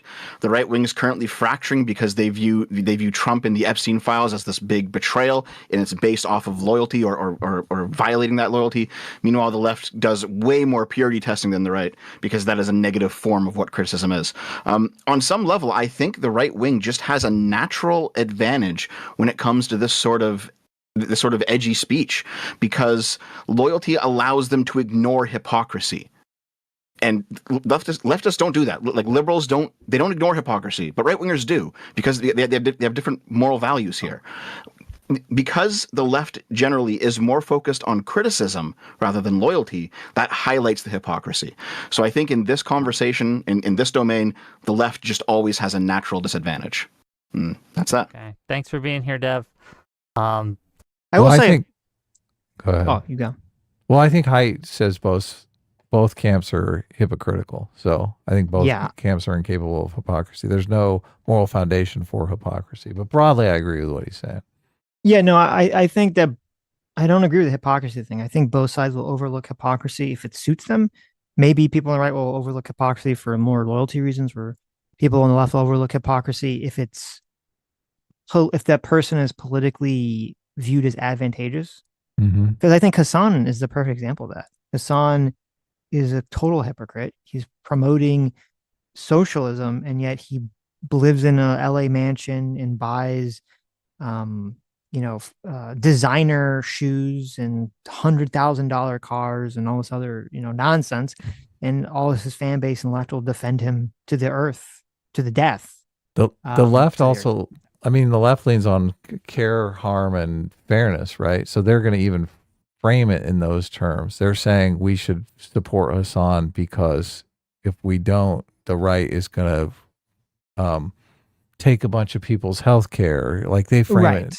That's it's what not a loyalty thing. It's a It's based on thinking he's politically advantageous. He can, he protect can push us. for Yes. things that they want in society or culture. Yeah. Talk more next time. You were kind of window dressing for most. Yeah, Dev, talk more. You fuck. But Destiny. That's a lot of fun, though. Yeah, Destiny. Go ahead. Yeah, I don't know if I believe that there are like these political phenotypes that emerge from people where the left doesn't like loyalty as much as the right. I think that these are cultural values that are driven a lot by our political leaders and by our political commentators. And I think we should drive it a little bit more on the left. I'm not saying we need to be horrible and evil people. I'm just saying that there have been great men in history, okay, who have demonized their political opponents to some extent, and they've done it to unbelievable ends, okay? This guy was the Time Magazine Person of the Year in 1938, and he managed to kill 13 million people because of how strongly he held his convictions and how much he dehumanized him, okay? And even if ultimately Hitler killed himself, I'm just saying there are things that we can learn from these political leaders to unite our countrymen and do great things. Things we can... There you go. Fuck you, Dev. Pro Hitler Destiny. He just said that you can learn a lot from Hitler. Is that what happened there? Yes. So Devin Chat says he's trying to be edgy. The left's hypocrisy is going to not be based on loyalty, but efficacy. Oh, okay. So I guess we agree. So yeah, I do agree with that. Yeah, effectiveness to keep people from being harmed, or to inspire fairness. Whatever they're advocating for. See, this is why, Destiny, look, Dev made an argument, and we can talk in detail about moral foundations theory, which I think is interesting. All Destiny can do is reference how much he loves Hitler. Right? Yep. Alex Wright, thanks so much for 3 months. It says Destiny's only based when he calls the MAGA people trash. Also, if you, quote, don't support mass deportation, you support slavery, but no straw manning here. Well, I never said that, but yes, that is a straw man that some people have definitely been pushing. I've seen on X a lot, so. Sade Ray for 5 SUDs, thank you so much. Says people support Trump. Most Republicans have no leg to stand on to talk about civility. This doesn't justify Destiny, but Republicans can't complain. On civility, yeah, I do agree with that completely. I mean, Trump has civility was going down the flames because of, I think, the woke left, and then Trump basically took a flamethrower to it. So, and then everyone gets in sort of a who started it fight. There are levels to civility, right? Yes. No one's asking people to be saints, though. Here, I think the way that I view dead kids is a bit past civility, right? Right. The way that I view it is, I think when people say who started it, that's stupid. I think you should look at it as, or not stupid, but just it's like ineffective, because everything, you can always keep going back to say someone else started it. There's always something, right? You can, all the people, oh, the left started it, blah, blah, blah. It's like, oh, yeah. Well, what about when the right was wrong towards Bill Clinton with the Monica Lewinsky shit? Oh, yeah. Was an insane, I mean, most people probably don't remember, was people talk about the Trump investigation being a fishing expedition. That was an insane fishing expedition. But so I don't think going back to the who started it, the Hatfield versus the McCoy thing works. I think the way that I look at it is these things come in stages, and who escalates it. So I think the woke left definitely escalated, making things far less civil. And then Trump continued that escalation by making things even more uncivil. And then you have Destiny here, who's now elevating that to an even higher standard of joking about dead kids. In my position would be, we don't want that to become the norm. You don't want making fun of children dying because of the state that they live in, or who they voted for, who their parents voted for. You don't want that to be the norm, because I do think that would have an impact on culture and society, and make people actually be okay with those actions if that becomes the broad consensus in one political side. Yeah, I really like that framing of the escalation, because the norm should be not to escalate. Don't escalate. Whenever you can, de-escalate. Yeah. De-escalate. Why do we need to escalate? Let's de-escalate. Right. You could be in an argument with a friend, significant other, family member or something. And it's like, yeah, people started, but you gotta, if you just keep escalating it, then you share the responsibility at that point, in my opinion. I mean, these are the laws around self-defense too, obviously, which is another good example, right? Right. Someone can start something, right? But as soon as they start retreating, you can't shoot them in the back as they're running away, right? Right. I'm going Leprechaun, thanks so much for $5. Says Destiny can't help himself but be a trash human. There you go. Of course, yeah. That's Ace for $10 says Adam's criticism of Tiny isn't working. Adam's criticism of Tiny aren't wrong. Okay, so he's saying her criticisms are correct, but I think Adam takes them too far. Adam, like Tiny, allows their hate boner to cloud their judgment about something they don't like. So there you go. Well, I mean, look, I am joking about being unbiased. I obviously am biased. But I think the bias is in a good direction here. I think he's a despicable human being who is completely dishonest and self-serving and never gives people the benefit of the doubt. And I'll cite here, not so erudite, his fucking business partner, for heaven's sakes, calling him out on being bad faith in this fucking debate. Right. Like, what the fuck? If you can't even be good faith with your fucking business partner, you're a piece of shit. Like, end of story, right, Sitch? You can back me up on this? You're my business partner. No, fuck you. You're being bad faith. It's so obvious to me. It's so obvious to me. So how am I taking it too far?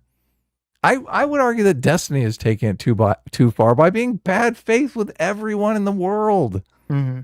And also just being an egomaniac. Destiny actually believes that he's better than all of these people. He thinks he's better than you, Ace. Look, I don't sit here and think I'm better than you. Okay? Like, we're all human beings trying to get through, trying to make the best we can, trying to understand the world as it is. Okay? I don't look at any of you and think I'm better than all of you. Destiny thinks that every day, all day long, about everyone.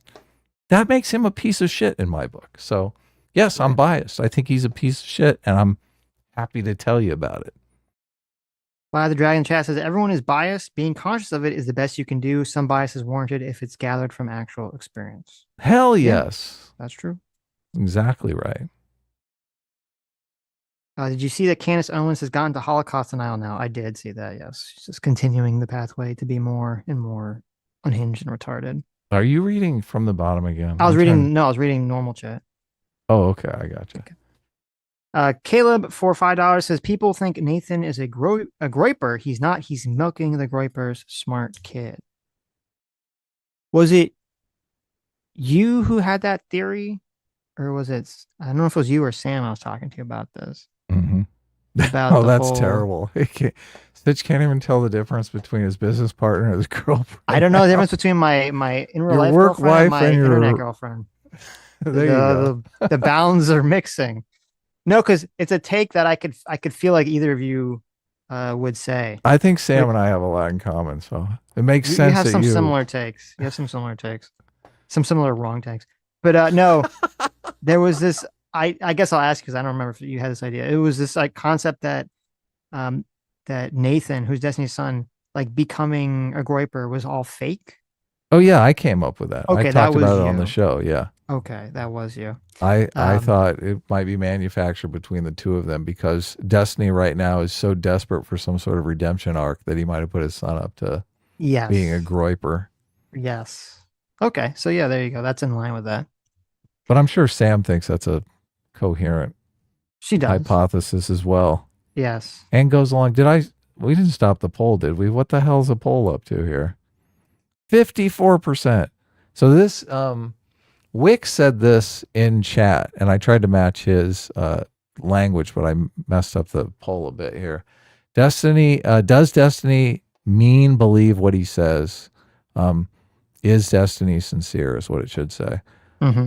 And yes, 46% of you think yes, he is sincere, and 54% of you say no, he's a lying fucking piece of shit. So doesn't say lying piece of shit. But Mongolian Leprechaun, thanks so much for $5. Says, by the way, Sitch and Adam, are you guys excited for Predator Badlands? It looked really good. I'm a huge fan of both the Alien franchise and the Predator franchise. Yes, I did not see the trailer for it. No, I love both of those franchises too, and I'm always hoping, yes, it's going to be good. So I did see, I watched a Critical Drinker video on it where he was making fun of the CGI, and I think it was CGI in the trailer. I went to the movie theater and saw the trailer in the movie theater, and the CGI was like way better. So for the Predator movie? For this new Predator movie, Predator Badlands. And I think they sometimes I think they roll out some of these trailers with the best they have. Or maybe they get feedback from the internet and they're like, oh, okay, people are making fun of this. We got to fucking clean this CGI up, right? Because they can go back in and make some changes. So why is there like a human woman and is that a female Predator? They like teaming up? I think so. Okay. I mean, I just saw one trailer for it, so.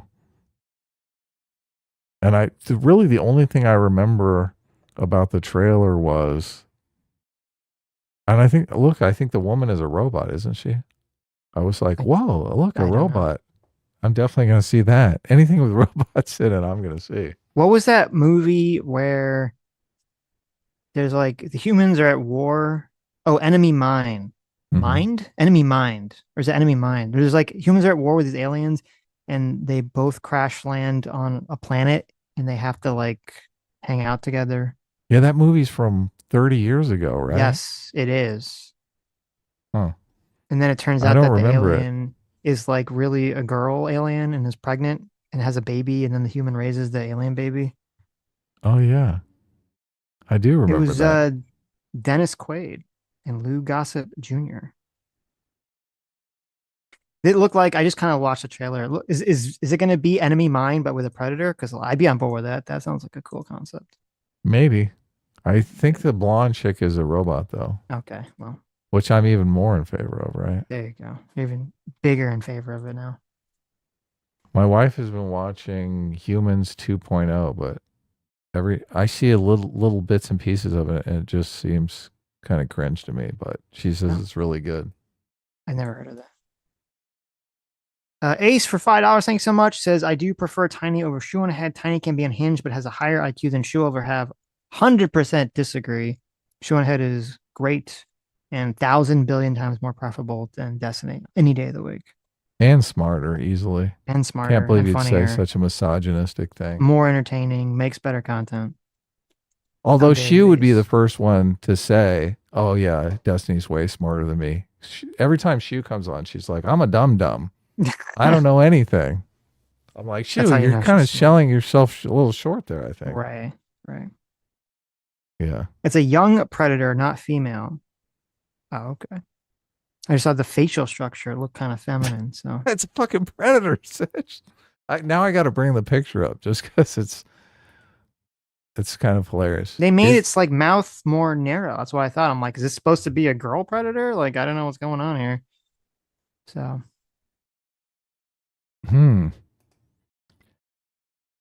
But it makes sense that it's not a girl predator. It's just young. I don't know anything about like predator lore, like in terms of what the female predators do. So. Gotta get a good. I mean, wouldn't they put big gazongas on there if it was a chick? Yeah, that's what they should do. That's funny. I'm trying to say is that I found this predator sexually attractive, Adam, and so I just didn't. I'm okay with finding the predator attractive, but I don't want to be gay, so I just assumed it was female. That's why I want to look for a picture, because I'm like, there's some interesting shit going on in this conversation right now. Okay, here it is. Hold on. Maybe you thought it was female because the mouth does look like a giant open vagina. Well, they all look like that. No, so I was scrubbing through the trailer while you're talking about it without sound, and I just saw like the mouth shaped, just like the head looked more narrow than I had seen on Predator before. So I just was like, oh, is this supposed to be? And I saw they teamed up, and I thought, oh, Hollywood, modern audiences, you have a Predator teaming up with a human, which I didn't realize was a robot. So I thought, oh, you have two like female characters team up. One's a human, one's a predator. It made sense in my mind. Okay, you could see where I could be confused there. Now, the Predator franchise has never had two predators French kissing yet, right?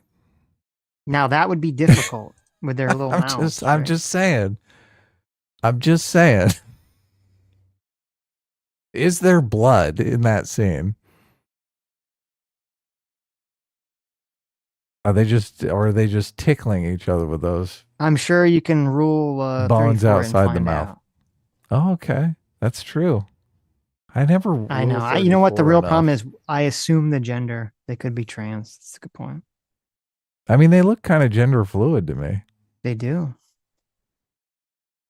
Swamp Faye, thanks so much for $2. Says Destiny discussing mortality might make. Oh, I think morality. Morality might make wormholes. Yeah, exactly. Gene the Air Penguin, thanks so much for 33 months. Says Destiny is a prime example of how I define a midwit. Not only do they not know the limits of their intelligence, but refuse to accept that they have a limit. True. I mean, this is the same personality type as Trump. It's interesting that has such a problem with Trump.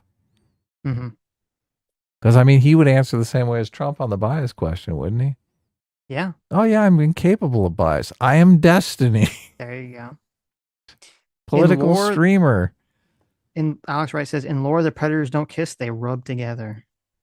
Oh, wow. There we go. They rub it up. That's what I want to know. Philip Kogan, thanks so much for 30 months. Says, Democrats being nice, Trump is what you get when you spend 30 years calling Dole, Bush, McCain, Romney Nazis. I don't agree with that. I think Trump is what you get when you have Obama run on hope and change and then not change anything. And then you get wokeness and immigration problems. So I don't think calling Dole, Bush, or McCain, Romney Nazis is really that effect. I don't think that really had a big influence on that. Has Trump come out and made jokes about dead kids? I don't believe so. Okay. I don't. Trump has made bad jokes and bad comments. Don't get me wrong, but he's not. I don't believe he's reached the level of dead kids. Right. Yeah. Yeah. Well, just the whole idea.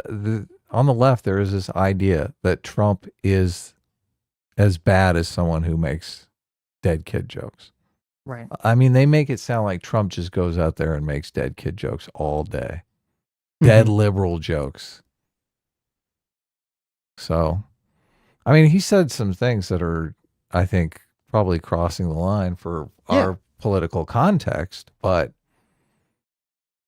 I mean, it's the level that they make it out to be just does not purport with reality. It's because that before Trump, it would be uncouth, at least in modern history, for a president to say such things. Yeah. He definitely crossed the line many times when it comes to being president, saying these sorts of things and making sort of references. Right. So. Yeah. But obviously, it would be out of touch for a president to make dead kid jokes. Sure. I mean, that would be way.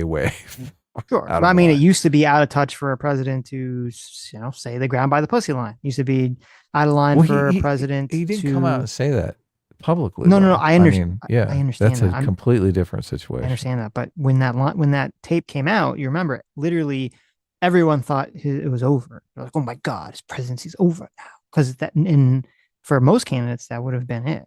Mm-hmm. But he was able to power through it. So, because the environment was very different. People just didn't care. Right. But I mean, the thing with John McCain, basically sort of, mocking John McCain being tortured as a prisoner of war for years in service of America was something that would have been like insanely off limits for a president before Trump. He said something to the effect of, I like people that don't get captured. Don't get captured, yeah. Right. He's only a war hero because he got captured. I like people that don't get captured. Which, when you're the president of, commander-in-chief of the military, that's like a massive disrespectful thing to say. Did he say that when he was president, or? I think he said it when he was running. I don't think he said it when I don't remember if he said it when he was president. I don't remember, yeah. It's either during his first term or when he was running. But either way, a comment like that would have been pretty detrimental to a normal president's career. Yeah. So, but it doesn't matter. Now it's Epstein, baby, so who cares? Lord Select for $5 says, you guys should watch J-Mac's conversation with Soy Pill and others on Wick TV. Soy Pill is basically an apologist for woke from like 2020. Really? I didn't realize that. J-Mac talked to Soy Pill on Wick TV. I'll have to check that out. That's interesting. Yeah, definitely. Ace for $5 says, oh my God, Ace, why do you keep attacking Shu? Last time you started attacking Shu, you went off on these rants and then you apologized for it. Like, don't worry about it, Shu. We'll get an apology out of him in a day or two. You're you're like the drunk who gets like all mad about it. Like, you drink, get mad about everything, and then you apologize afterwards. We'll send you the unprompted apology. Stop day drinking, Ace. But I'll read it. Ace for $5 says, June, if you stop being so low IQ on basic issues, maybe the left wouldn't hate you as much. Wow. Does the left hate Shu? I mean, I think Shu is very popular with people who are not just political people. I know woke people do. I don't know if the general left does. No. Our League, thanks so much for $5, says the point of contention is whether you should punch up, punch down, or punch everybody. Punch everybody. Yeah. Kalo Murillo, thanks so much for $10, says, look, I may be an A-team scumbag. Well, oh my God, what? But I don't appreciate Sitch realizing he was wrong about the one thing in the Destiny debate. Show Sitch wants to be right, then win for clicks. Ass class for the win. There you go. Right. Thank you. Yeah, thank you so much. Caleb for $5 says, keep in mind, Destiny is literally one of the few liberals that took massive backlash for condemning the BLM riots and supporting Kyle Rittenhouse. That's true. That's why it's weird to hear him totally throw all that or pretend like none of that happened now. Is like bizarre. So, see, if he was throwing his access away for that, I would say, okay, that's a principled stand.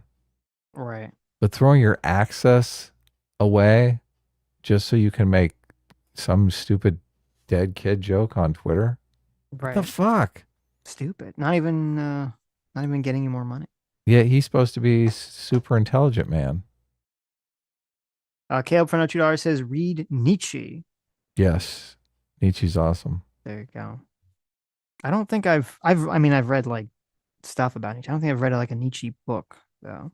Oh, you got to read some Nietzsche. So You'll I love read the it. Nietzsche Nazi book though. That was a good book. Nietzsche and the Nazis. Nietzsche and the Nazis. Yeah. Does that count? It does. Yeah. Stephen Hicks. That's one of my favorite books now. It's so good. Look at this. Ace for realsies for $2. Do you think this is the actual Ace? It says Ace for realsies. Oh, probably not. Ace for realsies says, I want to smell shoe and Adam's used undies. Wow, look at that. The truth comes out. Now we know why the hostility Ace has. It's like a repressed feeling. You guys I don't know why. Someone always has to make it weird, don't they? It's just, that's the way it is. That's the way it goes. Uh-huh. That would be. Mm-hmm. Dax Losario, thanks so much for $5. Says, created stories sounds like being the first one to talk about it. Mm-hmm. Well, yeah, but if the context is the story's not true, it definitely sounds like you mean that you made it up. Because I think I don't remember the exact question was something like the story was not true, or you made it up, or Trump made it up. So then in that context, creative stories makes it sound like he's advocating for lying. I looked it up on Grok. Was it ever reported to the authorities that people were eating pets in Springfield, Ohio? Mm-hmm. And I hate to report this, but Grok has totally gone woke. It's undeniable from this answer. No credible reports or specific claims of pets being stolen or eaten in Springfield, Ohio were made to the authorities, according to the Springfield Police Department and city officials. Grok, what are you doing? Wasn't it like a social media post or something that went viral? The rumors originated from a viral Facebook post okay. I was right. in a private group. Okay. Claiming a neighbor's daughter's friend saw a cat being butchered by a Haitian immigrant. But the poster Eric Lee admitted later she had no firsthand knowledge. Okay. And the neighbor Kimberly said the information came from a third party. So she didn't even have firsthand knowledge. Oh my God. So we have like triple hearsay, essentially, is what you're saying. Right, exactly. Yeah. Springfield police confirmed on September 9th, 2024, that they had received no such reports. Okay. Well, there you go. But look, JD Vance he was in the Facebook group. So cut him some slack, all right? Oh, it was his daughter, Adam. Okay. It was his daughter that heard from someone else's neighbor's He is cousin. from Ohio, isn't he? Holy shit. Yes. That's, yeah. Okay. Or wait, no, is he? I thought he was from. I think he is from Ohio. Some mountain place, like West Virginia or something. I think he's a senator from Ohio, though, right? Well, he was. That's true. He's a carpetbagger. Terrible. He is a carpetbagger. That's worse than a liar. Yeah. No, he was born in Middletown, Ohio. Oh, okay. So he's from Ohio. There you go. I read his book before he was a politician. Oh, you read Hillbilly Elegy, yes. Yeah. Elegy, yes. I did. It's okay. Yeah. You want to read a good book? Read Marching Powder. That's much better than his Hillbilly Elegy. Marching Powder, yeah. Okay. It's about a Bolivian Messy Tenant drug for $5 says, where did the strays go then if the county didn't round them up or any shelters for strays? Where'd the strays disappear to? There was one change. There you go. They all got eaten. I think you're onto something. Did you know that? I didn't know this until Sam was telling me about this. That, and I saw a video about it. PETA, there's like PETA animal shelters that people can, like, if you have like strays or something. The no-kill animal shelters? No. They're like super kill animal shelters. Really? It's the exact opposite. PETA has, and there was some data that showed that PETA has like their rate of killing pets to normal non-PETA shelters is like 5 times higher. Because who the fuck goes to PETA to get a pet? Nobody even knows they have pets. I don't know. It's so weird though, because you think that the animal people that are all like for animal rights and don't be cruel to animals, and yet they're killing pets at like these astronomical rates. Yeah, it's insane. So it is crazy. Whose idea And was it to start an animal shelter? it's no, I don't know if it's no one goes there. I think there were like weird comments about from the person that started PETA about how they like wish people didn't have pets anymore. And it seems like maybe they just think that it's better to kill them than to have them be like subservient slaves. Oh, or something like that. It was so weird. I was like, what the fuck is this? Interesting. So they're convincing people to give up their pets and then murdering them. Maybe. What pieces of shit? I mean, that's like Destiny levels of fucking piece of shit. Well, it's weird because I never would have thought of that. Like you would assume PETA is going to be the opposite, right? But so. Yeah, you would. Dr. Lewis says part of it is also that because they accept animals that are on the verge of death. Oh, that could be true too. But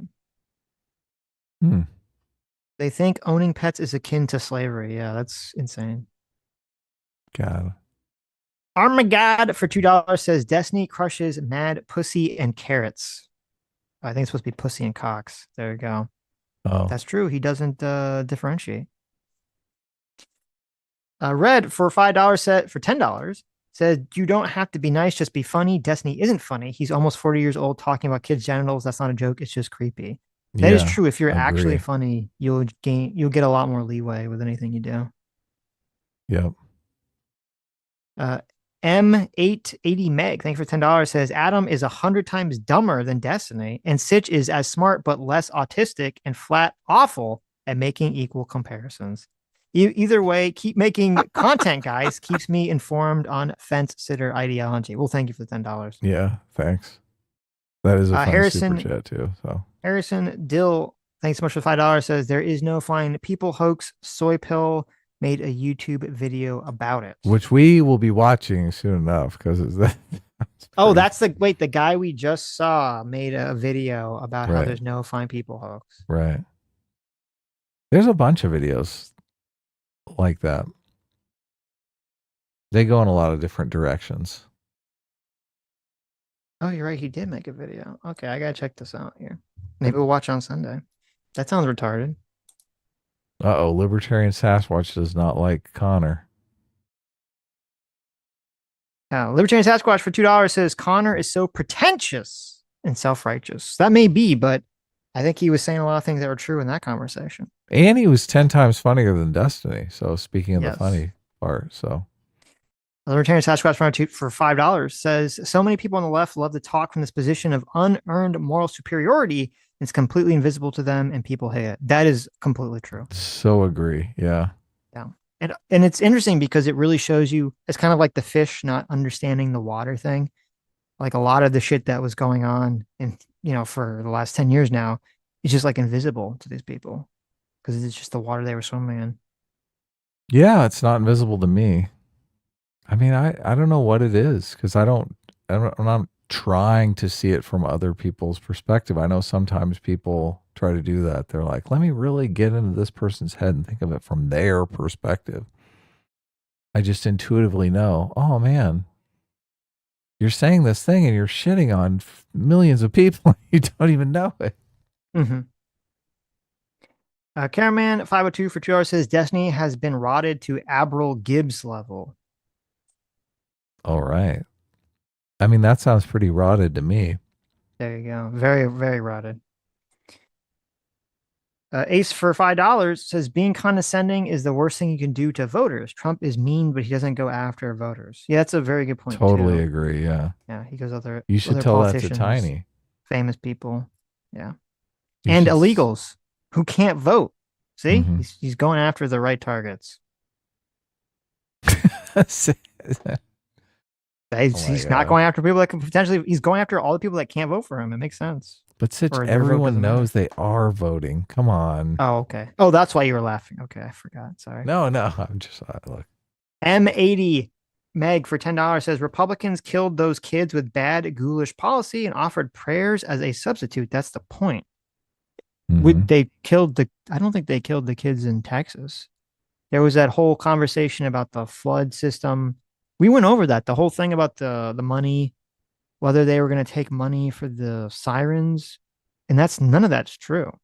And then we even found someone sent us a clip of Destiny finding out that wasn't true, but still went through with it on the Pierce. Well, I don't know if his stream where he found out it wasn't true was before or after he was on Pierce Morgan, but yeah, look, you can listen to our stream, and someone sent us a clip of Destiny figuring that out, and then saying, "Oh fuck it, I don't care."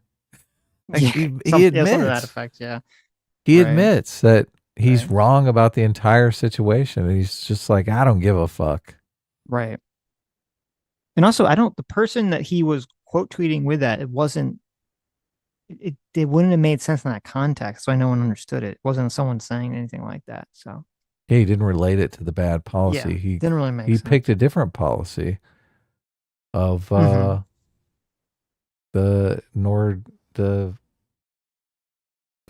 access to porn bill in Texas or whatever. Right. Yeah. Which is probably good policy, right? Yeah. And I don't even know, well, again, not for Destiny, even if they had obviously. the sirens, there was a question of would they even been in the area where they would have heard it? And even if they heard it, would it have helped? I don't know the answer to that question. And obviously Destiny didn't either at the time. So Ace for $10 says, I don't think Not So Erudite thinks the whole right is evil. I think she views too much of the right as awful. I think Erudite deserves more good faith than you guys give her. Okay. Well, she's given no good faith from me, obviously, because I think she was mean to me, so fuck her. There you go.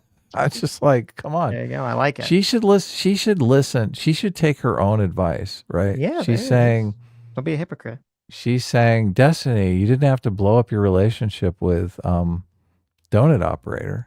Well, Not So Erudite, you didn't have to blow up your relationship with me either. But you decided to because you thought, oh, Adam's nobody and I can't use him to get ahead. So fuck this guy, which is typical. I mean, that's what happens on the internet. So she threw our relationship away to make some cheap internet points on fucking Twitter. So anyone that's going to do that is really just a piece Maybe of she shit learned in my Adam. book. She learned from her experience with you. She's like, oh my God, I learned from this. Destiny can't go down the pathway that I went down. This is so much karma. Oh my God, it's so tasty. It's so fucking tasty. It's so tasty. The thing that you do now, you're trying to get Destiny to stop doing. Right. Oh, sweet child. Oh, sweet child. You're like Destiny. Don't you understand? You're throwing the wrong people away. You're the same type of person, Not So Erudite. You're the same type of person that wants to throw people away. Mm-hmm. What a fucking piece of shit. What a piece of shit. There you go.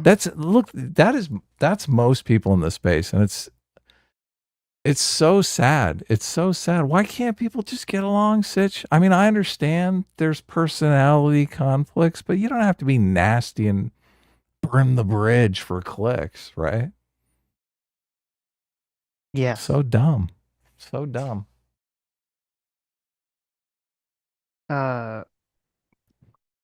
Nick Costanza, thanks for $2, says, do you think being nice to MAGA would convert them? I think a combination of being nice and not insanely woke, or being the kind of various attitudes that created woke, would allow, I think, a good amount of people who are kind of on the fence or on the border being Trump supporters. I think it would allow them to change their mind and move away from Trump. Yeah, I do think that. I mean, Sam keeps telling me this too. Sam is a huge Trump supporter. She keeps telling me a lot of Trump supporters are not. She doesn't think they're conservative either. She thinks they'll, interesting. They just want change. They just want chaos. They want. I think the system's broken, and they will change. They will go with whoever offers that. I mean, this is why we heard this a lot too. Remember, there was all the quote Bernie bros that switched to vote for Trump. Oh, remember that conversation? Yeah, totally. I don't know why people would think it only go one direction. I think it go multiple directions. It's hard for me to answer because I don't know what you mean by convert. The word convert, and even convert can be unpersuasive, because I mean, what are you trying to get them to do? Join the fucking progressive cult? I mean, that's what it sounds like. So I think if you were nice to them, they might vote with you on issues that they actually agree with you on. I mean, this is what Cenk Uygur was trying to do, saying, look, if they agree with us 10% of the time, why can't we get that 10% passed? Like, why do we have to shoot ourselves in the foot on 10% of things that we all want? So it's better for politics not to think in terms of, okay, we have to convert them or burn the bridge, right? Why can't you just think in terms of, okay, they may vote with us on some issues and it would be nice to get those issues passed. Would be nice. Be great. Yeah. Be amazing. How many times do you think Destiny and Not So Erudite have banged? I mean, you know they've banged a few times at least, right? I mean, it did seem like a lover's quarrel, didn't it? That argument seemed like one of those things. Isn't she married? Or did she get divorced now? She, I believe, is married, yeah. Because I thought, wasn't Cherry married when she banged Destiny and it's completely destroyed her marriage and now she's like... Maybe. Single and suing her lover, her ex-lover. Kids, don't bang Destiny if you're married, okay? But look, if you're not so erudite, bang Destiny when you're married. It's great. I want to see your marriage fall apart. I want to ask. Okay, let me send you a clip here. I want you to bring this up, Adam. I want to bring this clip up here for a second. I want to get your take on this controversy that's going through the internet at the moment. Oh no. Kind of relevant to what we're talking about.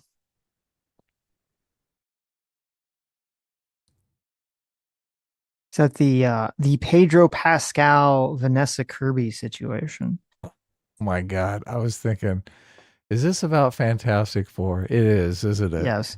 So Pedro Pascal is most people know actor. Did you send me something to okay. I sent to you on X.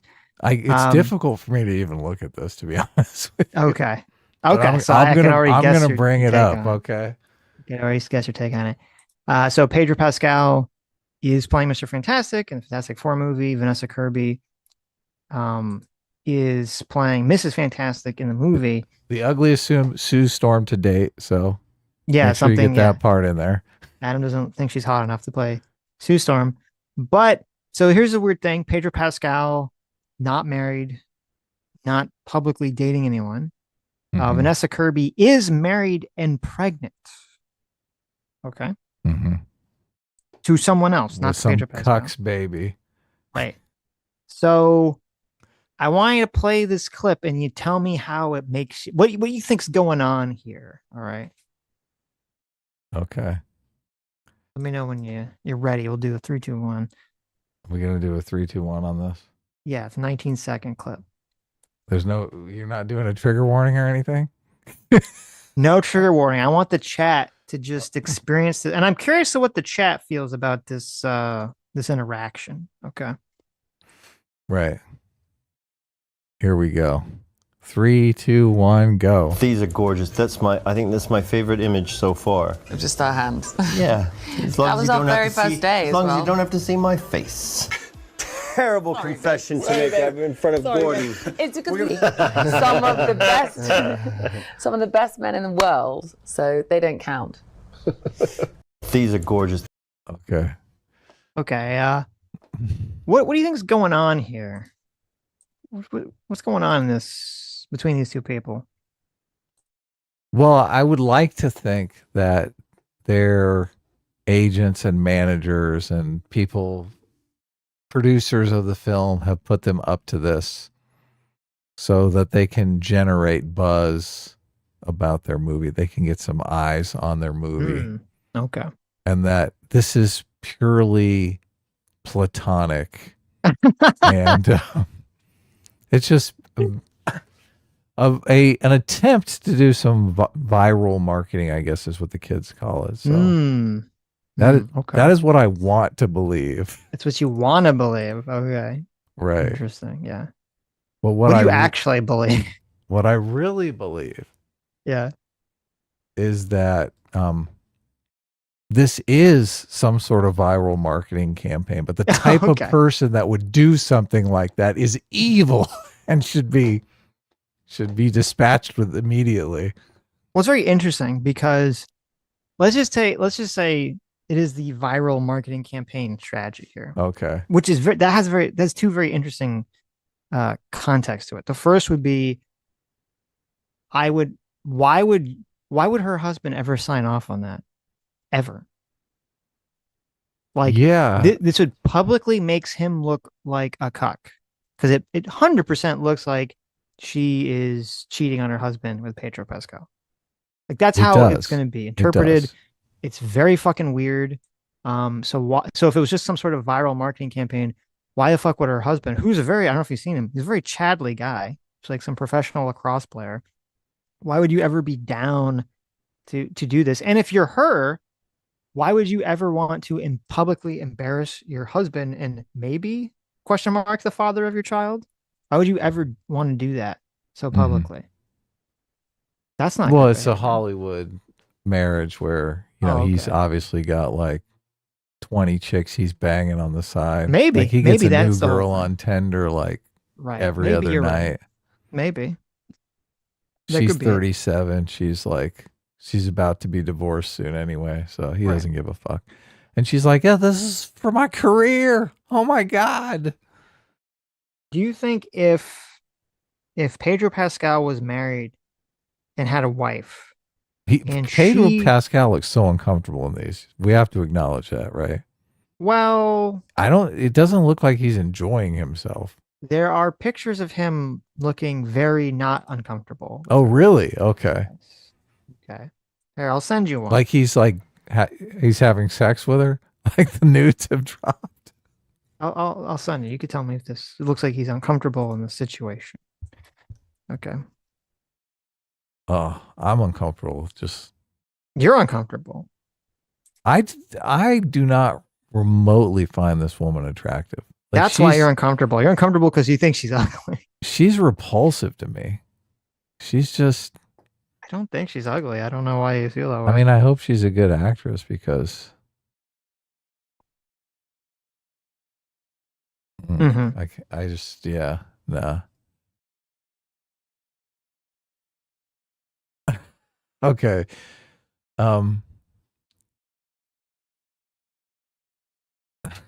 Sitch and I have... It's funny because Sitch and I... One of the things that makes this show great is Sitch and I often have incredibly different reactions to the same piece of media. So you think Pedro Pascal is uncomfortable in this situation? To the exact same piece of media. Okay, maybe I'm not interpreting it, or I'm interpreting it differently. I don't interpret him being uncomfortable whatsoever. Okay, and in fact, a lot of people brought up the pictures. These are the pictures that Sitch sent me of Pedro Pascal looking. A lot of people are making the joke because apparently this whole thing about Pedro Pascal has anxiety, and everyone's making the joke. Oh, he has anxiety, and so people comfort him in public. So people are like, oh yeah, he's anxiety, so he's like banging his female co-stars. He's an emotional support animal.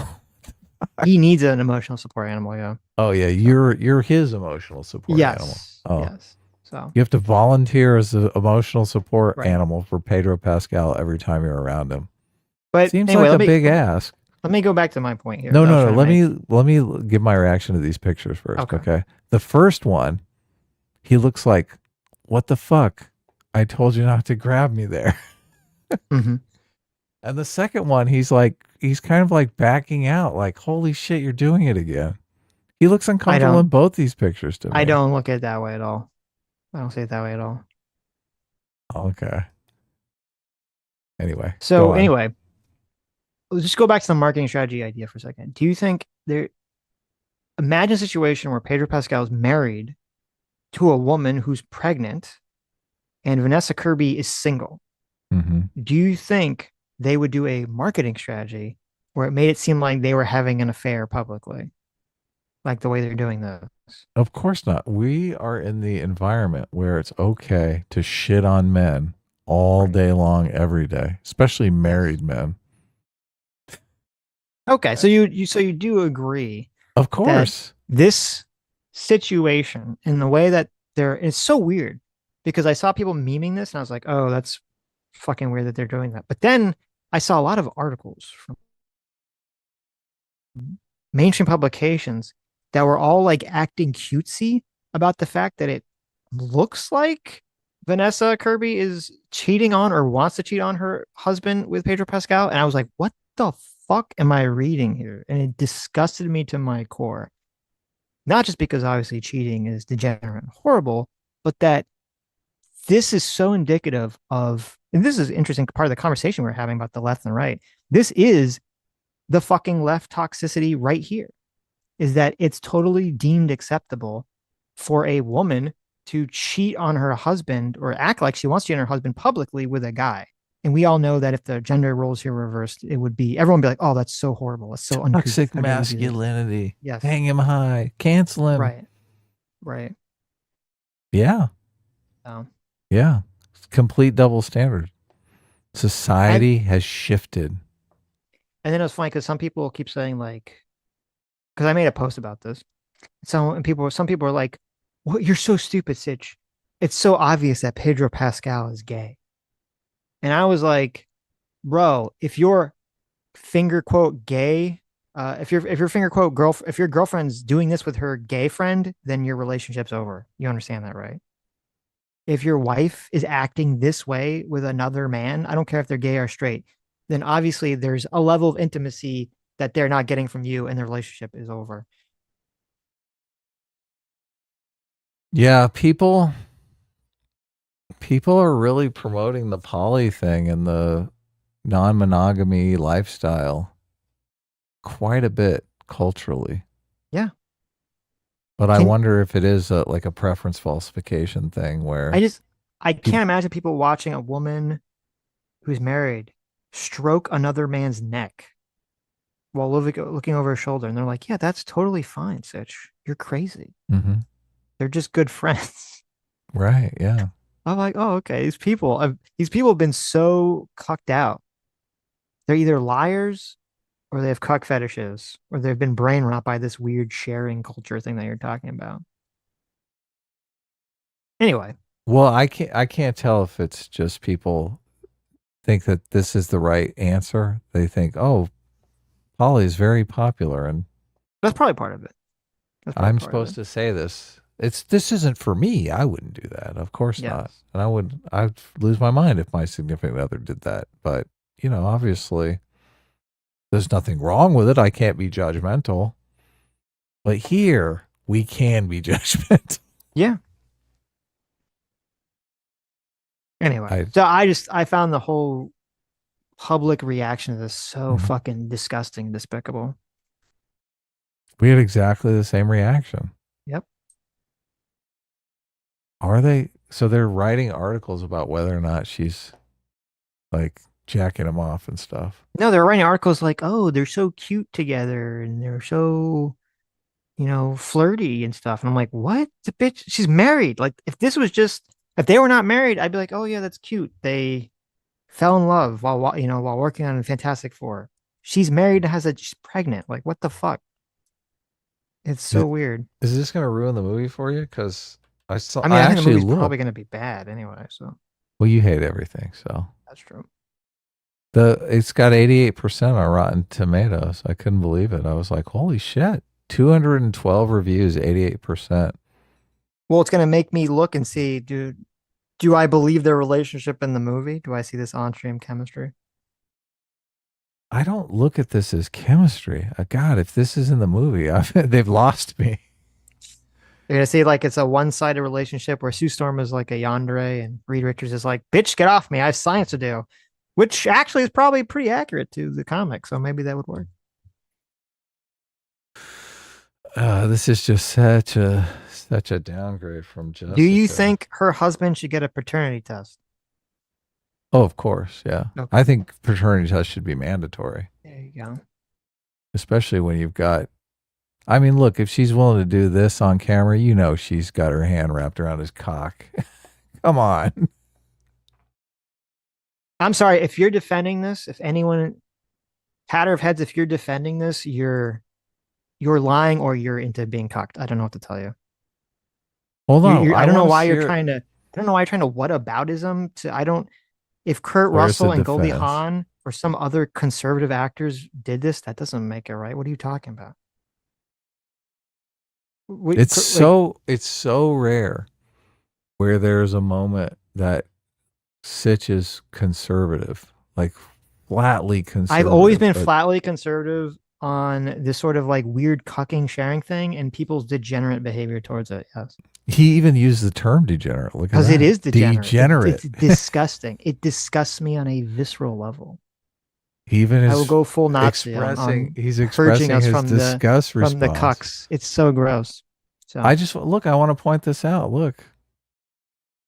Sitch is, and even worse, not as even her, if it was just her behavior, I'd be like, oh, she's just a shitty person. And I would shrug.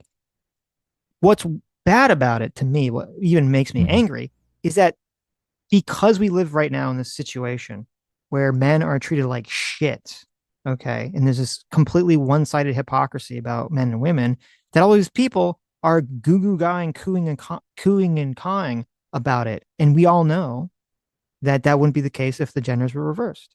That's what's disgusting to me. And then a bunch of crazy people, a bunch of fucking psychopaths, a bunch of cucks, like I guess patter of heads in chat, come in here and they try to gaslight us and to tell us it's not a big deal. It's not a big deal. Maybe he's just gay. Maybe they're just friends. Like, no, fuck you. You're out of your fucking mind. They can't even stand Leonardo DiCaprio having a young girlfriend who's fully of legal age, like not even barely legal. I think she's like 25, but like, oh my God, she's 20 years younger than him. You're going to come home to find your wife huddling the anxiety away from her gay friend in the downward dog yoga position. And you're going to be like, oh yeah, honey, I'm going to go play Switch in the other room. Okay. Enjoy your life like that. That's not how these power couples work. Go full Destiny route. She, for all we know, he is the father because she was artificially inseminated, right? Mm-hmm. They have a contractual agreement and a prenup. So she's going to work on her career and make a baby for him. And he's going to fuck as many 20-year-olds as he can over the next 3 years. Yeah, but that has nothing to do with anything I'm saying, because the public reaction, people don't know that. That's not the public reaction isn't based on this information. This is like a headcanon that's being created. That has nothing to do with what I'm talking about. Oh, totally. I'm saying for all we know. Yes. But I completely 1000% agree with you that I hate what this does to the culture right here. Right. Because this tells a bunch of young ladies that, like, it gives them cover when they want to go out and do this kind of shit and make their boyfriends insanely jealous. It's like, oh, it's culturally acceptable now. Yeah, it's so you gross. Remember when men used to make their girlfriends jealous in the 1950s before you were ever born and never existed? Yes. So now it's our turn, ladies. Yeah, exactly. You're like, what? Yeah. It's so funny how people constantly, I mean, they'll use that time discrepancy that makes things completely unfair and try to spin it as if it is fair. Yes. You had your time. Now it's my time, bitch. Mm-hmm. Anyway, I'm with you.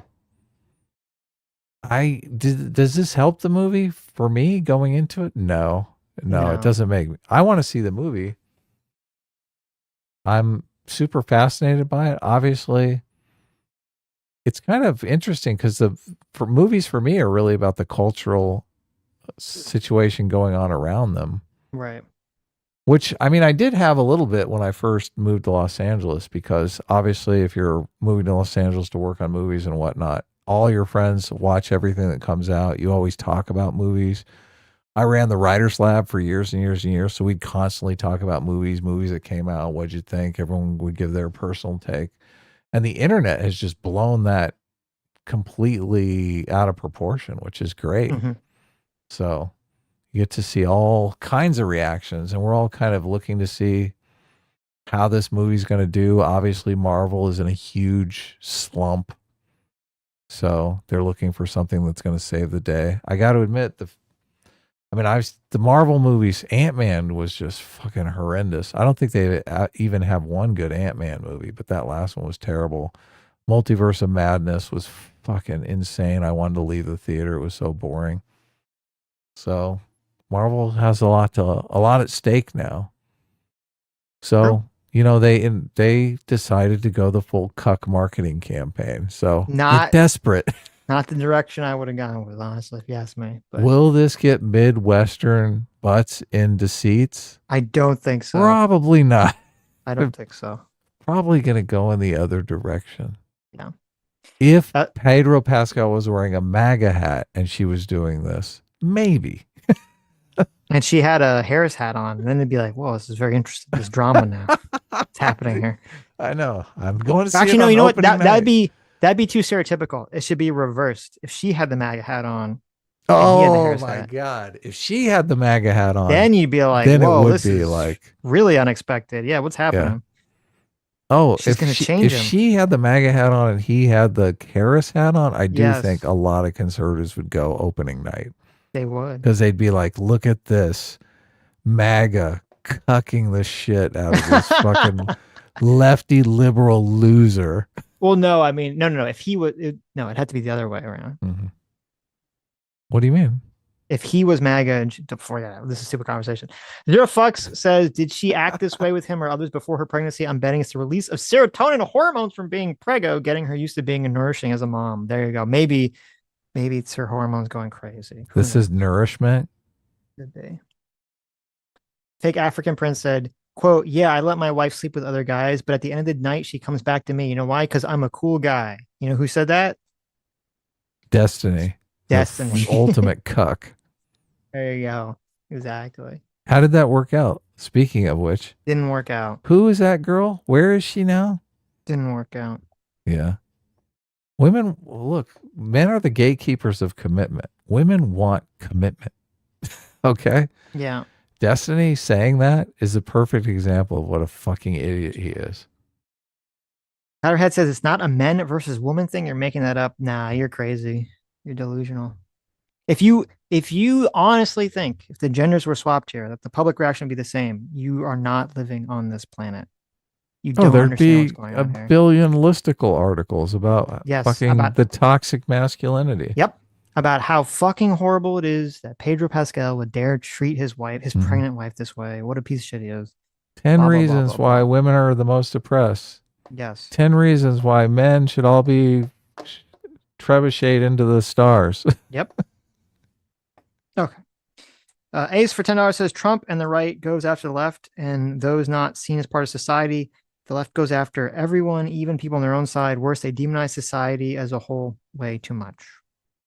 Yeah, well, that is true. I do agree with that. Kale for $5 says, should liberals try and sway leftists who are pro-terrorism and be nice and accommodating to them?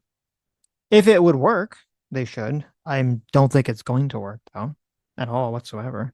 Yeah, it depends upon the accommodation, obviously. I mean, if the accommodation is they want to run around and say from the river to the sea and shit, probably not. I mean, I think it would work. I think there's a lot of people that are probably like the faceless supporters of that group that you could peel away, but I don't think like the big proponents of it, those people are lost. M80 Mag for $10 says, you shouldn't call half of voters retarded because you might lose. You shouldn't call half of all voters regards. Assuming you mean retards. Retards because you might lose. So treat voters like dumbasses because vibe is all that matters. Sitch and Adam. I don't think we said anything remotely like that. Yeah, I'm on record saying I think policy matters. I think people vote based on policy. Right. Sitch is more in the vibes department, but. Yeah, but see, I see what's going on because I said most people vote. Well, see that, but that really shows your own sort of perspective of elitism. M80 is that you're automatically assuming your position is correct. 100%.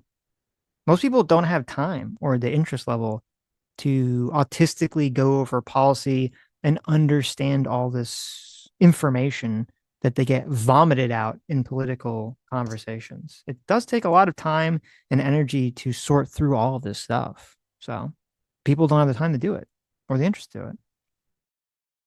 So what do? They do what all humans do instead. They try to amalgamate the information in their brain. They create a vibe, and that's how they go. People, you might complain about it, but the way that which most people learn is by emulating behavior and emulating other people. So if you want to be persuasive and get people on your side politically, I think you have to be a person who people would like to emulate. M80 for $10 says, Destiny reached across the aisle to Nick Fuentes to sway moderates. Seems like this is why Adam has bricks for brains. He reached across because he thought Fuentes was hot. Yeah, that's the super chat I was laughing at earlier because that's fucking hilarious. There you go. Yeah, well, look, we all know he wanted to suck dick. He did. So that's why he did it. Well, it's also because he wanted money.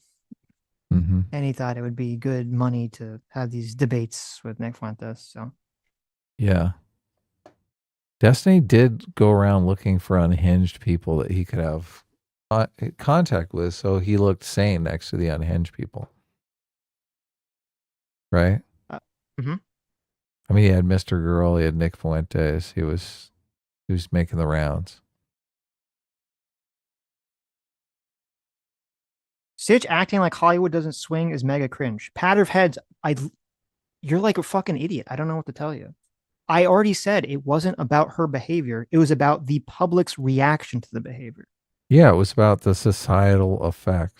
If it was just her, I'd say, oh, well, whatever. She's some, cringy cheating actress. We all know Hollywood swings, okay? Because they're all rich and powerful and they can have what's news, whatever they want. Is seeing the public react to that and be okay with it as long as it's a woman cheating on a man. That's the issue. And if it's a man cheating on a woman, then he's a fucking evil bitch that needs to be destroyed.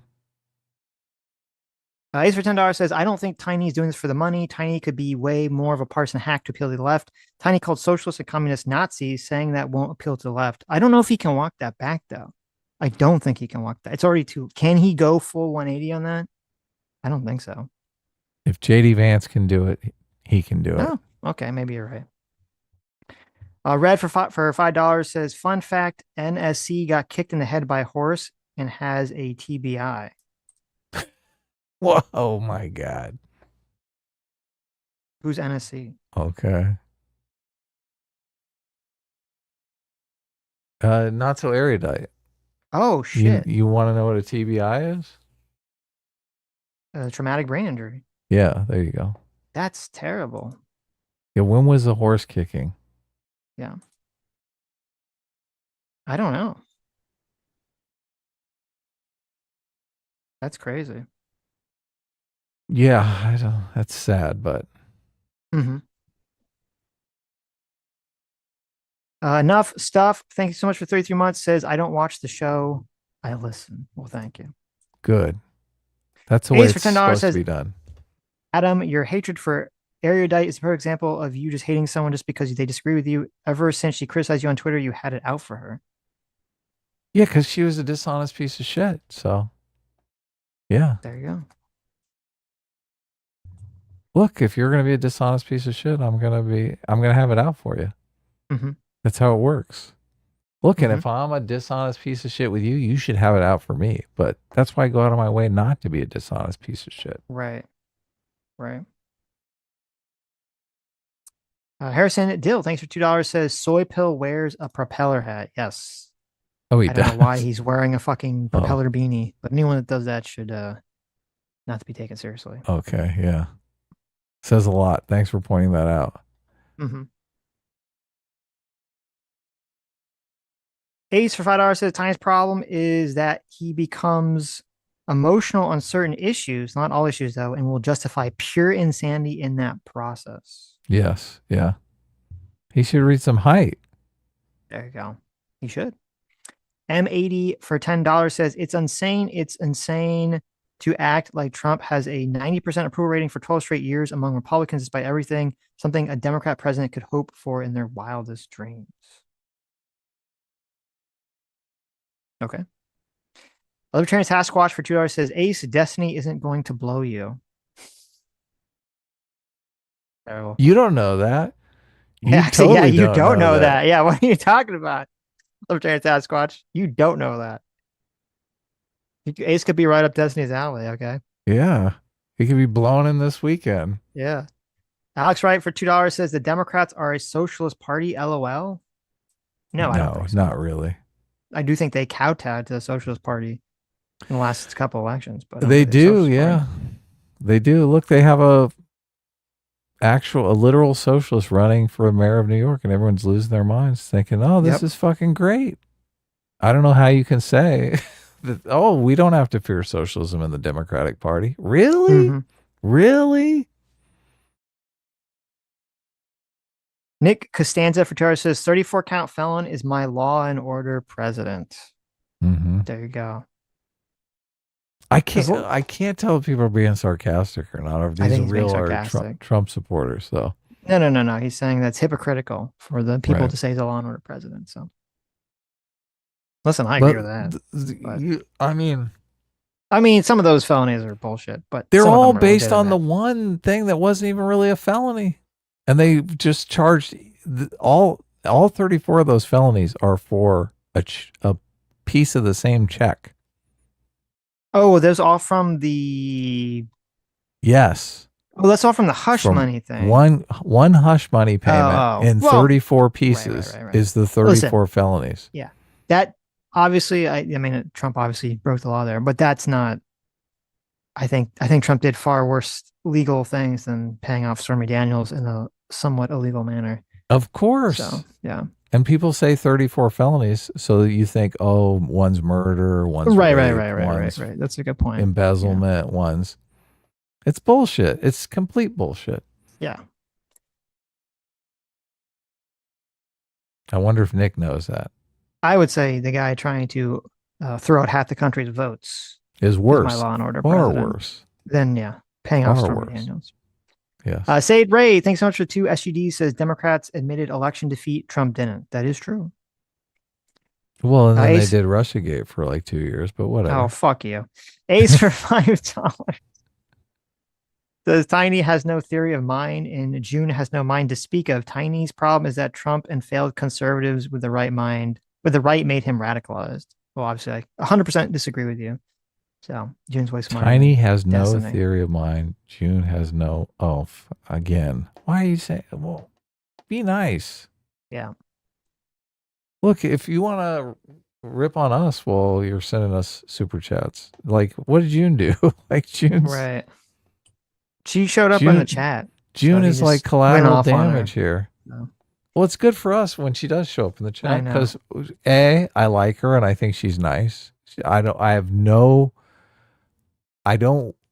June is never going to like fuck us over, right? Like these people that decide to, let me get some internet clout burning the bridge with this person, right? June's a nice person. She's not going to do that.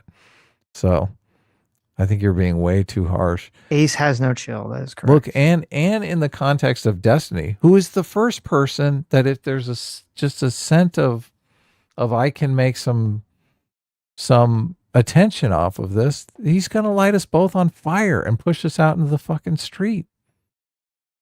So I don't know why you'd be taking his side over June's side.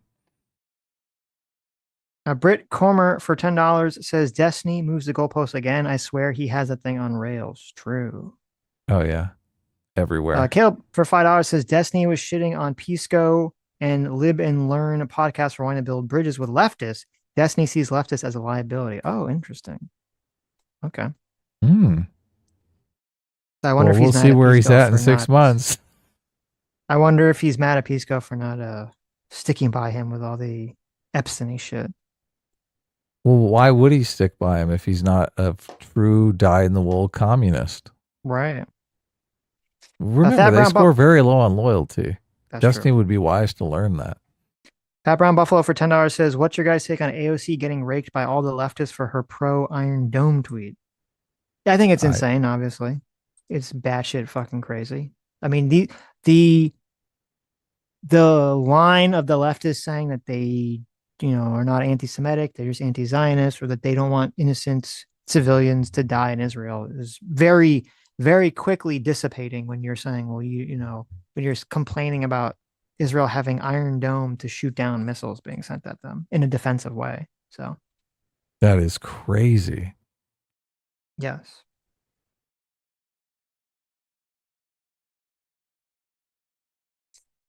Though I don't remember, I didn't see her actual tweet though, so maybe I'll look it up. I did see that she was getting flack because apparently she voted, I believe she voted in favor of helping sending money for Iron Dome. Is that what it was? Iron Dome things or something. So I don't know if she defended that accusation or ran away from it, but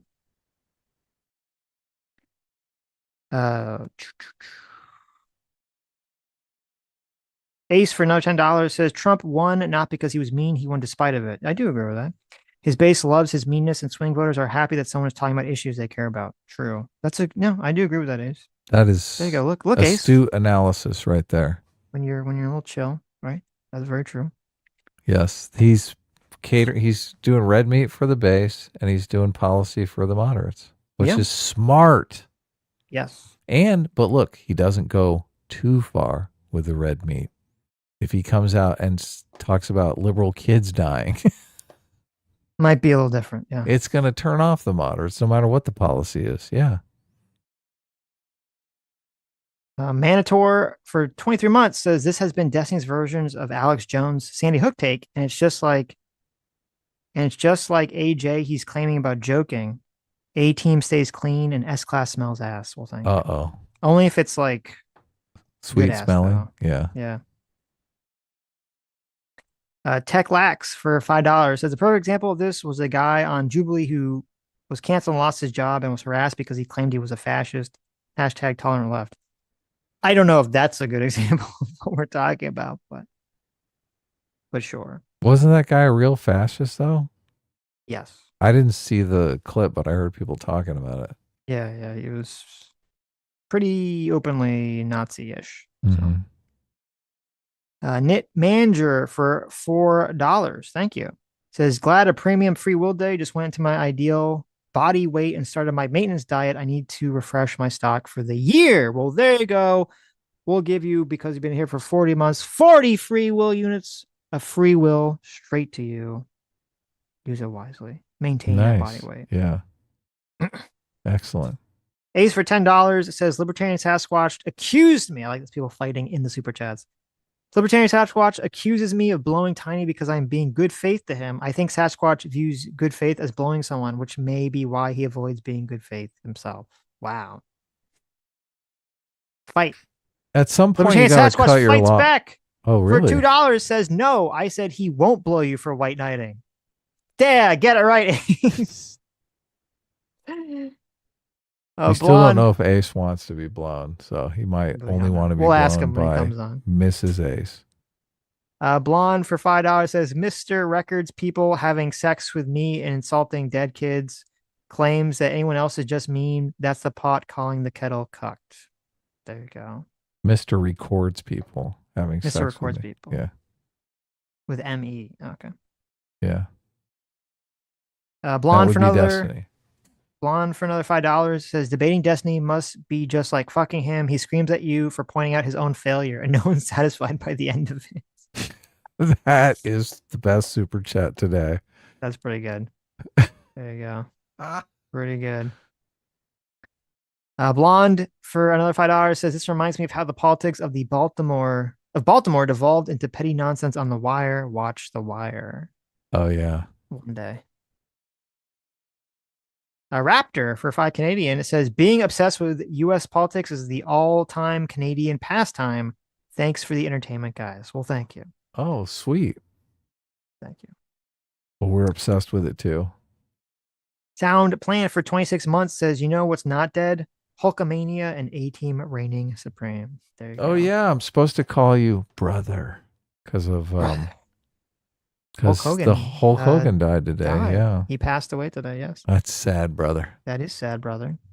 Yeah. Though I didn't know this. Apparently I saw an article saying that he had like a heart attack like a month or weeks ago, and he'd been kind of like in a coma until. So really? Okay. Yeah.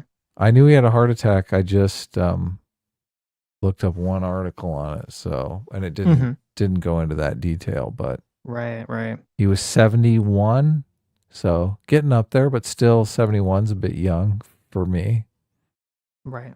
To, especially a celebrity. Like a celebrity has every ability to stay in good health. So got to keep your cholesterol down. Got to keep your heart healthy.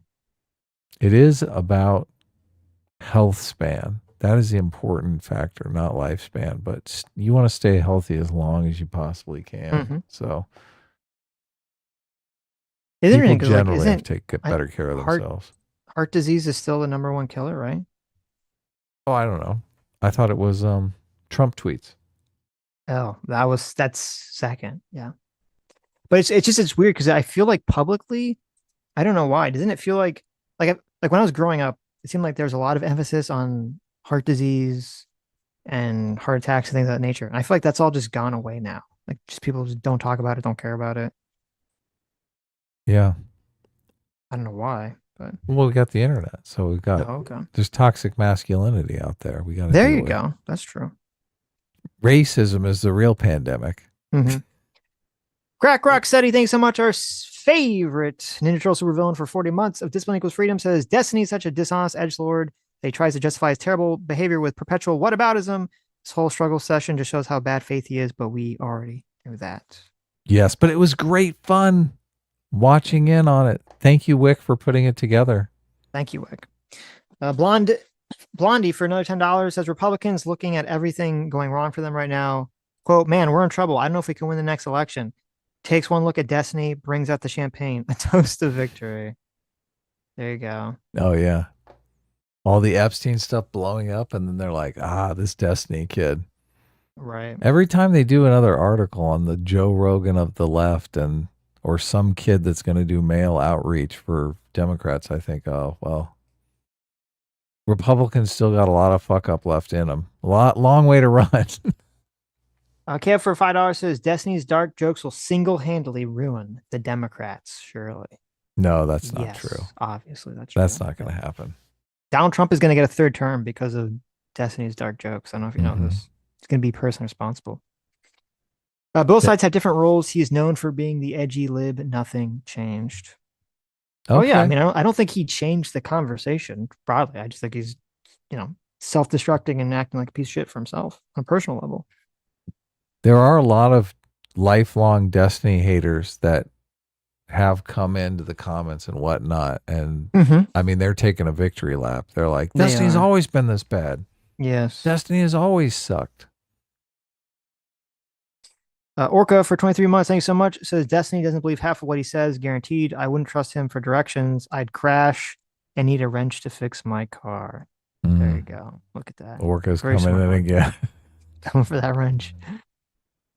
Blondie for another $10. Thank you, Blondie. Says, if you ever watch Criminal Minds, what we're seeing with Destiny is like the part where they go, the unsub is devolving. The mask of normalcy he wore is gone. He'll get more erratic and more dangerous now. Oh, yeah. True. I've seen that. Kev for $5 says you can literally watch live streams of Alligator Alcatraz. You just need to use a VPN like the critically acclaimed NordVPN promo code Eat Brownies. See what he did? I got it. That's better. I got it. Not quite the same as having what was it, Drug Addict Fight Club? Televised everyone. Homeless and Drug Addict Fight Club. Oh yeah, that would be much better. I like my idea better. Blondie for $5 Funnier says too. After what's come out about Destiny, I don't really know anyone who would want to have a friendly relationship with him. There you go. Caleb for $5 says, Sitch, that was his first campaign for an Omaha mayor. He later campaigned with Ossoff and Warnock, and there was no problem. They won that election. Okay. Maybe I was thinking of the previous one. I know I haven't talked about it. So. Hutch was on a live stream talking about how Destiny really helped out in some election. Oh, so okay. There you go. I just do you think he's going to be invited back for a canvassing after all this stuff that's come out now? I mean, probably not, right? No, I don't think so. The sex stuff is. I think that's a bit much. Yeah. Pretty undermining. I mean, even if it is just accusations, right? Still, you're like, risk reward doesn't look great. Lord Stock for $5 says, I think the only person who can save the internet progressives is President Sunday now. Clearly. God, that name hasn't come up for a while. Lucifer the Doberman for 5 Canadian says, have you guys seen the AI videos Don P. Bongwater made about Donut, Asman, Tectone, Hassan? They are hilarious. I have not seen those, no. I don't think I have either. But you're free to send them to me if you want. Slate King for $10 says, just starting now, did anyone bring up the theory that Destiny always seems to make these jokes when someone he doesn't like is getting good press? First Trump, then Donut. Oh, that's interesting. Maybe. Oh my God, for $2 says, Destiny will be president one day. Stop hating. Funny. The Justice for $5 says, difference being that I'm elected and win my election. Still watch you guys, but you're only online, so you only see 1/4 of the picture. Listen, Justice, I don't know what you've been elected to, but if you want to prove me wrong, you can, reach out to Destiny and you can have him campaign for you, and we'll see how it goes. But you can tell me what for, okay? WTF 1A1A for $10. The Justice like a mayor or something? What am I missing here? I don't know. He says he's elected to some office. Okay. If he wants to let us know, I'd be interested. I'm totally interested. Yeah. Fuck yeah. WTF 1A1A for $10 says, I wish people would stop saying Kirsch and Dev are beefing over ideas. Dev had bad apples in his Discord and he paid the price for it. Both are good. As center, left, right, they hear both sides out. Yeah, be nice to Dev. Blondie for $5 says, I don't know, maybe it's just me, but recycling the Saddam bit and doing the same joke we heard for 10 years is bad, and people didn't like the Saddam bit at first. I think people liked it. Well, I haven't seen the whole episode, so I'll have to see it. To me, it's funny because of the context of trying to get Trump to sue them. If it was devoid of that context, it probably wouldn't be that funny. Yeah, you'd be like, what's the joke here, right? Yeah. Is that context actually in the episode? I don't know. It is, because it's like the whole thing is he's on the phone telling people he's going to sue them every 10 seconds. Oh, I gotcha. So yeah, all right. Metalworks 411.9 for $5 says, James Lindsay is a narcissist, social media addict, idiot, and is slowly becoming a detriment as a representative of liberalism. Agreed. It's sad for me to say because I think he's right about a lot of stuff, but I don't think he's doing himself any favors recently. And now he's trying to position the Epstein stuff is like a woke right thing too. And I'm just like, okay, I'm out. I'm officially out. I don't know if he's a narcissist. I mean, I suspect. I do think he is a social media addict. He spends all day on X. Yeah, which is not fucking healthy at all. No.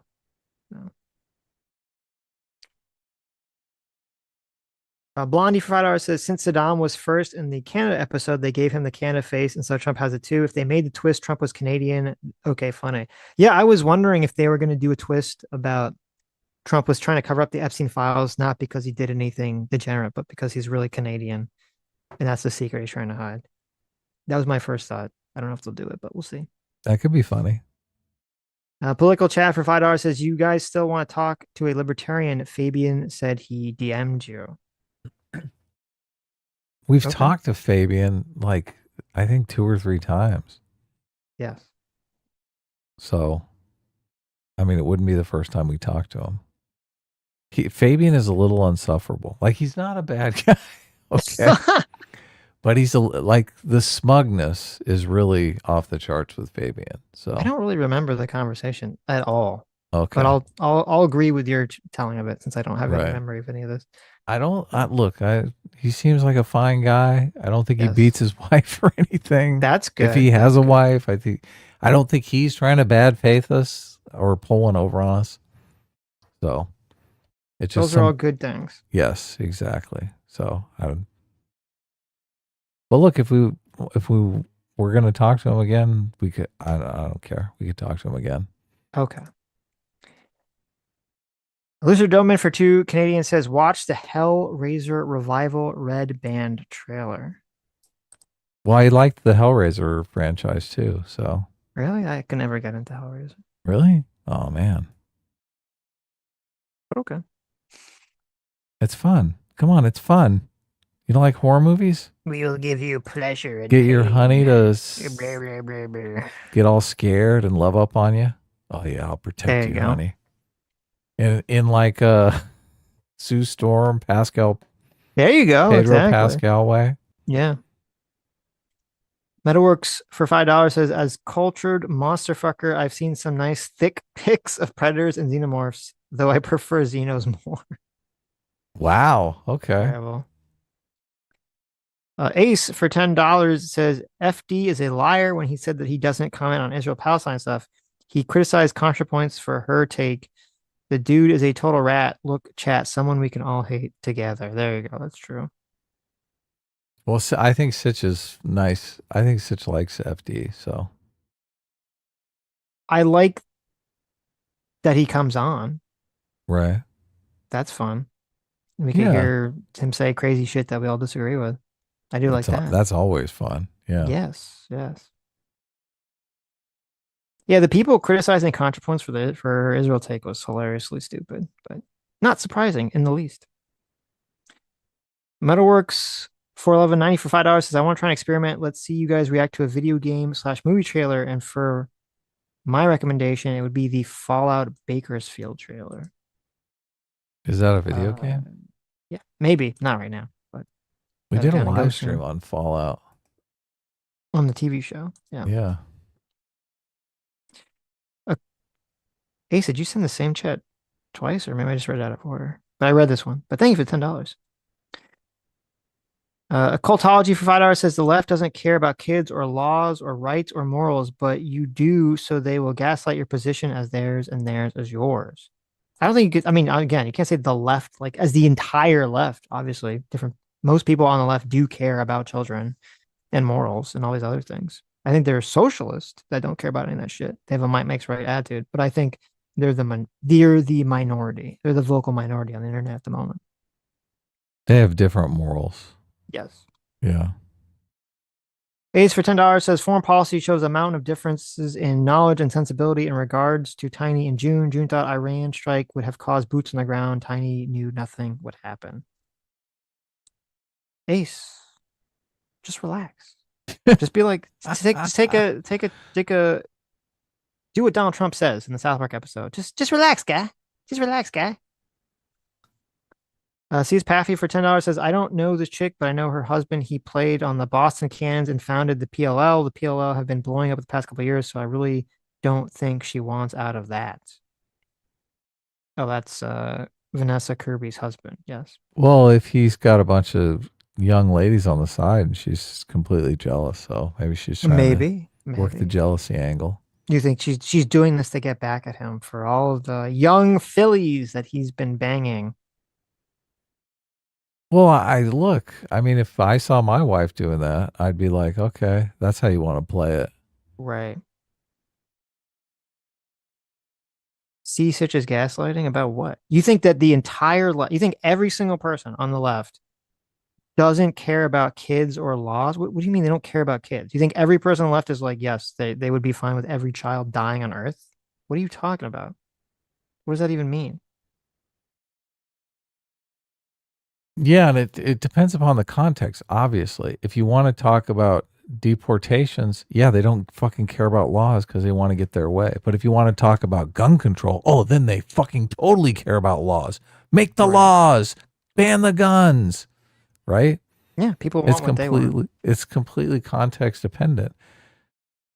Look, and you can't. The people are going to go around to everyone on Twitter and say, you need to put your pronouns in your bio or you're a moral degenerate, you can't say that they don't care about morals. They do. Their morals are just different than yours. Yes, right. Yes. Abortion? So you think that if someone is pro-choice, that means they're okay with children dying? I'm pro-choice. I would not okay with children dying. How does that make any sense? People that are pro-choice generally don't think that a fetus before a certain time period is like a person. They've reached sentience yet. So it's like they're okay with them being aborted. We've gone back to the problem is most people who, when they disagree with someone, they assume this is the problem with cultology. Most people assume everyone else in the world has the exact same positions that they do, but just somehow magically comes to a different conclusion. And that's not how any more of that like works. the exact same belief. Right. Or yes, have the exact same starting points, exact same beliefs, or exact same definitions of things. Like they know a fetus is a child. Right. That's not true. People have different fact sets that they believe in, and that leads them to believe in different conclusions. Same thing with the left and right. Yep.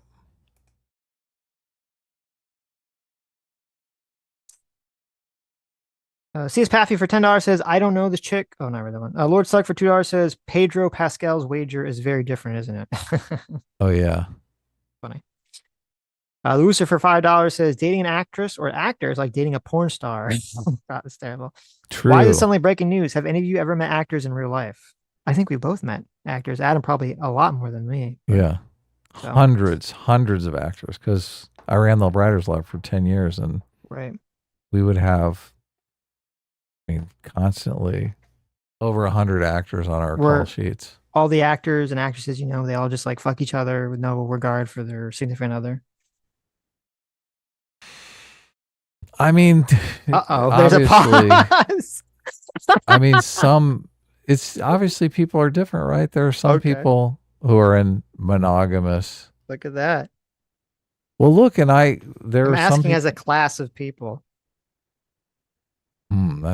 That's even tougher, huh? Okay, well, the fact that you're pausing on this is I don't know the details on some of it, but in our friend group, we obviously there were some people that were like, they were married, but they also had girlfriends and terrible.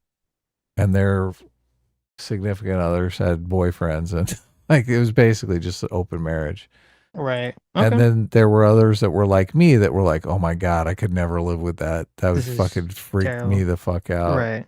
What'd you say it was? And they were 50-50, 40-60? And they're completely casual about it. But that's the reason why I hesitate, is because I didn't go around to every single person and be like, what is your relationship status? Right. Of course. Only these things come up. Right. And you can guesstimate if you're not asking. So I wouldn't. Okay. I don't know. I'm a God for 2 hours says, why didn't Bella Ramsey need to comfort him? That's a good point. Yeah, people pointing that out. Why didn't he need comfort from Bella Ramsey? Mm-hmm. Is it because she's uggo? He did not look comfortable, though, to me. But that's not what he Sitch says. Seems to think she fucking dug it. That was the excuse he gave. If a married woman starts stroking you, yes, on a TV interview, yeah, and that her husband is like a fit, like a fucking a young, big athlete player. Yes. Okay. Yes. So you think he's worried about getting his ass kicked? Who has impregnated her? Maybe ? First of all, there's like, okay, she's pregnant with another man's child. Mm-hmm. There's like that. This shouldn't be happening, right? How is anybody comfortable in this situation? Sitch, if you're in that situation with a woman, you're going to be comfortable with that? No, but first of all, I would never be in that situation with a woman. Secondly, I think these people are very egotistical. So they think like, oh, well, I have nothing to worry about. I'm Pedro Pascal. Well, that's probably true. He's above it all. I'm an international celebrity. Yes. Of course he's not going to kick my ass. Right. Yeah. I'm in every movie ever now for some weird reason. Tell that to Chris Tucker, right? There you go. He just got one pop though, so. Our Hilts Hurt. Hey, what's up? For $5, Our Hilts Hurt. Someone else's channel you should subscribe to and check out their content. Says, Adam, I highly recommend Dr. Louise Jelking's book on this. She did a ton of research and it was really eye-opening. Her best one is Jelking Results. That's true. I've heard that. That's good. You should check that out. Mm-hmm. Let me Google that immediately. Yeah. Okay. Because I got a few credits. I got a few credits in my Audible account now. Yeah, you're gonna look up Jelking Results. Yeah, well, I'm Googling it right now. You can hear him typing away. Yes. I fucked up my joke. It's Chris Rock. You did, yeah. How'd you not you say Chris correct Tucker? me? Yeah, I said Chris Tucker. Oh, I fucked up too. I mean, so you thought I meant Chris Rock. I thought you were being racist. You're like, you didn't. I thought you were just being a You think they racist. all look the same? I thought that's the joke you're making. I thought you were just being a bigot. No. Oh, okay. Chris Tucker. Has he been in a movie recently? No, didn't he become religious and like stop being in movies? No way. Really? I thought so. He looks good, man. He looks good for 53. Holy shit. Chris Rock. Chris Rock got punched. Yeah, he did. And he didn't even get to fondle old Jaden. Wayne, would you want to? I mean, not now. No one's gonna want to. I wouldn't want to at the beginning. Anyway. We're out of gas for 17 months. Says, what do Dennis, Reynolds, and Destiny have in common? They both film their escapades and share the footage with friends because of the implications. ... Ouch. There you go. Destiny will forever be remembered. Yes. As a revenge porn person. Epstein. Fat Wade for £5 says Pedro is like Hassan. He acts lib to get girls. He's an undercover professor. Probably true. Maybe or so. He's secretly gay, so it's okay for his. I mean, if he's a celebrity, supposedly. can't he just constantly? I'm under the impression he could go out to any club in Los Angeles and they'd be like, "Oh my God, Pedro Pascal!" Right, but he pretends to be very progressive. I guess the maintain problem facade. I guess the problem is the women would be trying to get knocked up, right? Everyone would be like, "I'm gonna have Pedro Pascal's baby." Baby trap, baby. They need birth control for men, right? That's what they need. They need something that turns all your sperm like into blanks. I think they've talked about it, but I don't know if it's not. There's questions about obviously wouldn't be reversible. It'd be dangerous. So. Oh, I guess you could just get a vasectomy, right? Well, you can't reverse it unless I think there's a time limit or something. Right. But yes, if you want to never have kids, then sure, it's easy. But yeah. Righteous Indifference for $5 says, I don't know how Tyne can use the joke defense when he went on to try and justify what happened to the kids. True. That's a good point. Because he's silly. That's why. What is silly belly? It's a good word, huh? Well, this stream was incredibly... A lot of Streamlabs. This stream was incredibly popular. Yes. We got up to 1,200 live viewers. Oh, okay. We got to go fast. The soy pill for $2 says Sitch. So it's the soy pill. The soy pill actually left a message. Thank you. The soy pill for $2 says Sitch. I love Destiny. I love Destiny. Sitch. I love Destiny. Mm-hmm. Thank you. Soul Doge for $2 says, I don't really buy the claim that the right police's own better than the left. When the recent Mehdi Hassan debate had a guy openly declare himself a fascist, lie about getting fired over and collect thousands of dollars for it. Did he lie about that? I didn't really follow the story, so. Yeah, I mean, if he got fired, I guess if the lie is a fire, I mean, the left broadly is going to be, or the right is broadly going to be like, oh, well, the guy got fired, right? So fuck that guy, the fascist fuck. And that would be the right policing their own. Now, if he lied about it and made like $1 million on some GoFundMe, then there you go. You got an argument. Sodos for $4 says this whole discussion is further proves my theory that the internet became a panopticon where you can see every single thing ever and also are always seen in every single way. This fundamentally just broke society. It doesn't matter. The average American is wealthier than ever before and rates their own happiness is higher than ever. You can always see someone better or see someone suffering, no matter how small, and then feel outraged. I agree with what you're saying, but I do think that I'm skeptical of people saying they're happier than ever before. I think people feel more anxiety than ever before in American, well, probably not like during a war or something. I think that the young generation, maybe old people, I think the young generation feels anxiety higher than levels they've felt and has no psychological way of understanding how to deal with them in a time of peace in our country. And also people have a lot of problems with just, can't afford home, can't afford food and things like that. So I don't know. I'm skeptical that everything's just perfectly fine. I don't think that's the case. Arithmus for $2 says, for $6 says, number one, at this point, I've become convinced that the Epstein files probably don't contain much info about the sex crimes because so much of the evidence was destroyed or hidden by Epstein's people before the FBI raids. The files probably contain way more information on the financial crimes because those would be easier to investigate. I suspect the Trump administration is covering it up for the same reason the Biden administration did. It's a lose-lose. Everyone will still think it's a cover-up if there's little info on the sex crimes, but the financial crimes will burn everyone on both sides, including Trump and his friends. It's still gross, and I hate it, but it does make sense to me. I think that that's entirely possible. Yes. I think it's entirely possible. Unfortunate, but though that Wall Street Journal article, they did say, now it was an anonymous source, though they said they're a senior administrative official, which is interesting. Though man, it's bullshit. They said not only was Trump all over the Epstein files, but they said that there was a bunch of supposedly salacious, unconfirmed reports of people doing weird shit in the Epstein files too. So that could be the problem, is that there's all sorts of accusations and stuff, but not proof.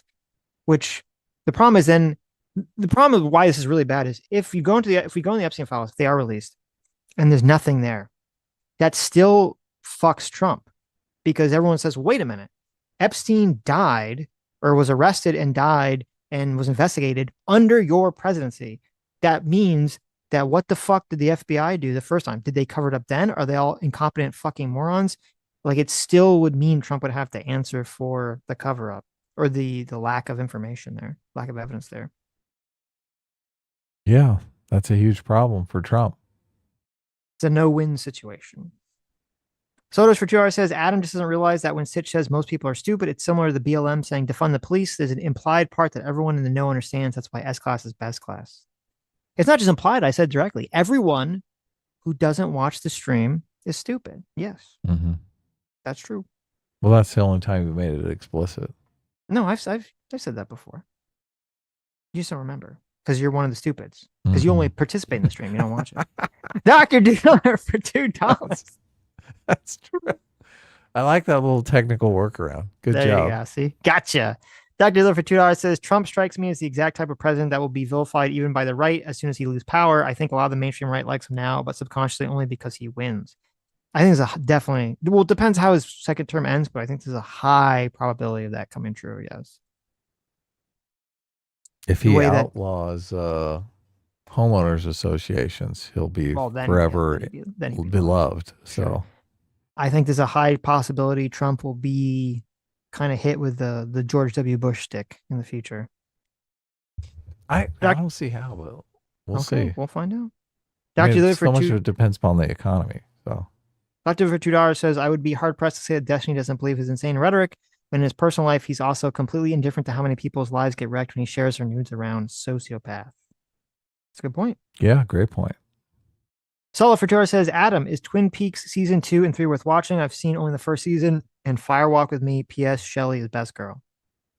I don't remember. It's been so long since I watched that show. I don't know that I could give you an honest answer. So Dr. Dealer for $3 says, I understand Wick and Connor, but it's a little fucking rich for Erudite to be lecturing Destiny when she completely abandoned her principles to continue hosting a show with him and then minimize his behavior. Based and true. Selfridor says, if Reddit is anything to go by, there are people who claim to disown family for voting Trump. They also use the most extreme examples to justify it. Quote, do you expect gay people to be friendly with family members who hate them? Yes. Yeah. That's true. Fondue for $10 says, from attacking people in the street to making excuses for terrorists, the left doesn't seem to be worried about punching down when it's easier than taking down the system. That is true. That is true. Sulfur Jar says, when Trump made the John McCain comics, I thought he was toast. What made me realize he has staying powers was when a veteran called into the Sean Hannity show and agreed with Trump, saying, if you get captured, you suck. I know. It's fucking mind-boggling. It was totally crazy. Yeah, interesting. Fondue for $6 says, that lived experience to stats switch isn't a new tactic. More than once, I've seen a lefty cry about being stopped by a cop without a ticket, then switch the stats when the other person talks about being the victim of a crime. True. That's a great point. Arithmus for $2 says, Destiny gave the game away when he said, quote, being mean didn't hurt Trump. What doesn't hurt you doesn't necessarily help you. I don't think any serious person thinks that Trump's meanness was the linchpin for winning moderates. Except for people on the left. They seem to believe that. Right. Most people who want to be mean to conservatives. So they're looking for an excuse. Zoke for $2 says, Sitch would hate my anime takes. I checked out the Hunter x Hunter manga and I thought it was mid. I've actually never read the manga. I've only seen the anime. Also, the only arc I happen to like was the Chimera Ant arc. Wow. Okay. Okay. By the way, how is the Corto Maltese reading, Adam? I don't know that I read that. Well, you should. He recommended it. You piece of shit. Fondue for $2 says, also I started playing the Horse Girl game. Off of that, I got into the anime series. Cinderella Grey is unironically a good sports anime, although I understand if you don't watch it. I haven't seen a single sports anime in my entire life. You can have exotic tastes and still have good media takes. It doesn't. That's true. I mean, it's completely separate. Knowing why something works to a large audience doesn't. I mean, it's a completely different skill set than. Well, there is no skill set to whether or not you like something, right? That's true.